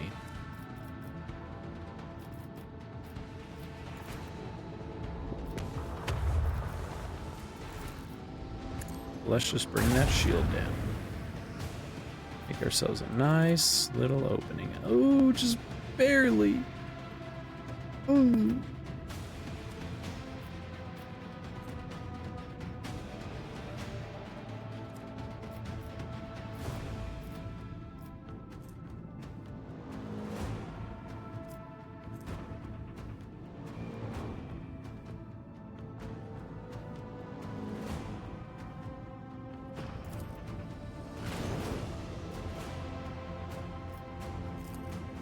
Yellow.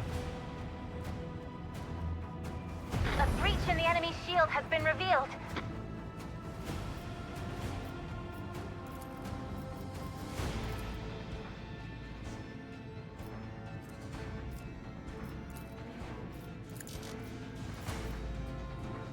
Dang it.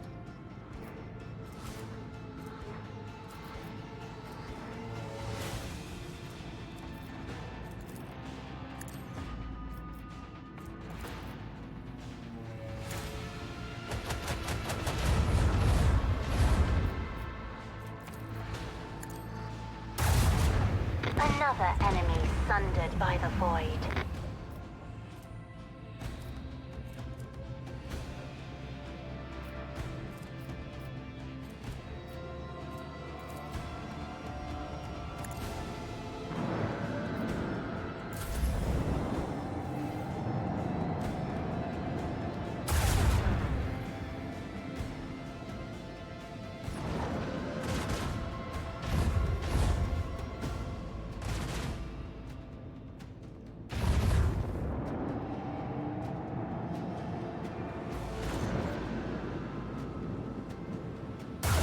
You chose an unfortunate spot to stop and try to shoot me, bud.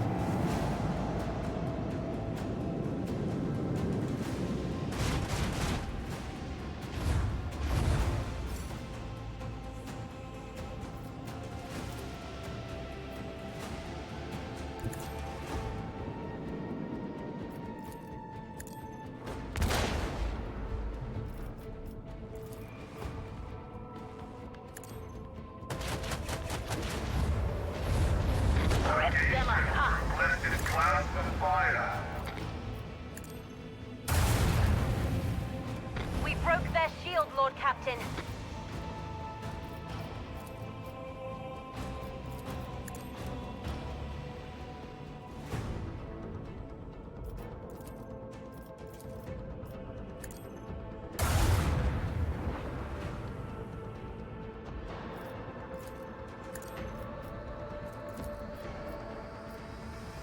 Oh. It's okay. This will finish the job, right?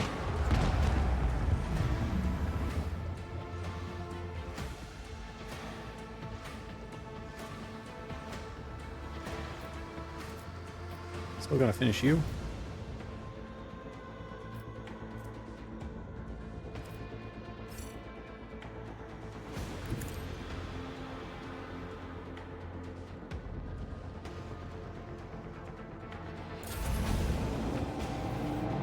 Oh wait, I could have shot it, right? Maybe from that angle? I don't know.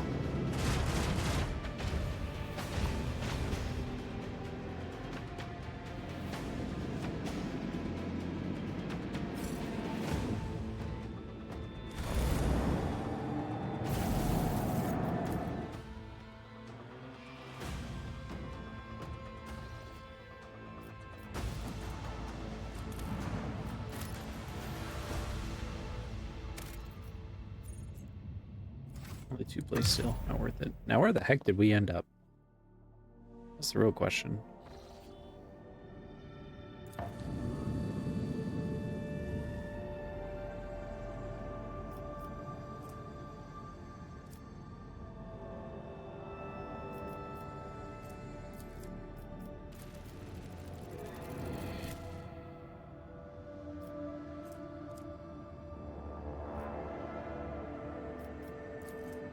Wait, was this where I was wanting to go for Argenta? I think this is potentially where Argenta wants to go, but it could be wrong. Nope, it's right there.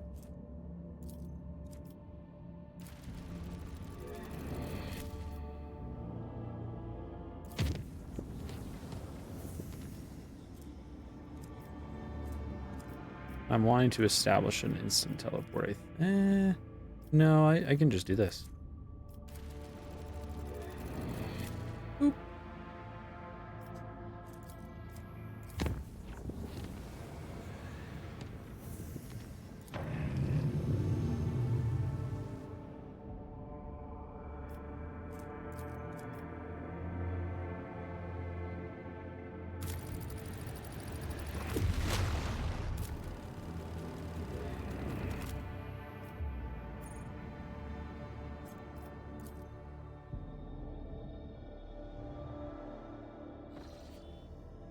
Lord Captain, the ne'er-do-wells from the Augur crew are reporting we've reached the Nola Septum system, where a Prometheum refining hive, Sentinel's Pride, is located.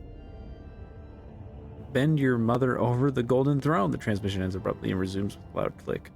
Emperor preserve us, Lord Captain. The entire system's darker than the inside of a Grox's ass. The local star, it's not there. Stars should not vanish from the sky without a reason. The same villains may be at work as in the Rickid system. Lord Captain, Sentinel's pride is an object of strategic importance to Cordia dynasty. It alone covers the Prometheum needs of their entire protectorate. It is not difficult to figure out what happened. The damned Xenos had their work cut out for them, but by the throne they succeeded. This does not mean we can leave the important strategic assets for them to plunder. I suggest we do House Chorda a favor and salvage the remains of the Prometheum. Another system is missing a star. Ear quiver.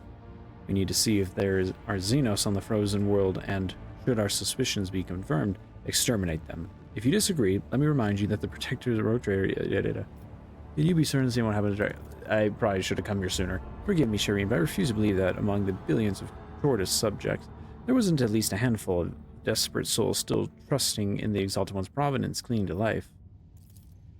Spare yourself the trouble of hoping that there is anyone left to save down on that doomed little planet. All the monkey were either taken to Komora or disemboweled on the spot. However, the lackeys of the pathetic Archon who sent their cabal here, who could it be, I wonder? Oh, I eagerly await the chance to meet them personally.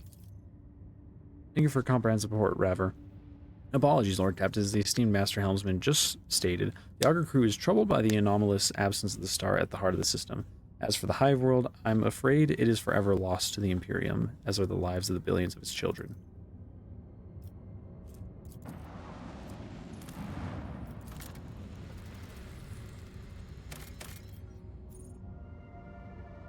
There's a lot of Prometheum. I don't think I'll ever need it, but just in case.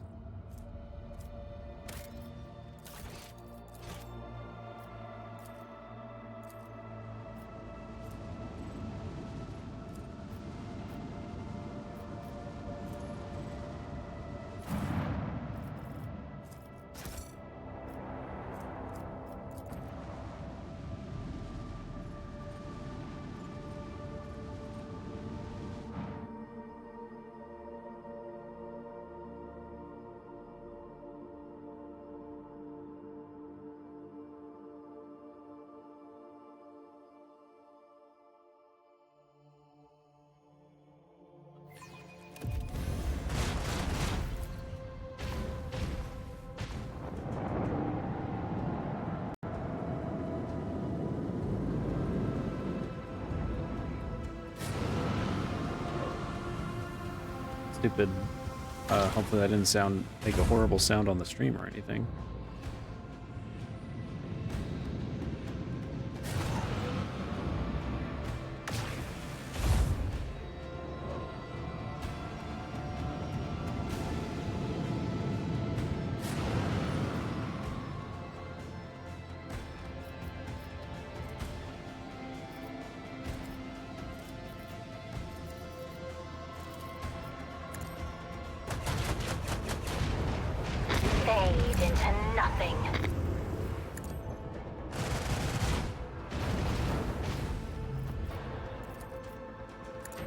Avoid this.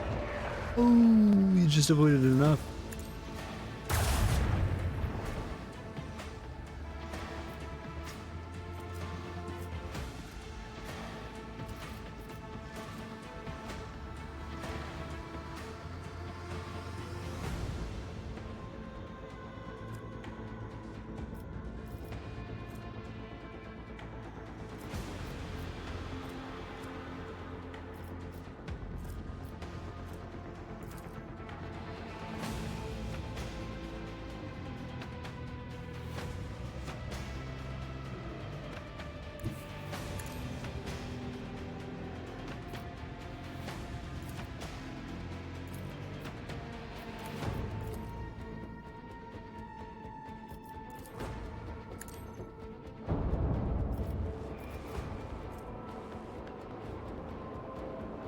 Oh, I gotta use that.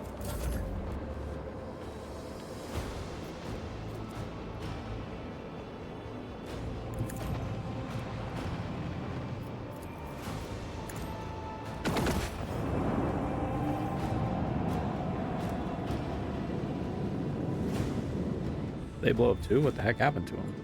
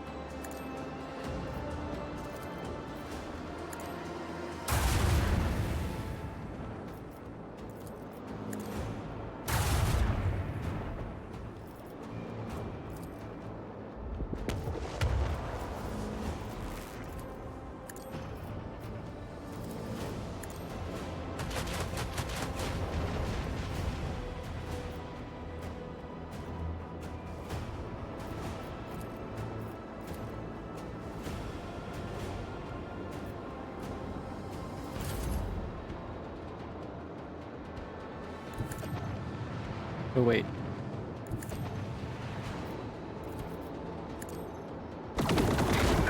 Hee hee. No one can outmaneuver House Orcelio. Think straight. And don't you forget it.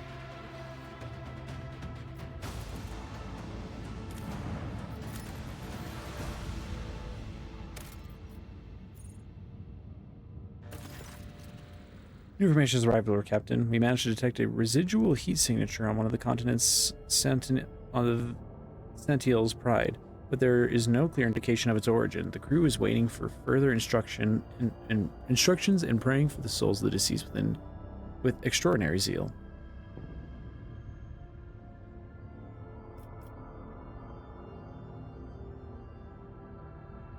Sharpen your blades, Marazi. We're hunting Xenos tonight. You never cease to amaze, monkey. Lazarus. A sinister smile oozes from the Vox system. Batch rescue teams this world. It's people. It's our Promethean abstraction.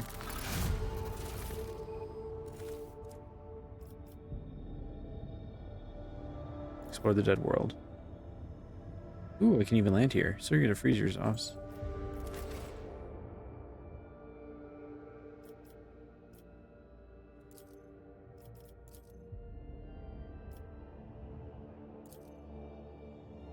Oh, cool.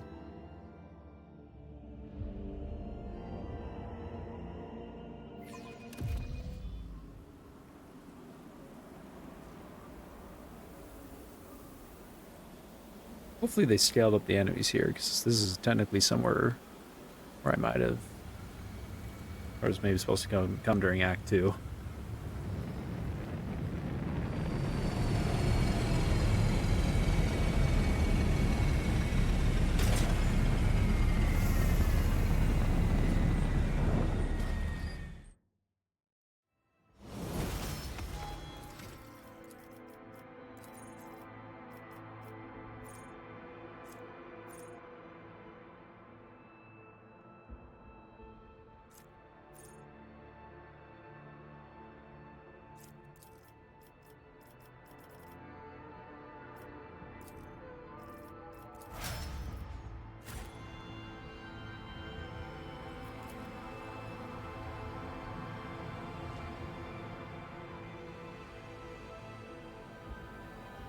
See all the pipes and everything from the Prometheum they would have been extracting. Look, Shireen, there are lights dwelling deeper down in the hive. Possible someone survived the catastrophe?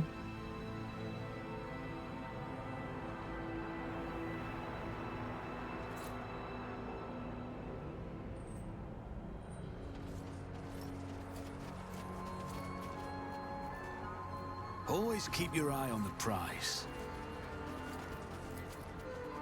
Just as I planned.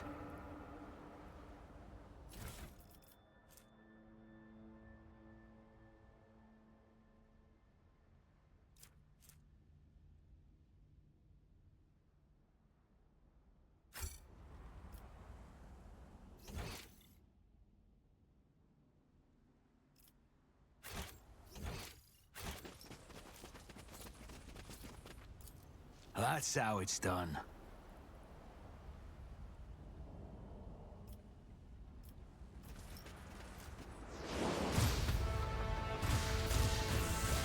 Time to die, monkey.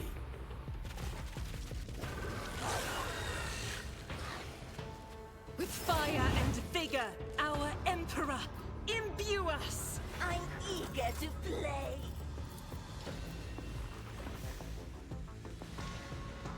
Isn't this a job for the serfs?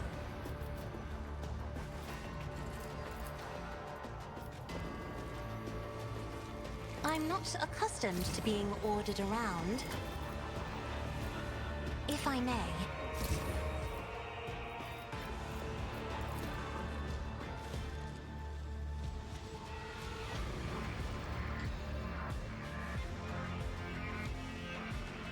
Isn't this a job for the serfs? Death is approaching.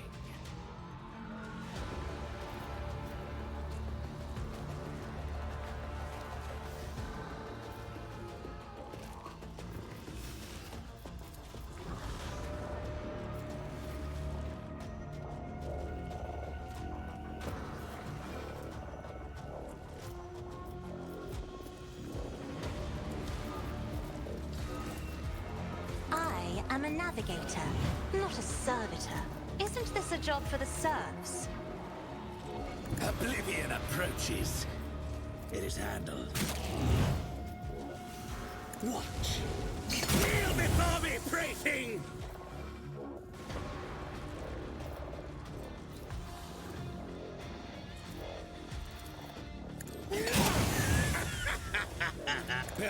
What a useless plaything! Broken already?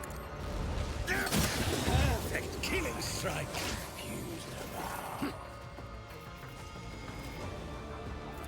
Don't Yeah, I think we outscaled this area. Just a smidge.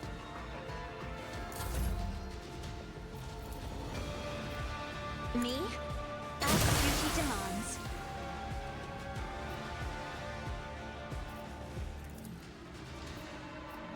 I'll show you why navigators are feared.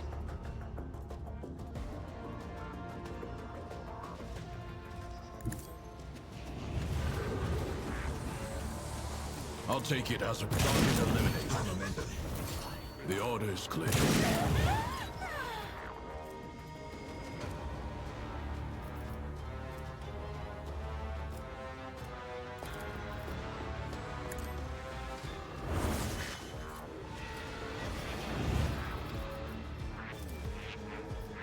One of us would be enough.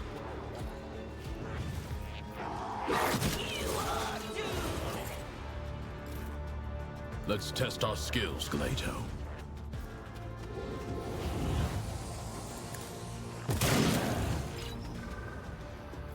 Accepted.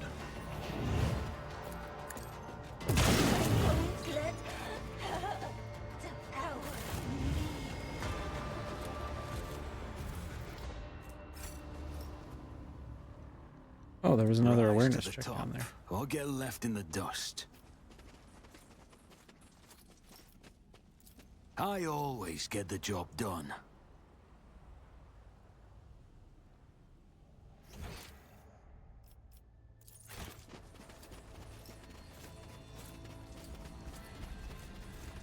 Ready as always.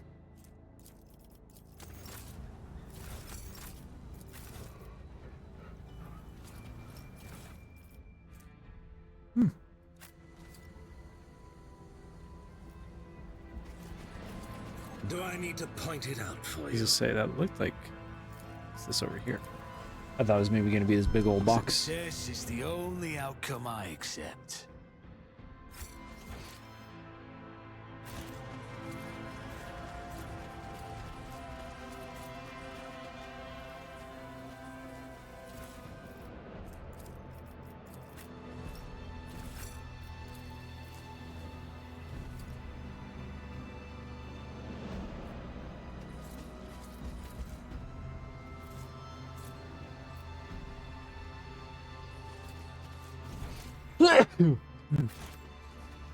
Keep your wits about you. Marking location.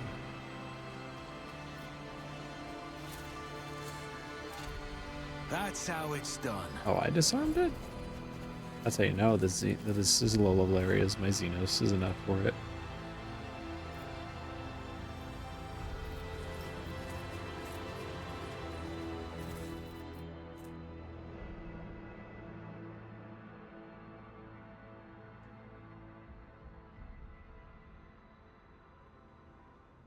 Oh, I think that's that passage that I found. Yeah.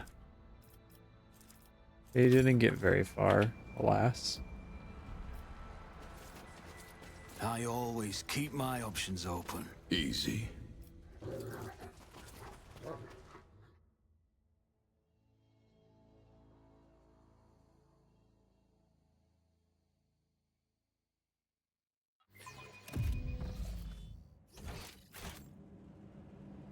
Ooh.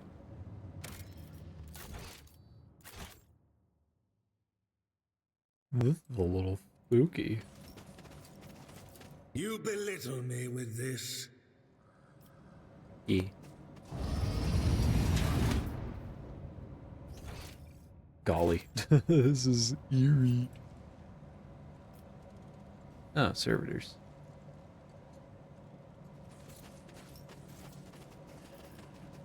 I will lead us to fortune. Who, if not me? Your arrogance will be your downfall. I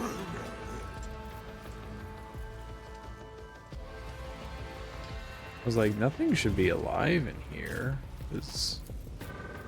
Everyone should be dead except for some Drukhari, but this makes sense. Like the pose.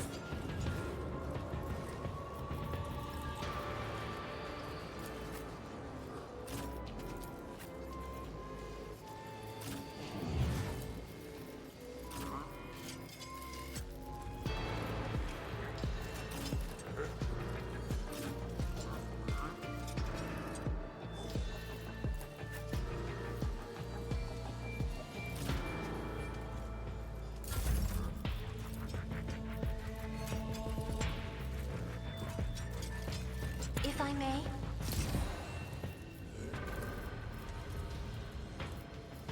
I am a navigator, not a servitor. Me?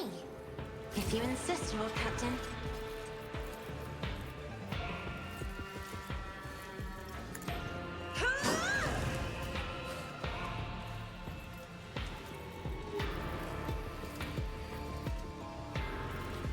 I'm not accustomed to being ordered around.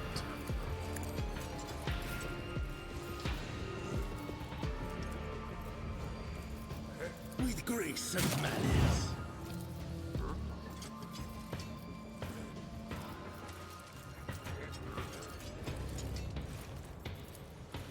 Kneel before me, plaything!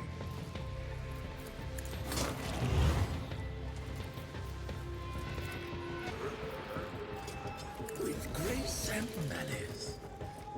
Okay. What?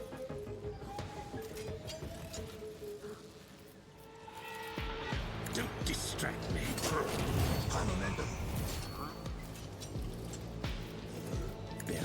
There we go. I'm done playing with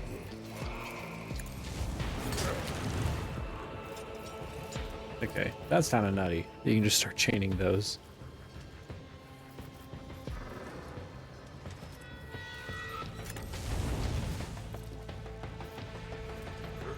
I am the reigning Tempest Incarnate!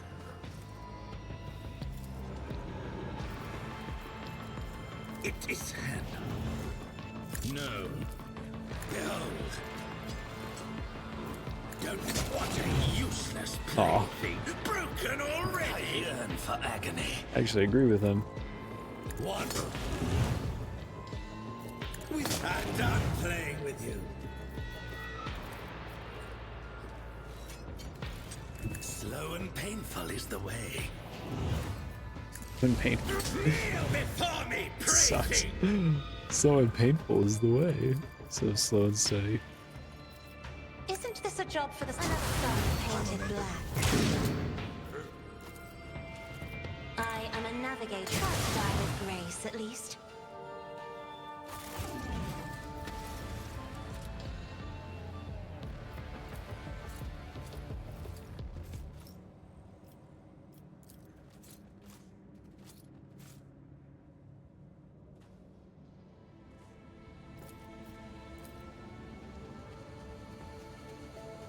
Just as I planned.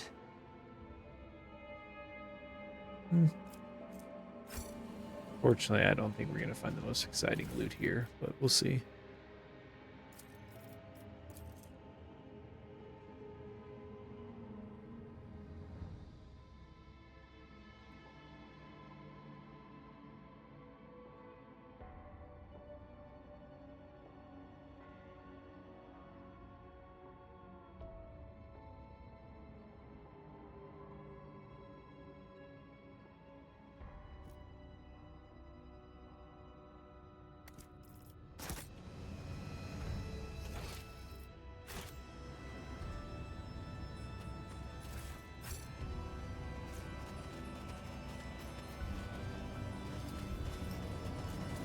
Make sure we're not missing nothing. League Glato will be sure to mark I anything. always have a backup plan.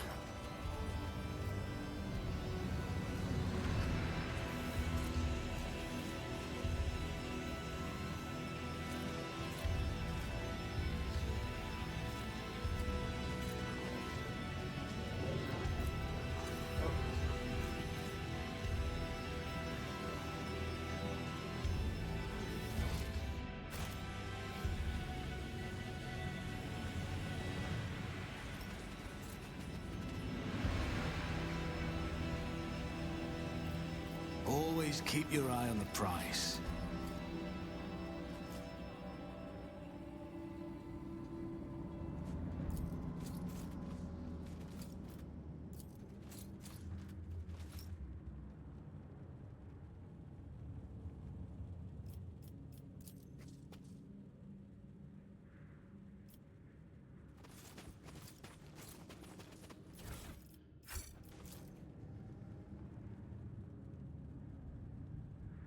Jeez. That Glato. Freaking me out, Glato.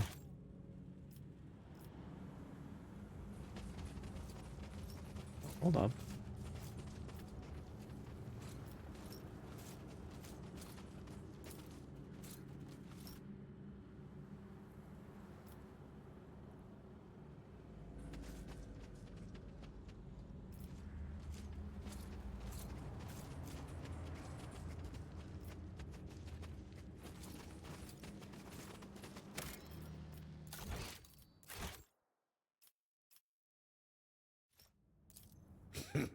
You delegate this menial task to me.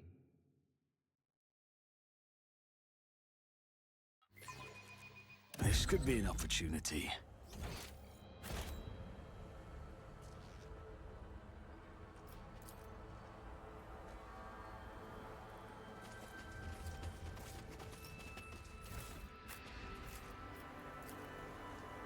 Success is the only outcome I accept.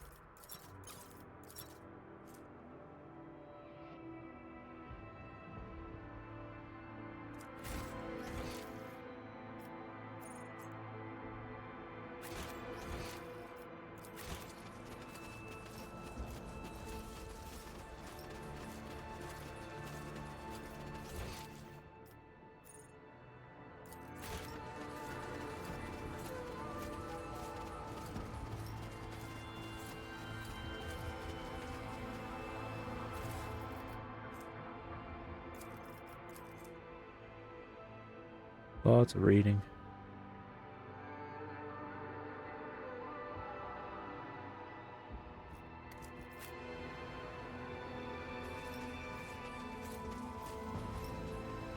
Rise to the top, or get left in the dust.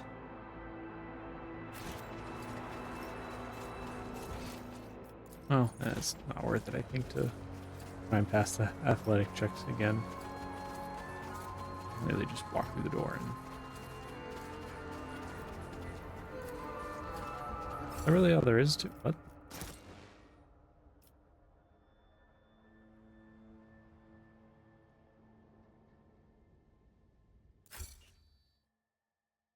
Odd.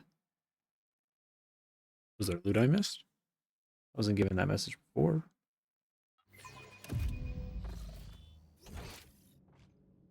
Keep your wits about you.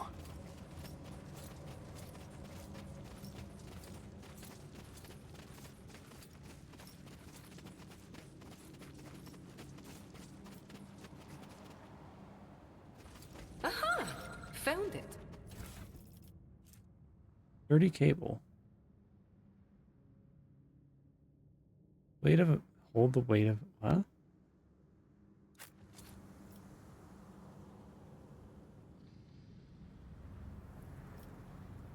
Feel like I found the solution to a puzzle I Let haven't us even not encountered dawdle. yet.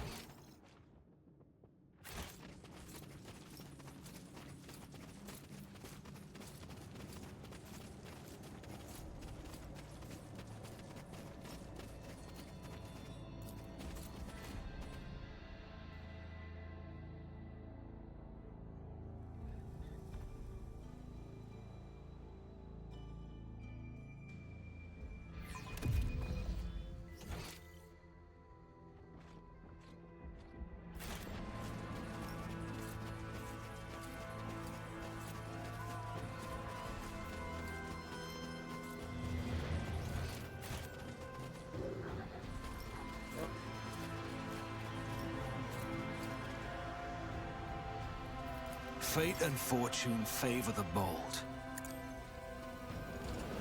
I will wipe your disgusting presence out of existence. The sound of frightened prey. Tantalizing.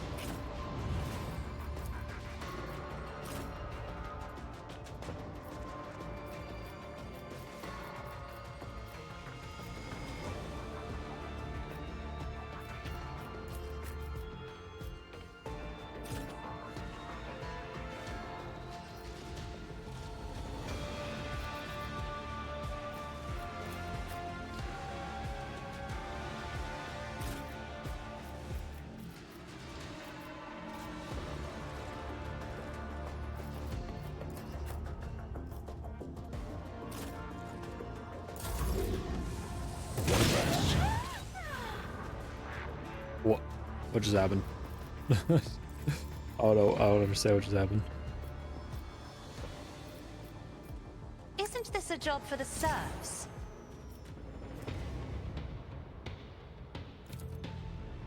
If I may.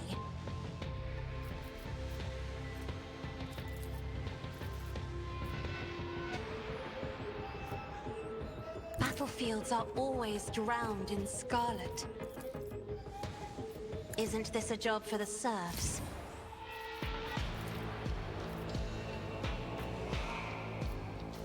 I'm not accustomed to being... You are doomed. Me? If you insist, Lord Captain.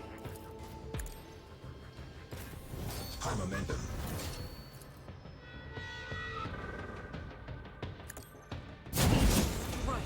Oh, more.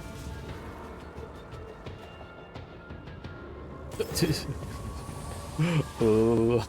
Doubt is for the weak.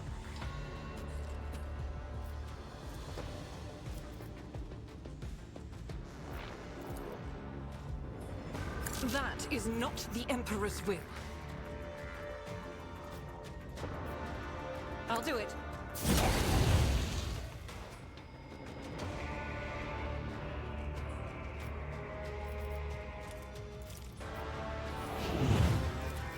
As the Emperor commands, I act. In thy light I stand, and thy light I crave.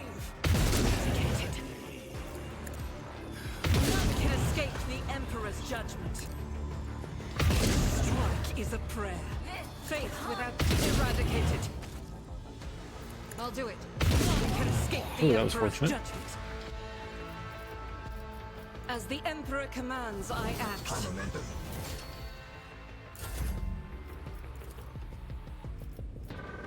If I may.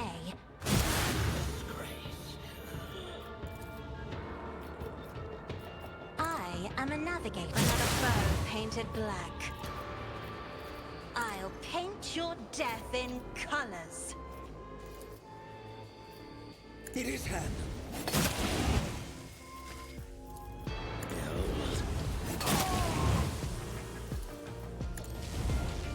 What is this blade? Broken already. Why's the camera moving like this? It's moving kind of like a little more wavy than just like like sliding and stopping rather than just hard stopping.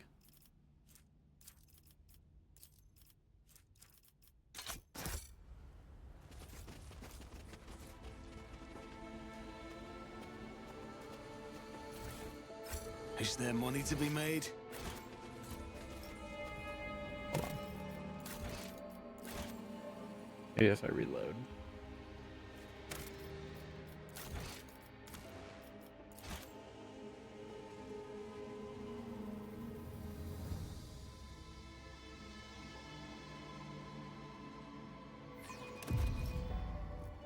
There we go. Always keep your eye on the prize.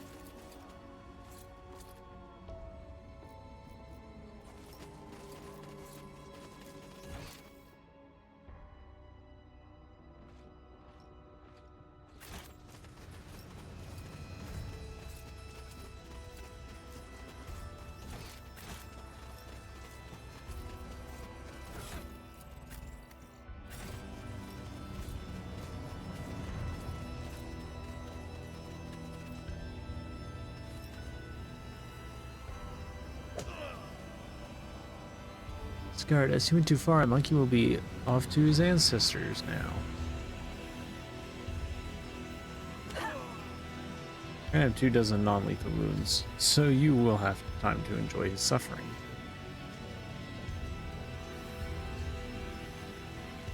No, no, kill me already. Just end it. I beg you.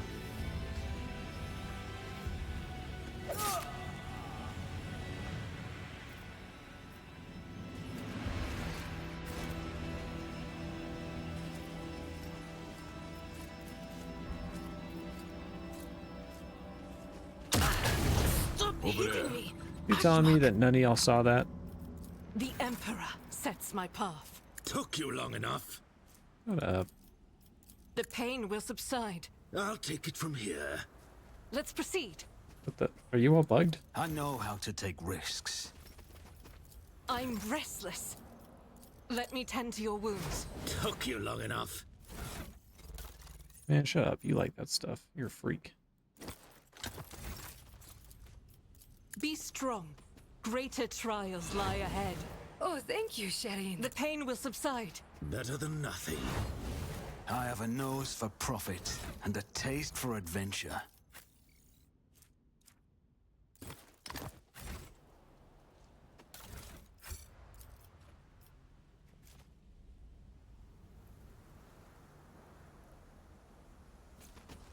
I always keep my options open.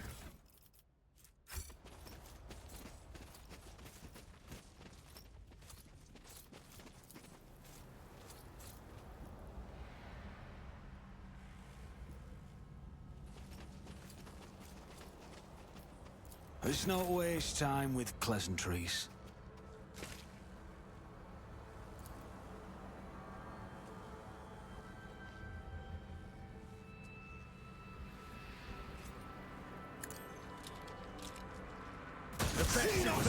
Good offense. You don't belong in this galaxy. I'll adorn myself with your flayed skin.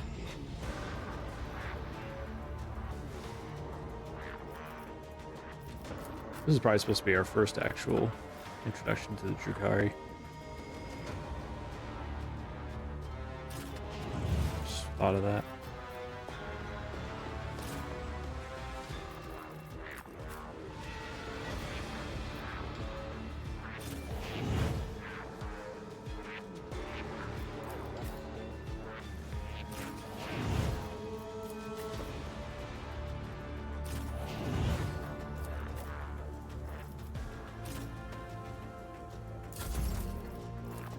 I'm not accustomed to being ordered around.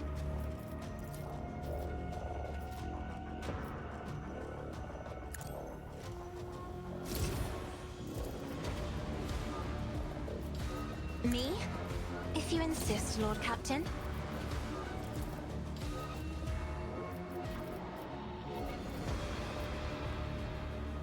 Isn't this a job for the servants? Inflict the pain.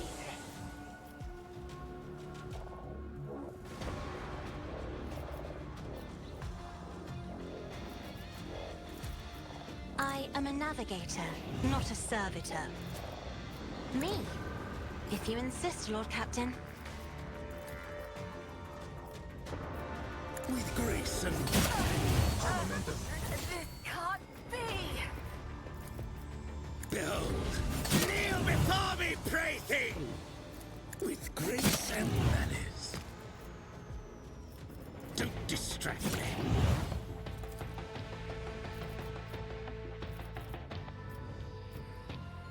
It would be beneath me to even attempt it. I will be your undoing! I will savor your delectable angry. Watch. Behold. It is...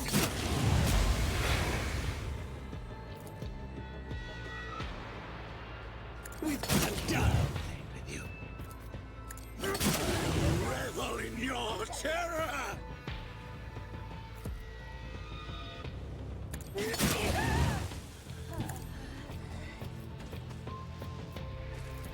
Don't distract me. What a useless plaything. Broken already. Oblivion approaches.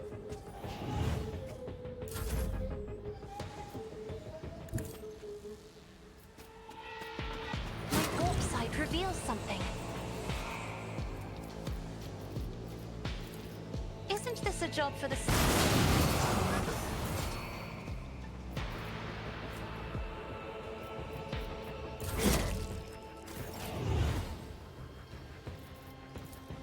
Watch.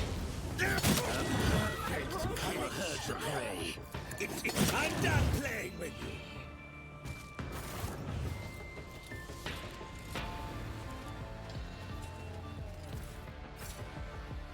you. I always get the job done.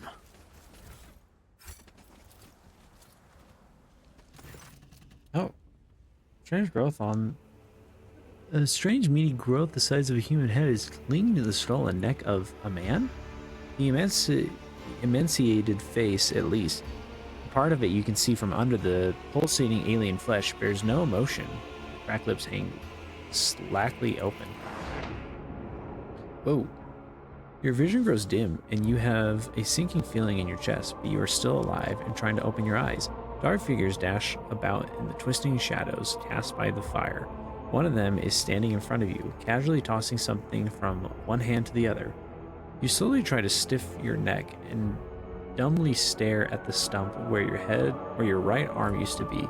The figure comes closer, tosses a frozen hand onto the ground, and breaks off the tip of your nose with a little crunch. Why haven't you died with the others? Why are you still alive? Crying cold, hurt, and aching to flee, but these emotions are not yours. You concentrate your will to shrug off the unbridled emotions, and the compulsion recedes. You once again see a man caught in the clutches of a disgusting parasite. The illusion is gone, but inexplicably, anxiety still lingers in your soul, like the aftermath of a particularly bad nightmare. Shireen, are you still with us? One of those things turned a whole squad of my guys mad once. Good lads they were too, loyal. Thanks to Exalted for protecting you from the same fate. The thing before you is a xenoparasite that magi biologists call Medusae. These creatures latch onto the brain and nervous system of their victim with dozens of tendrils and assume control over the body of the host. Their nature is yet to be fully studied, but the prevailing hypothesis claims that Medusae are capable of absorbing strong feelings and emotions from their environment, although the questions of how and why are still matter of debate. The parasite appears to be tightly and permanently attached to the victim's head, or so it seems. You spot a certain pattern in the location of the tendrils of the host body, making a few incisions here and there would probably allow for to separate the creature.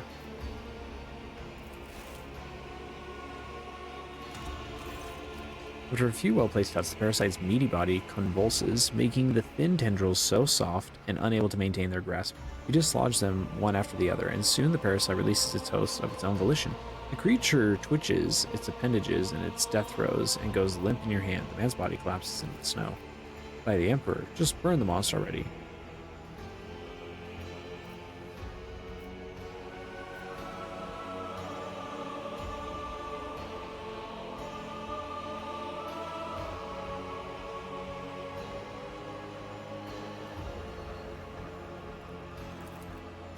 Even dead, the parasite is too valuable to leave in a dying world.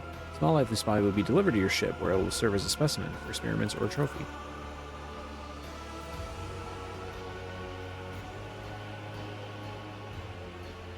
Oh, the long silence is interrupted by groans. The rest of the man at your feet is still alive. Take man, wait ship.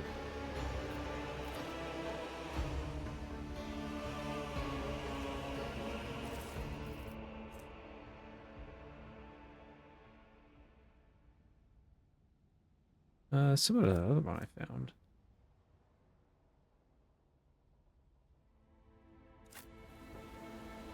Rise to the top, or get left in the dust.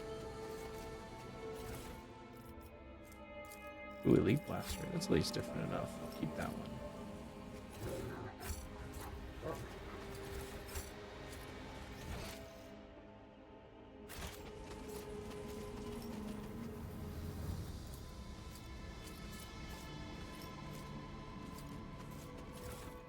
You keep glaring at me, monkey. But you have nothing to worry about. Your anger is too bland for me, and predictable. I just have to ask which part of your beast I should cut off first. You can start with yourself, scum. Keep your wits about you.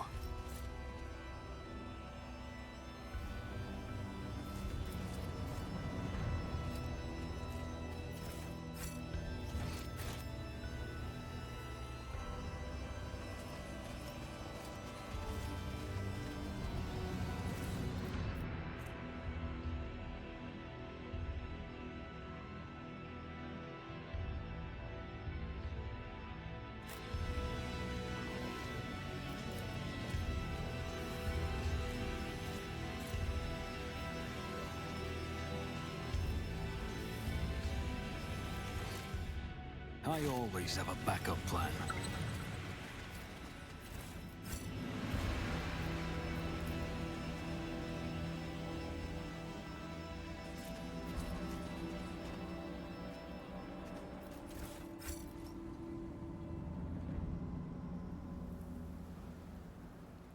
Stop! There!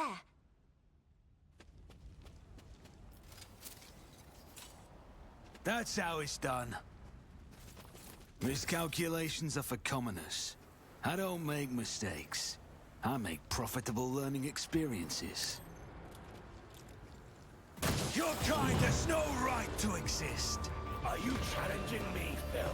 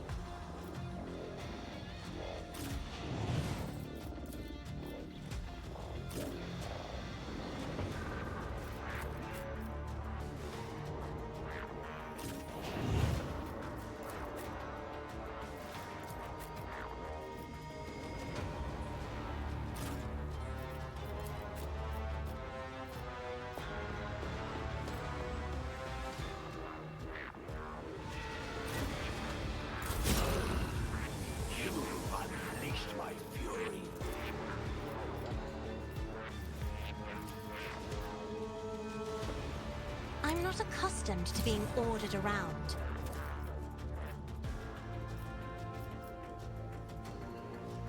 Me? If you insist, Lord Captain.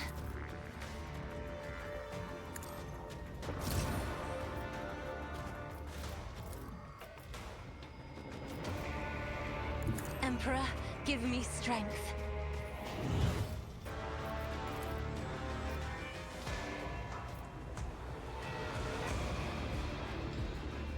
Isn't this a job for the serfs?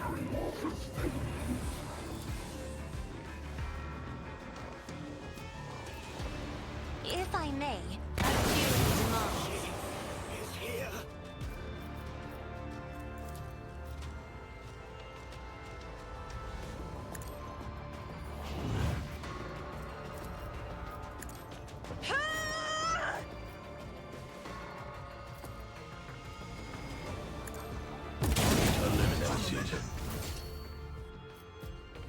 Understood.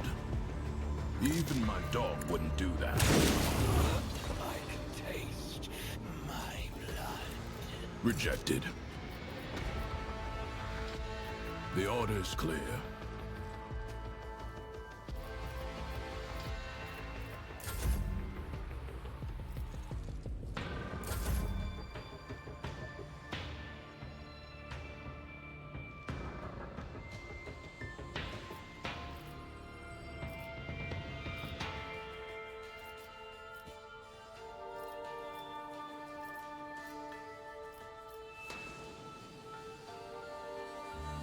Moving into position.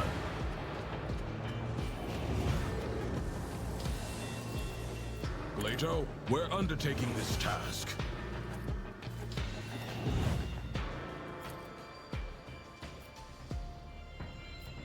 I'll take it as a priority. Executed. Accepted. Clarify your order.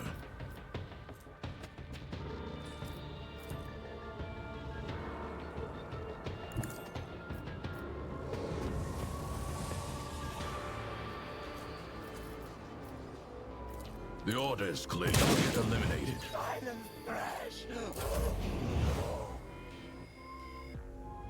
Slow and painful is the way. Build perfect killing strike. What a pleasure.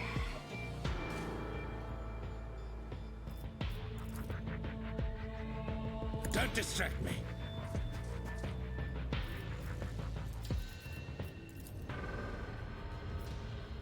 With grace and malice. Watch. I am the Reaving Tempest incarnate! With grace and malice. I'm done playing with this. Hunts me over.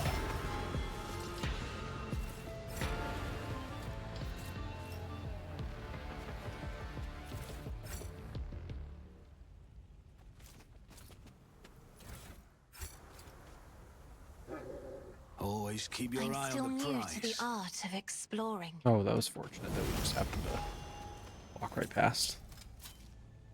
Success is the only outcome I accept.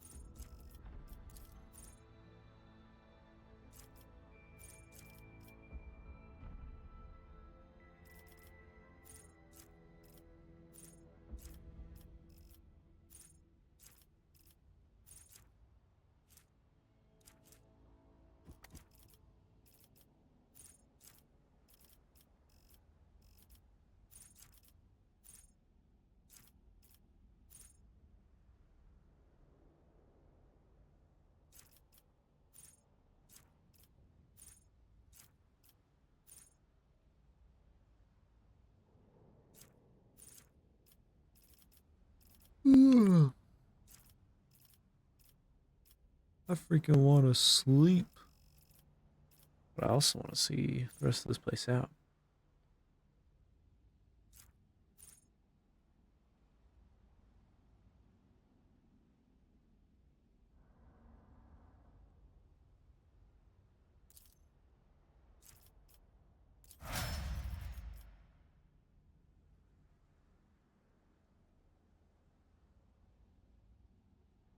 That was a waste. I thought I had much more intelligence. Fellowship. Oh well, I'm kind of out of spots. Skills for that slot anyways that are worth it.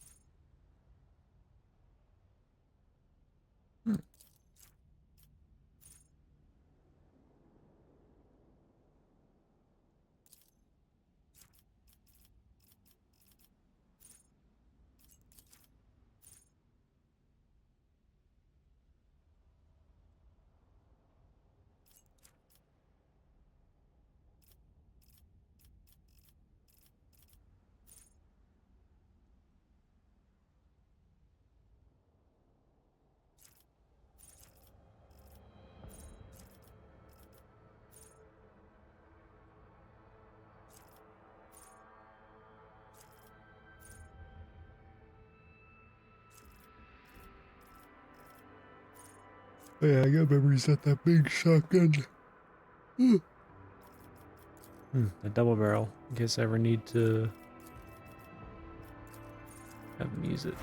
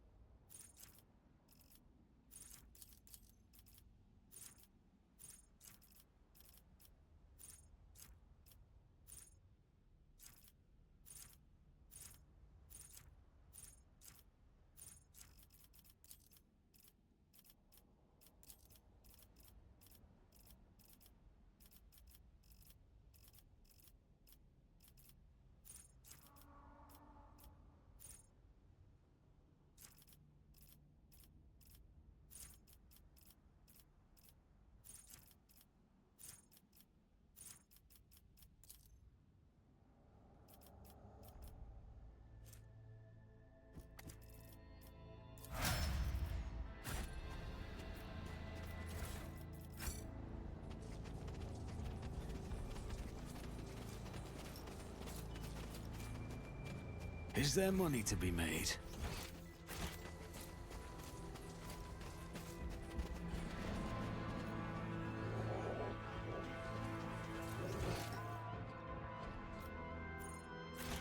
What? That's it? Oh, this is what the You cable's for. can't do anything without me.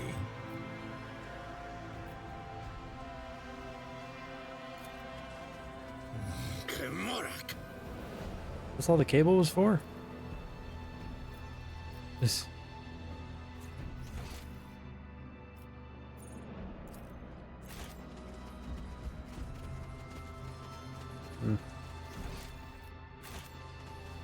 Bit of a disappointment.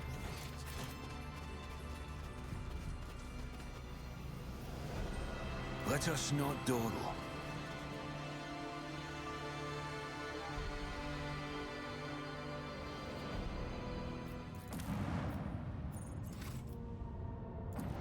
Okay, well, next time we'll do Argenta's shiz.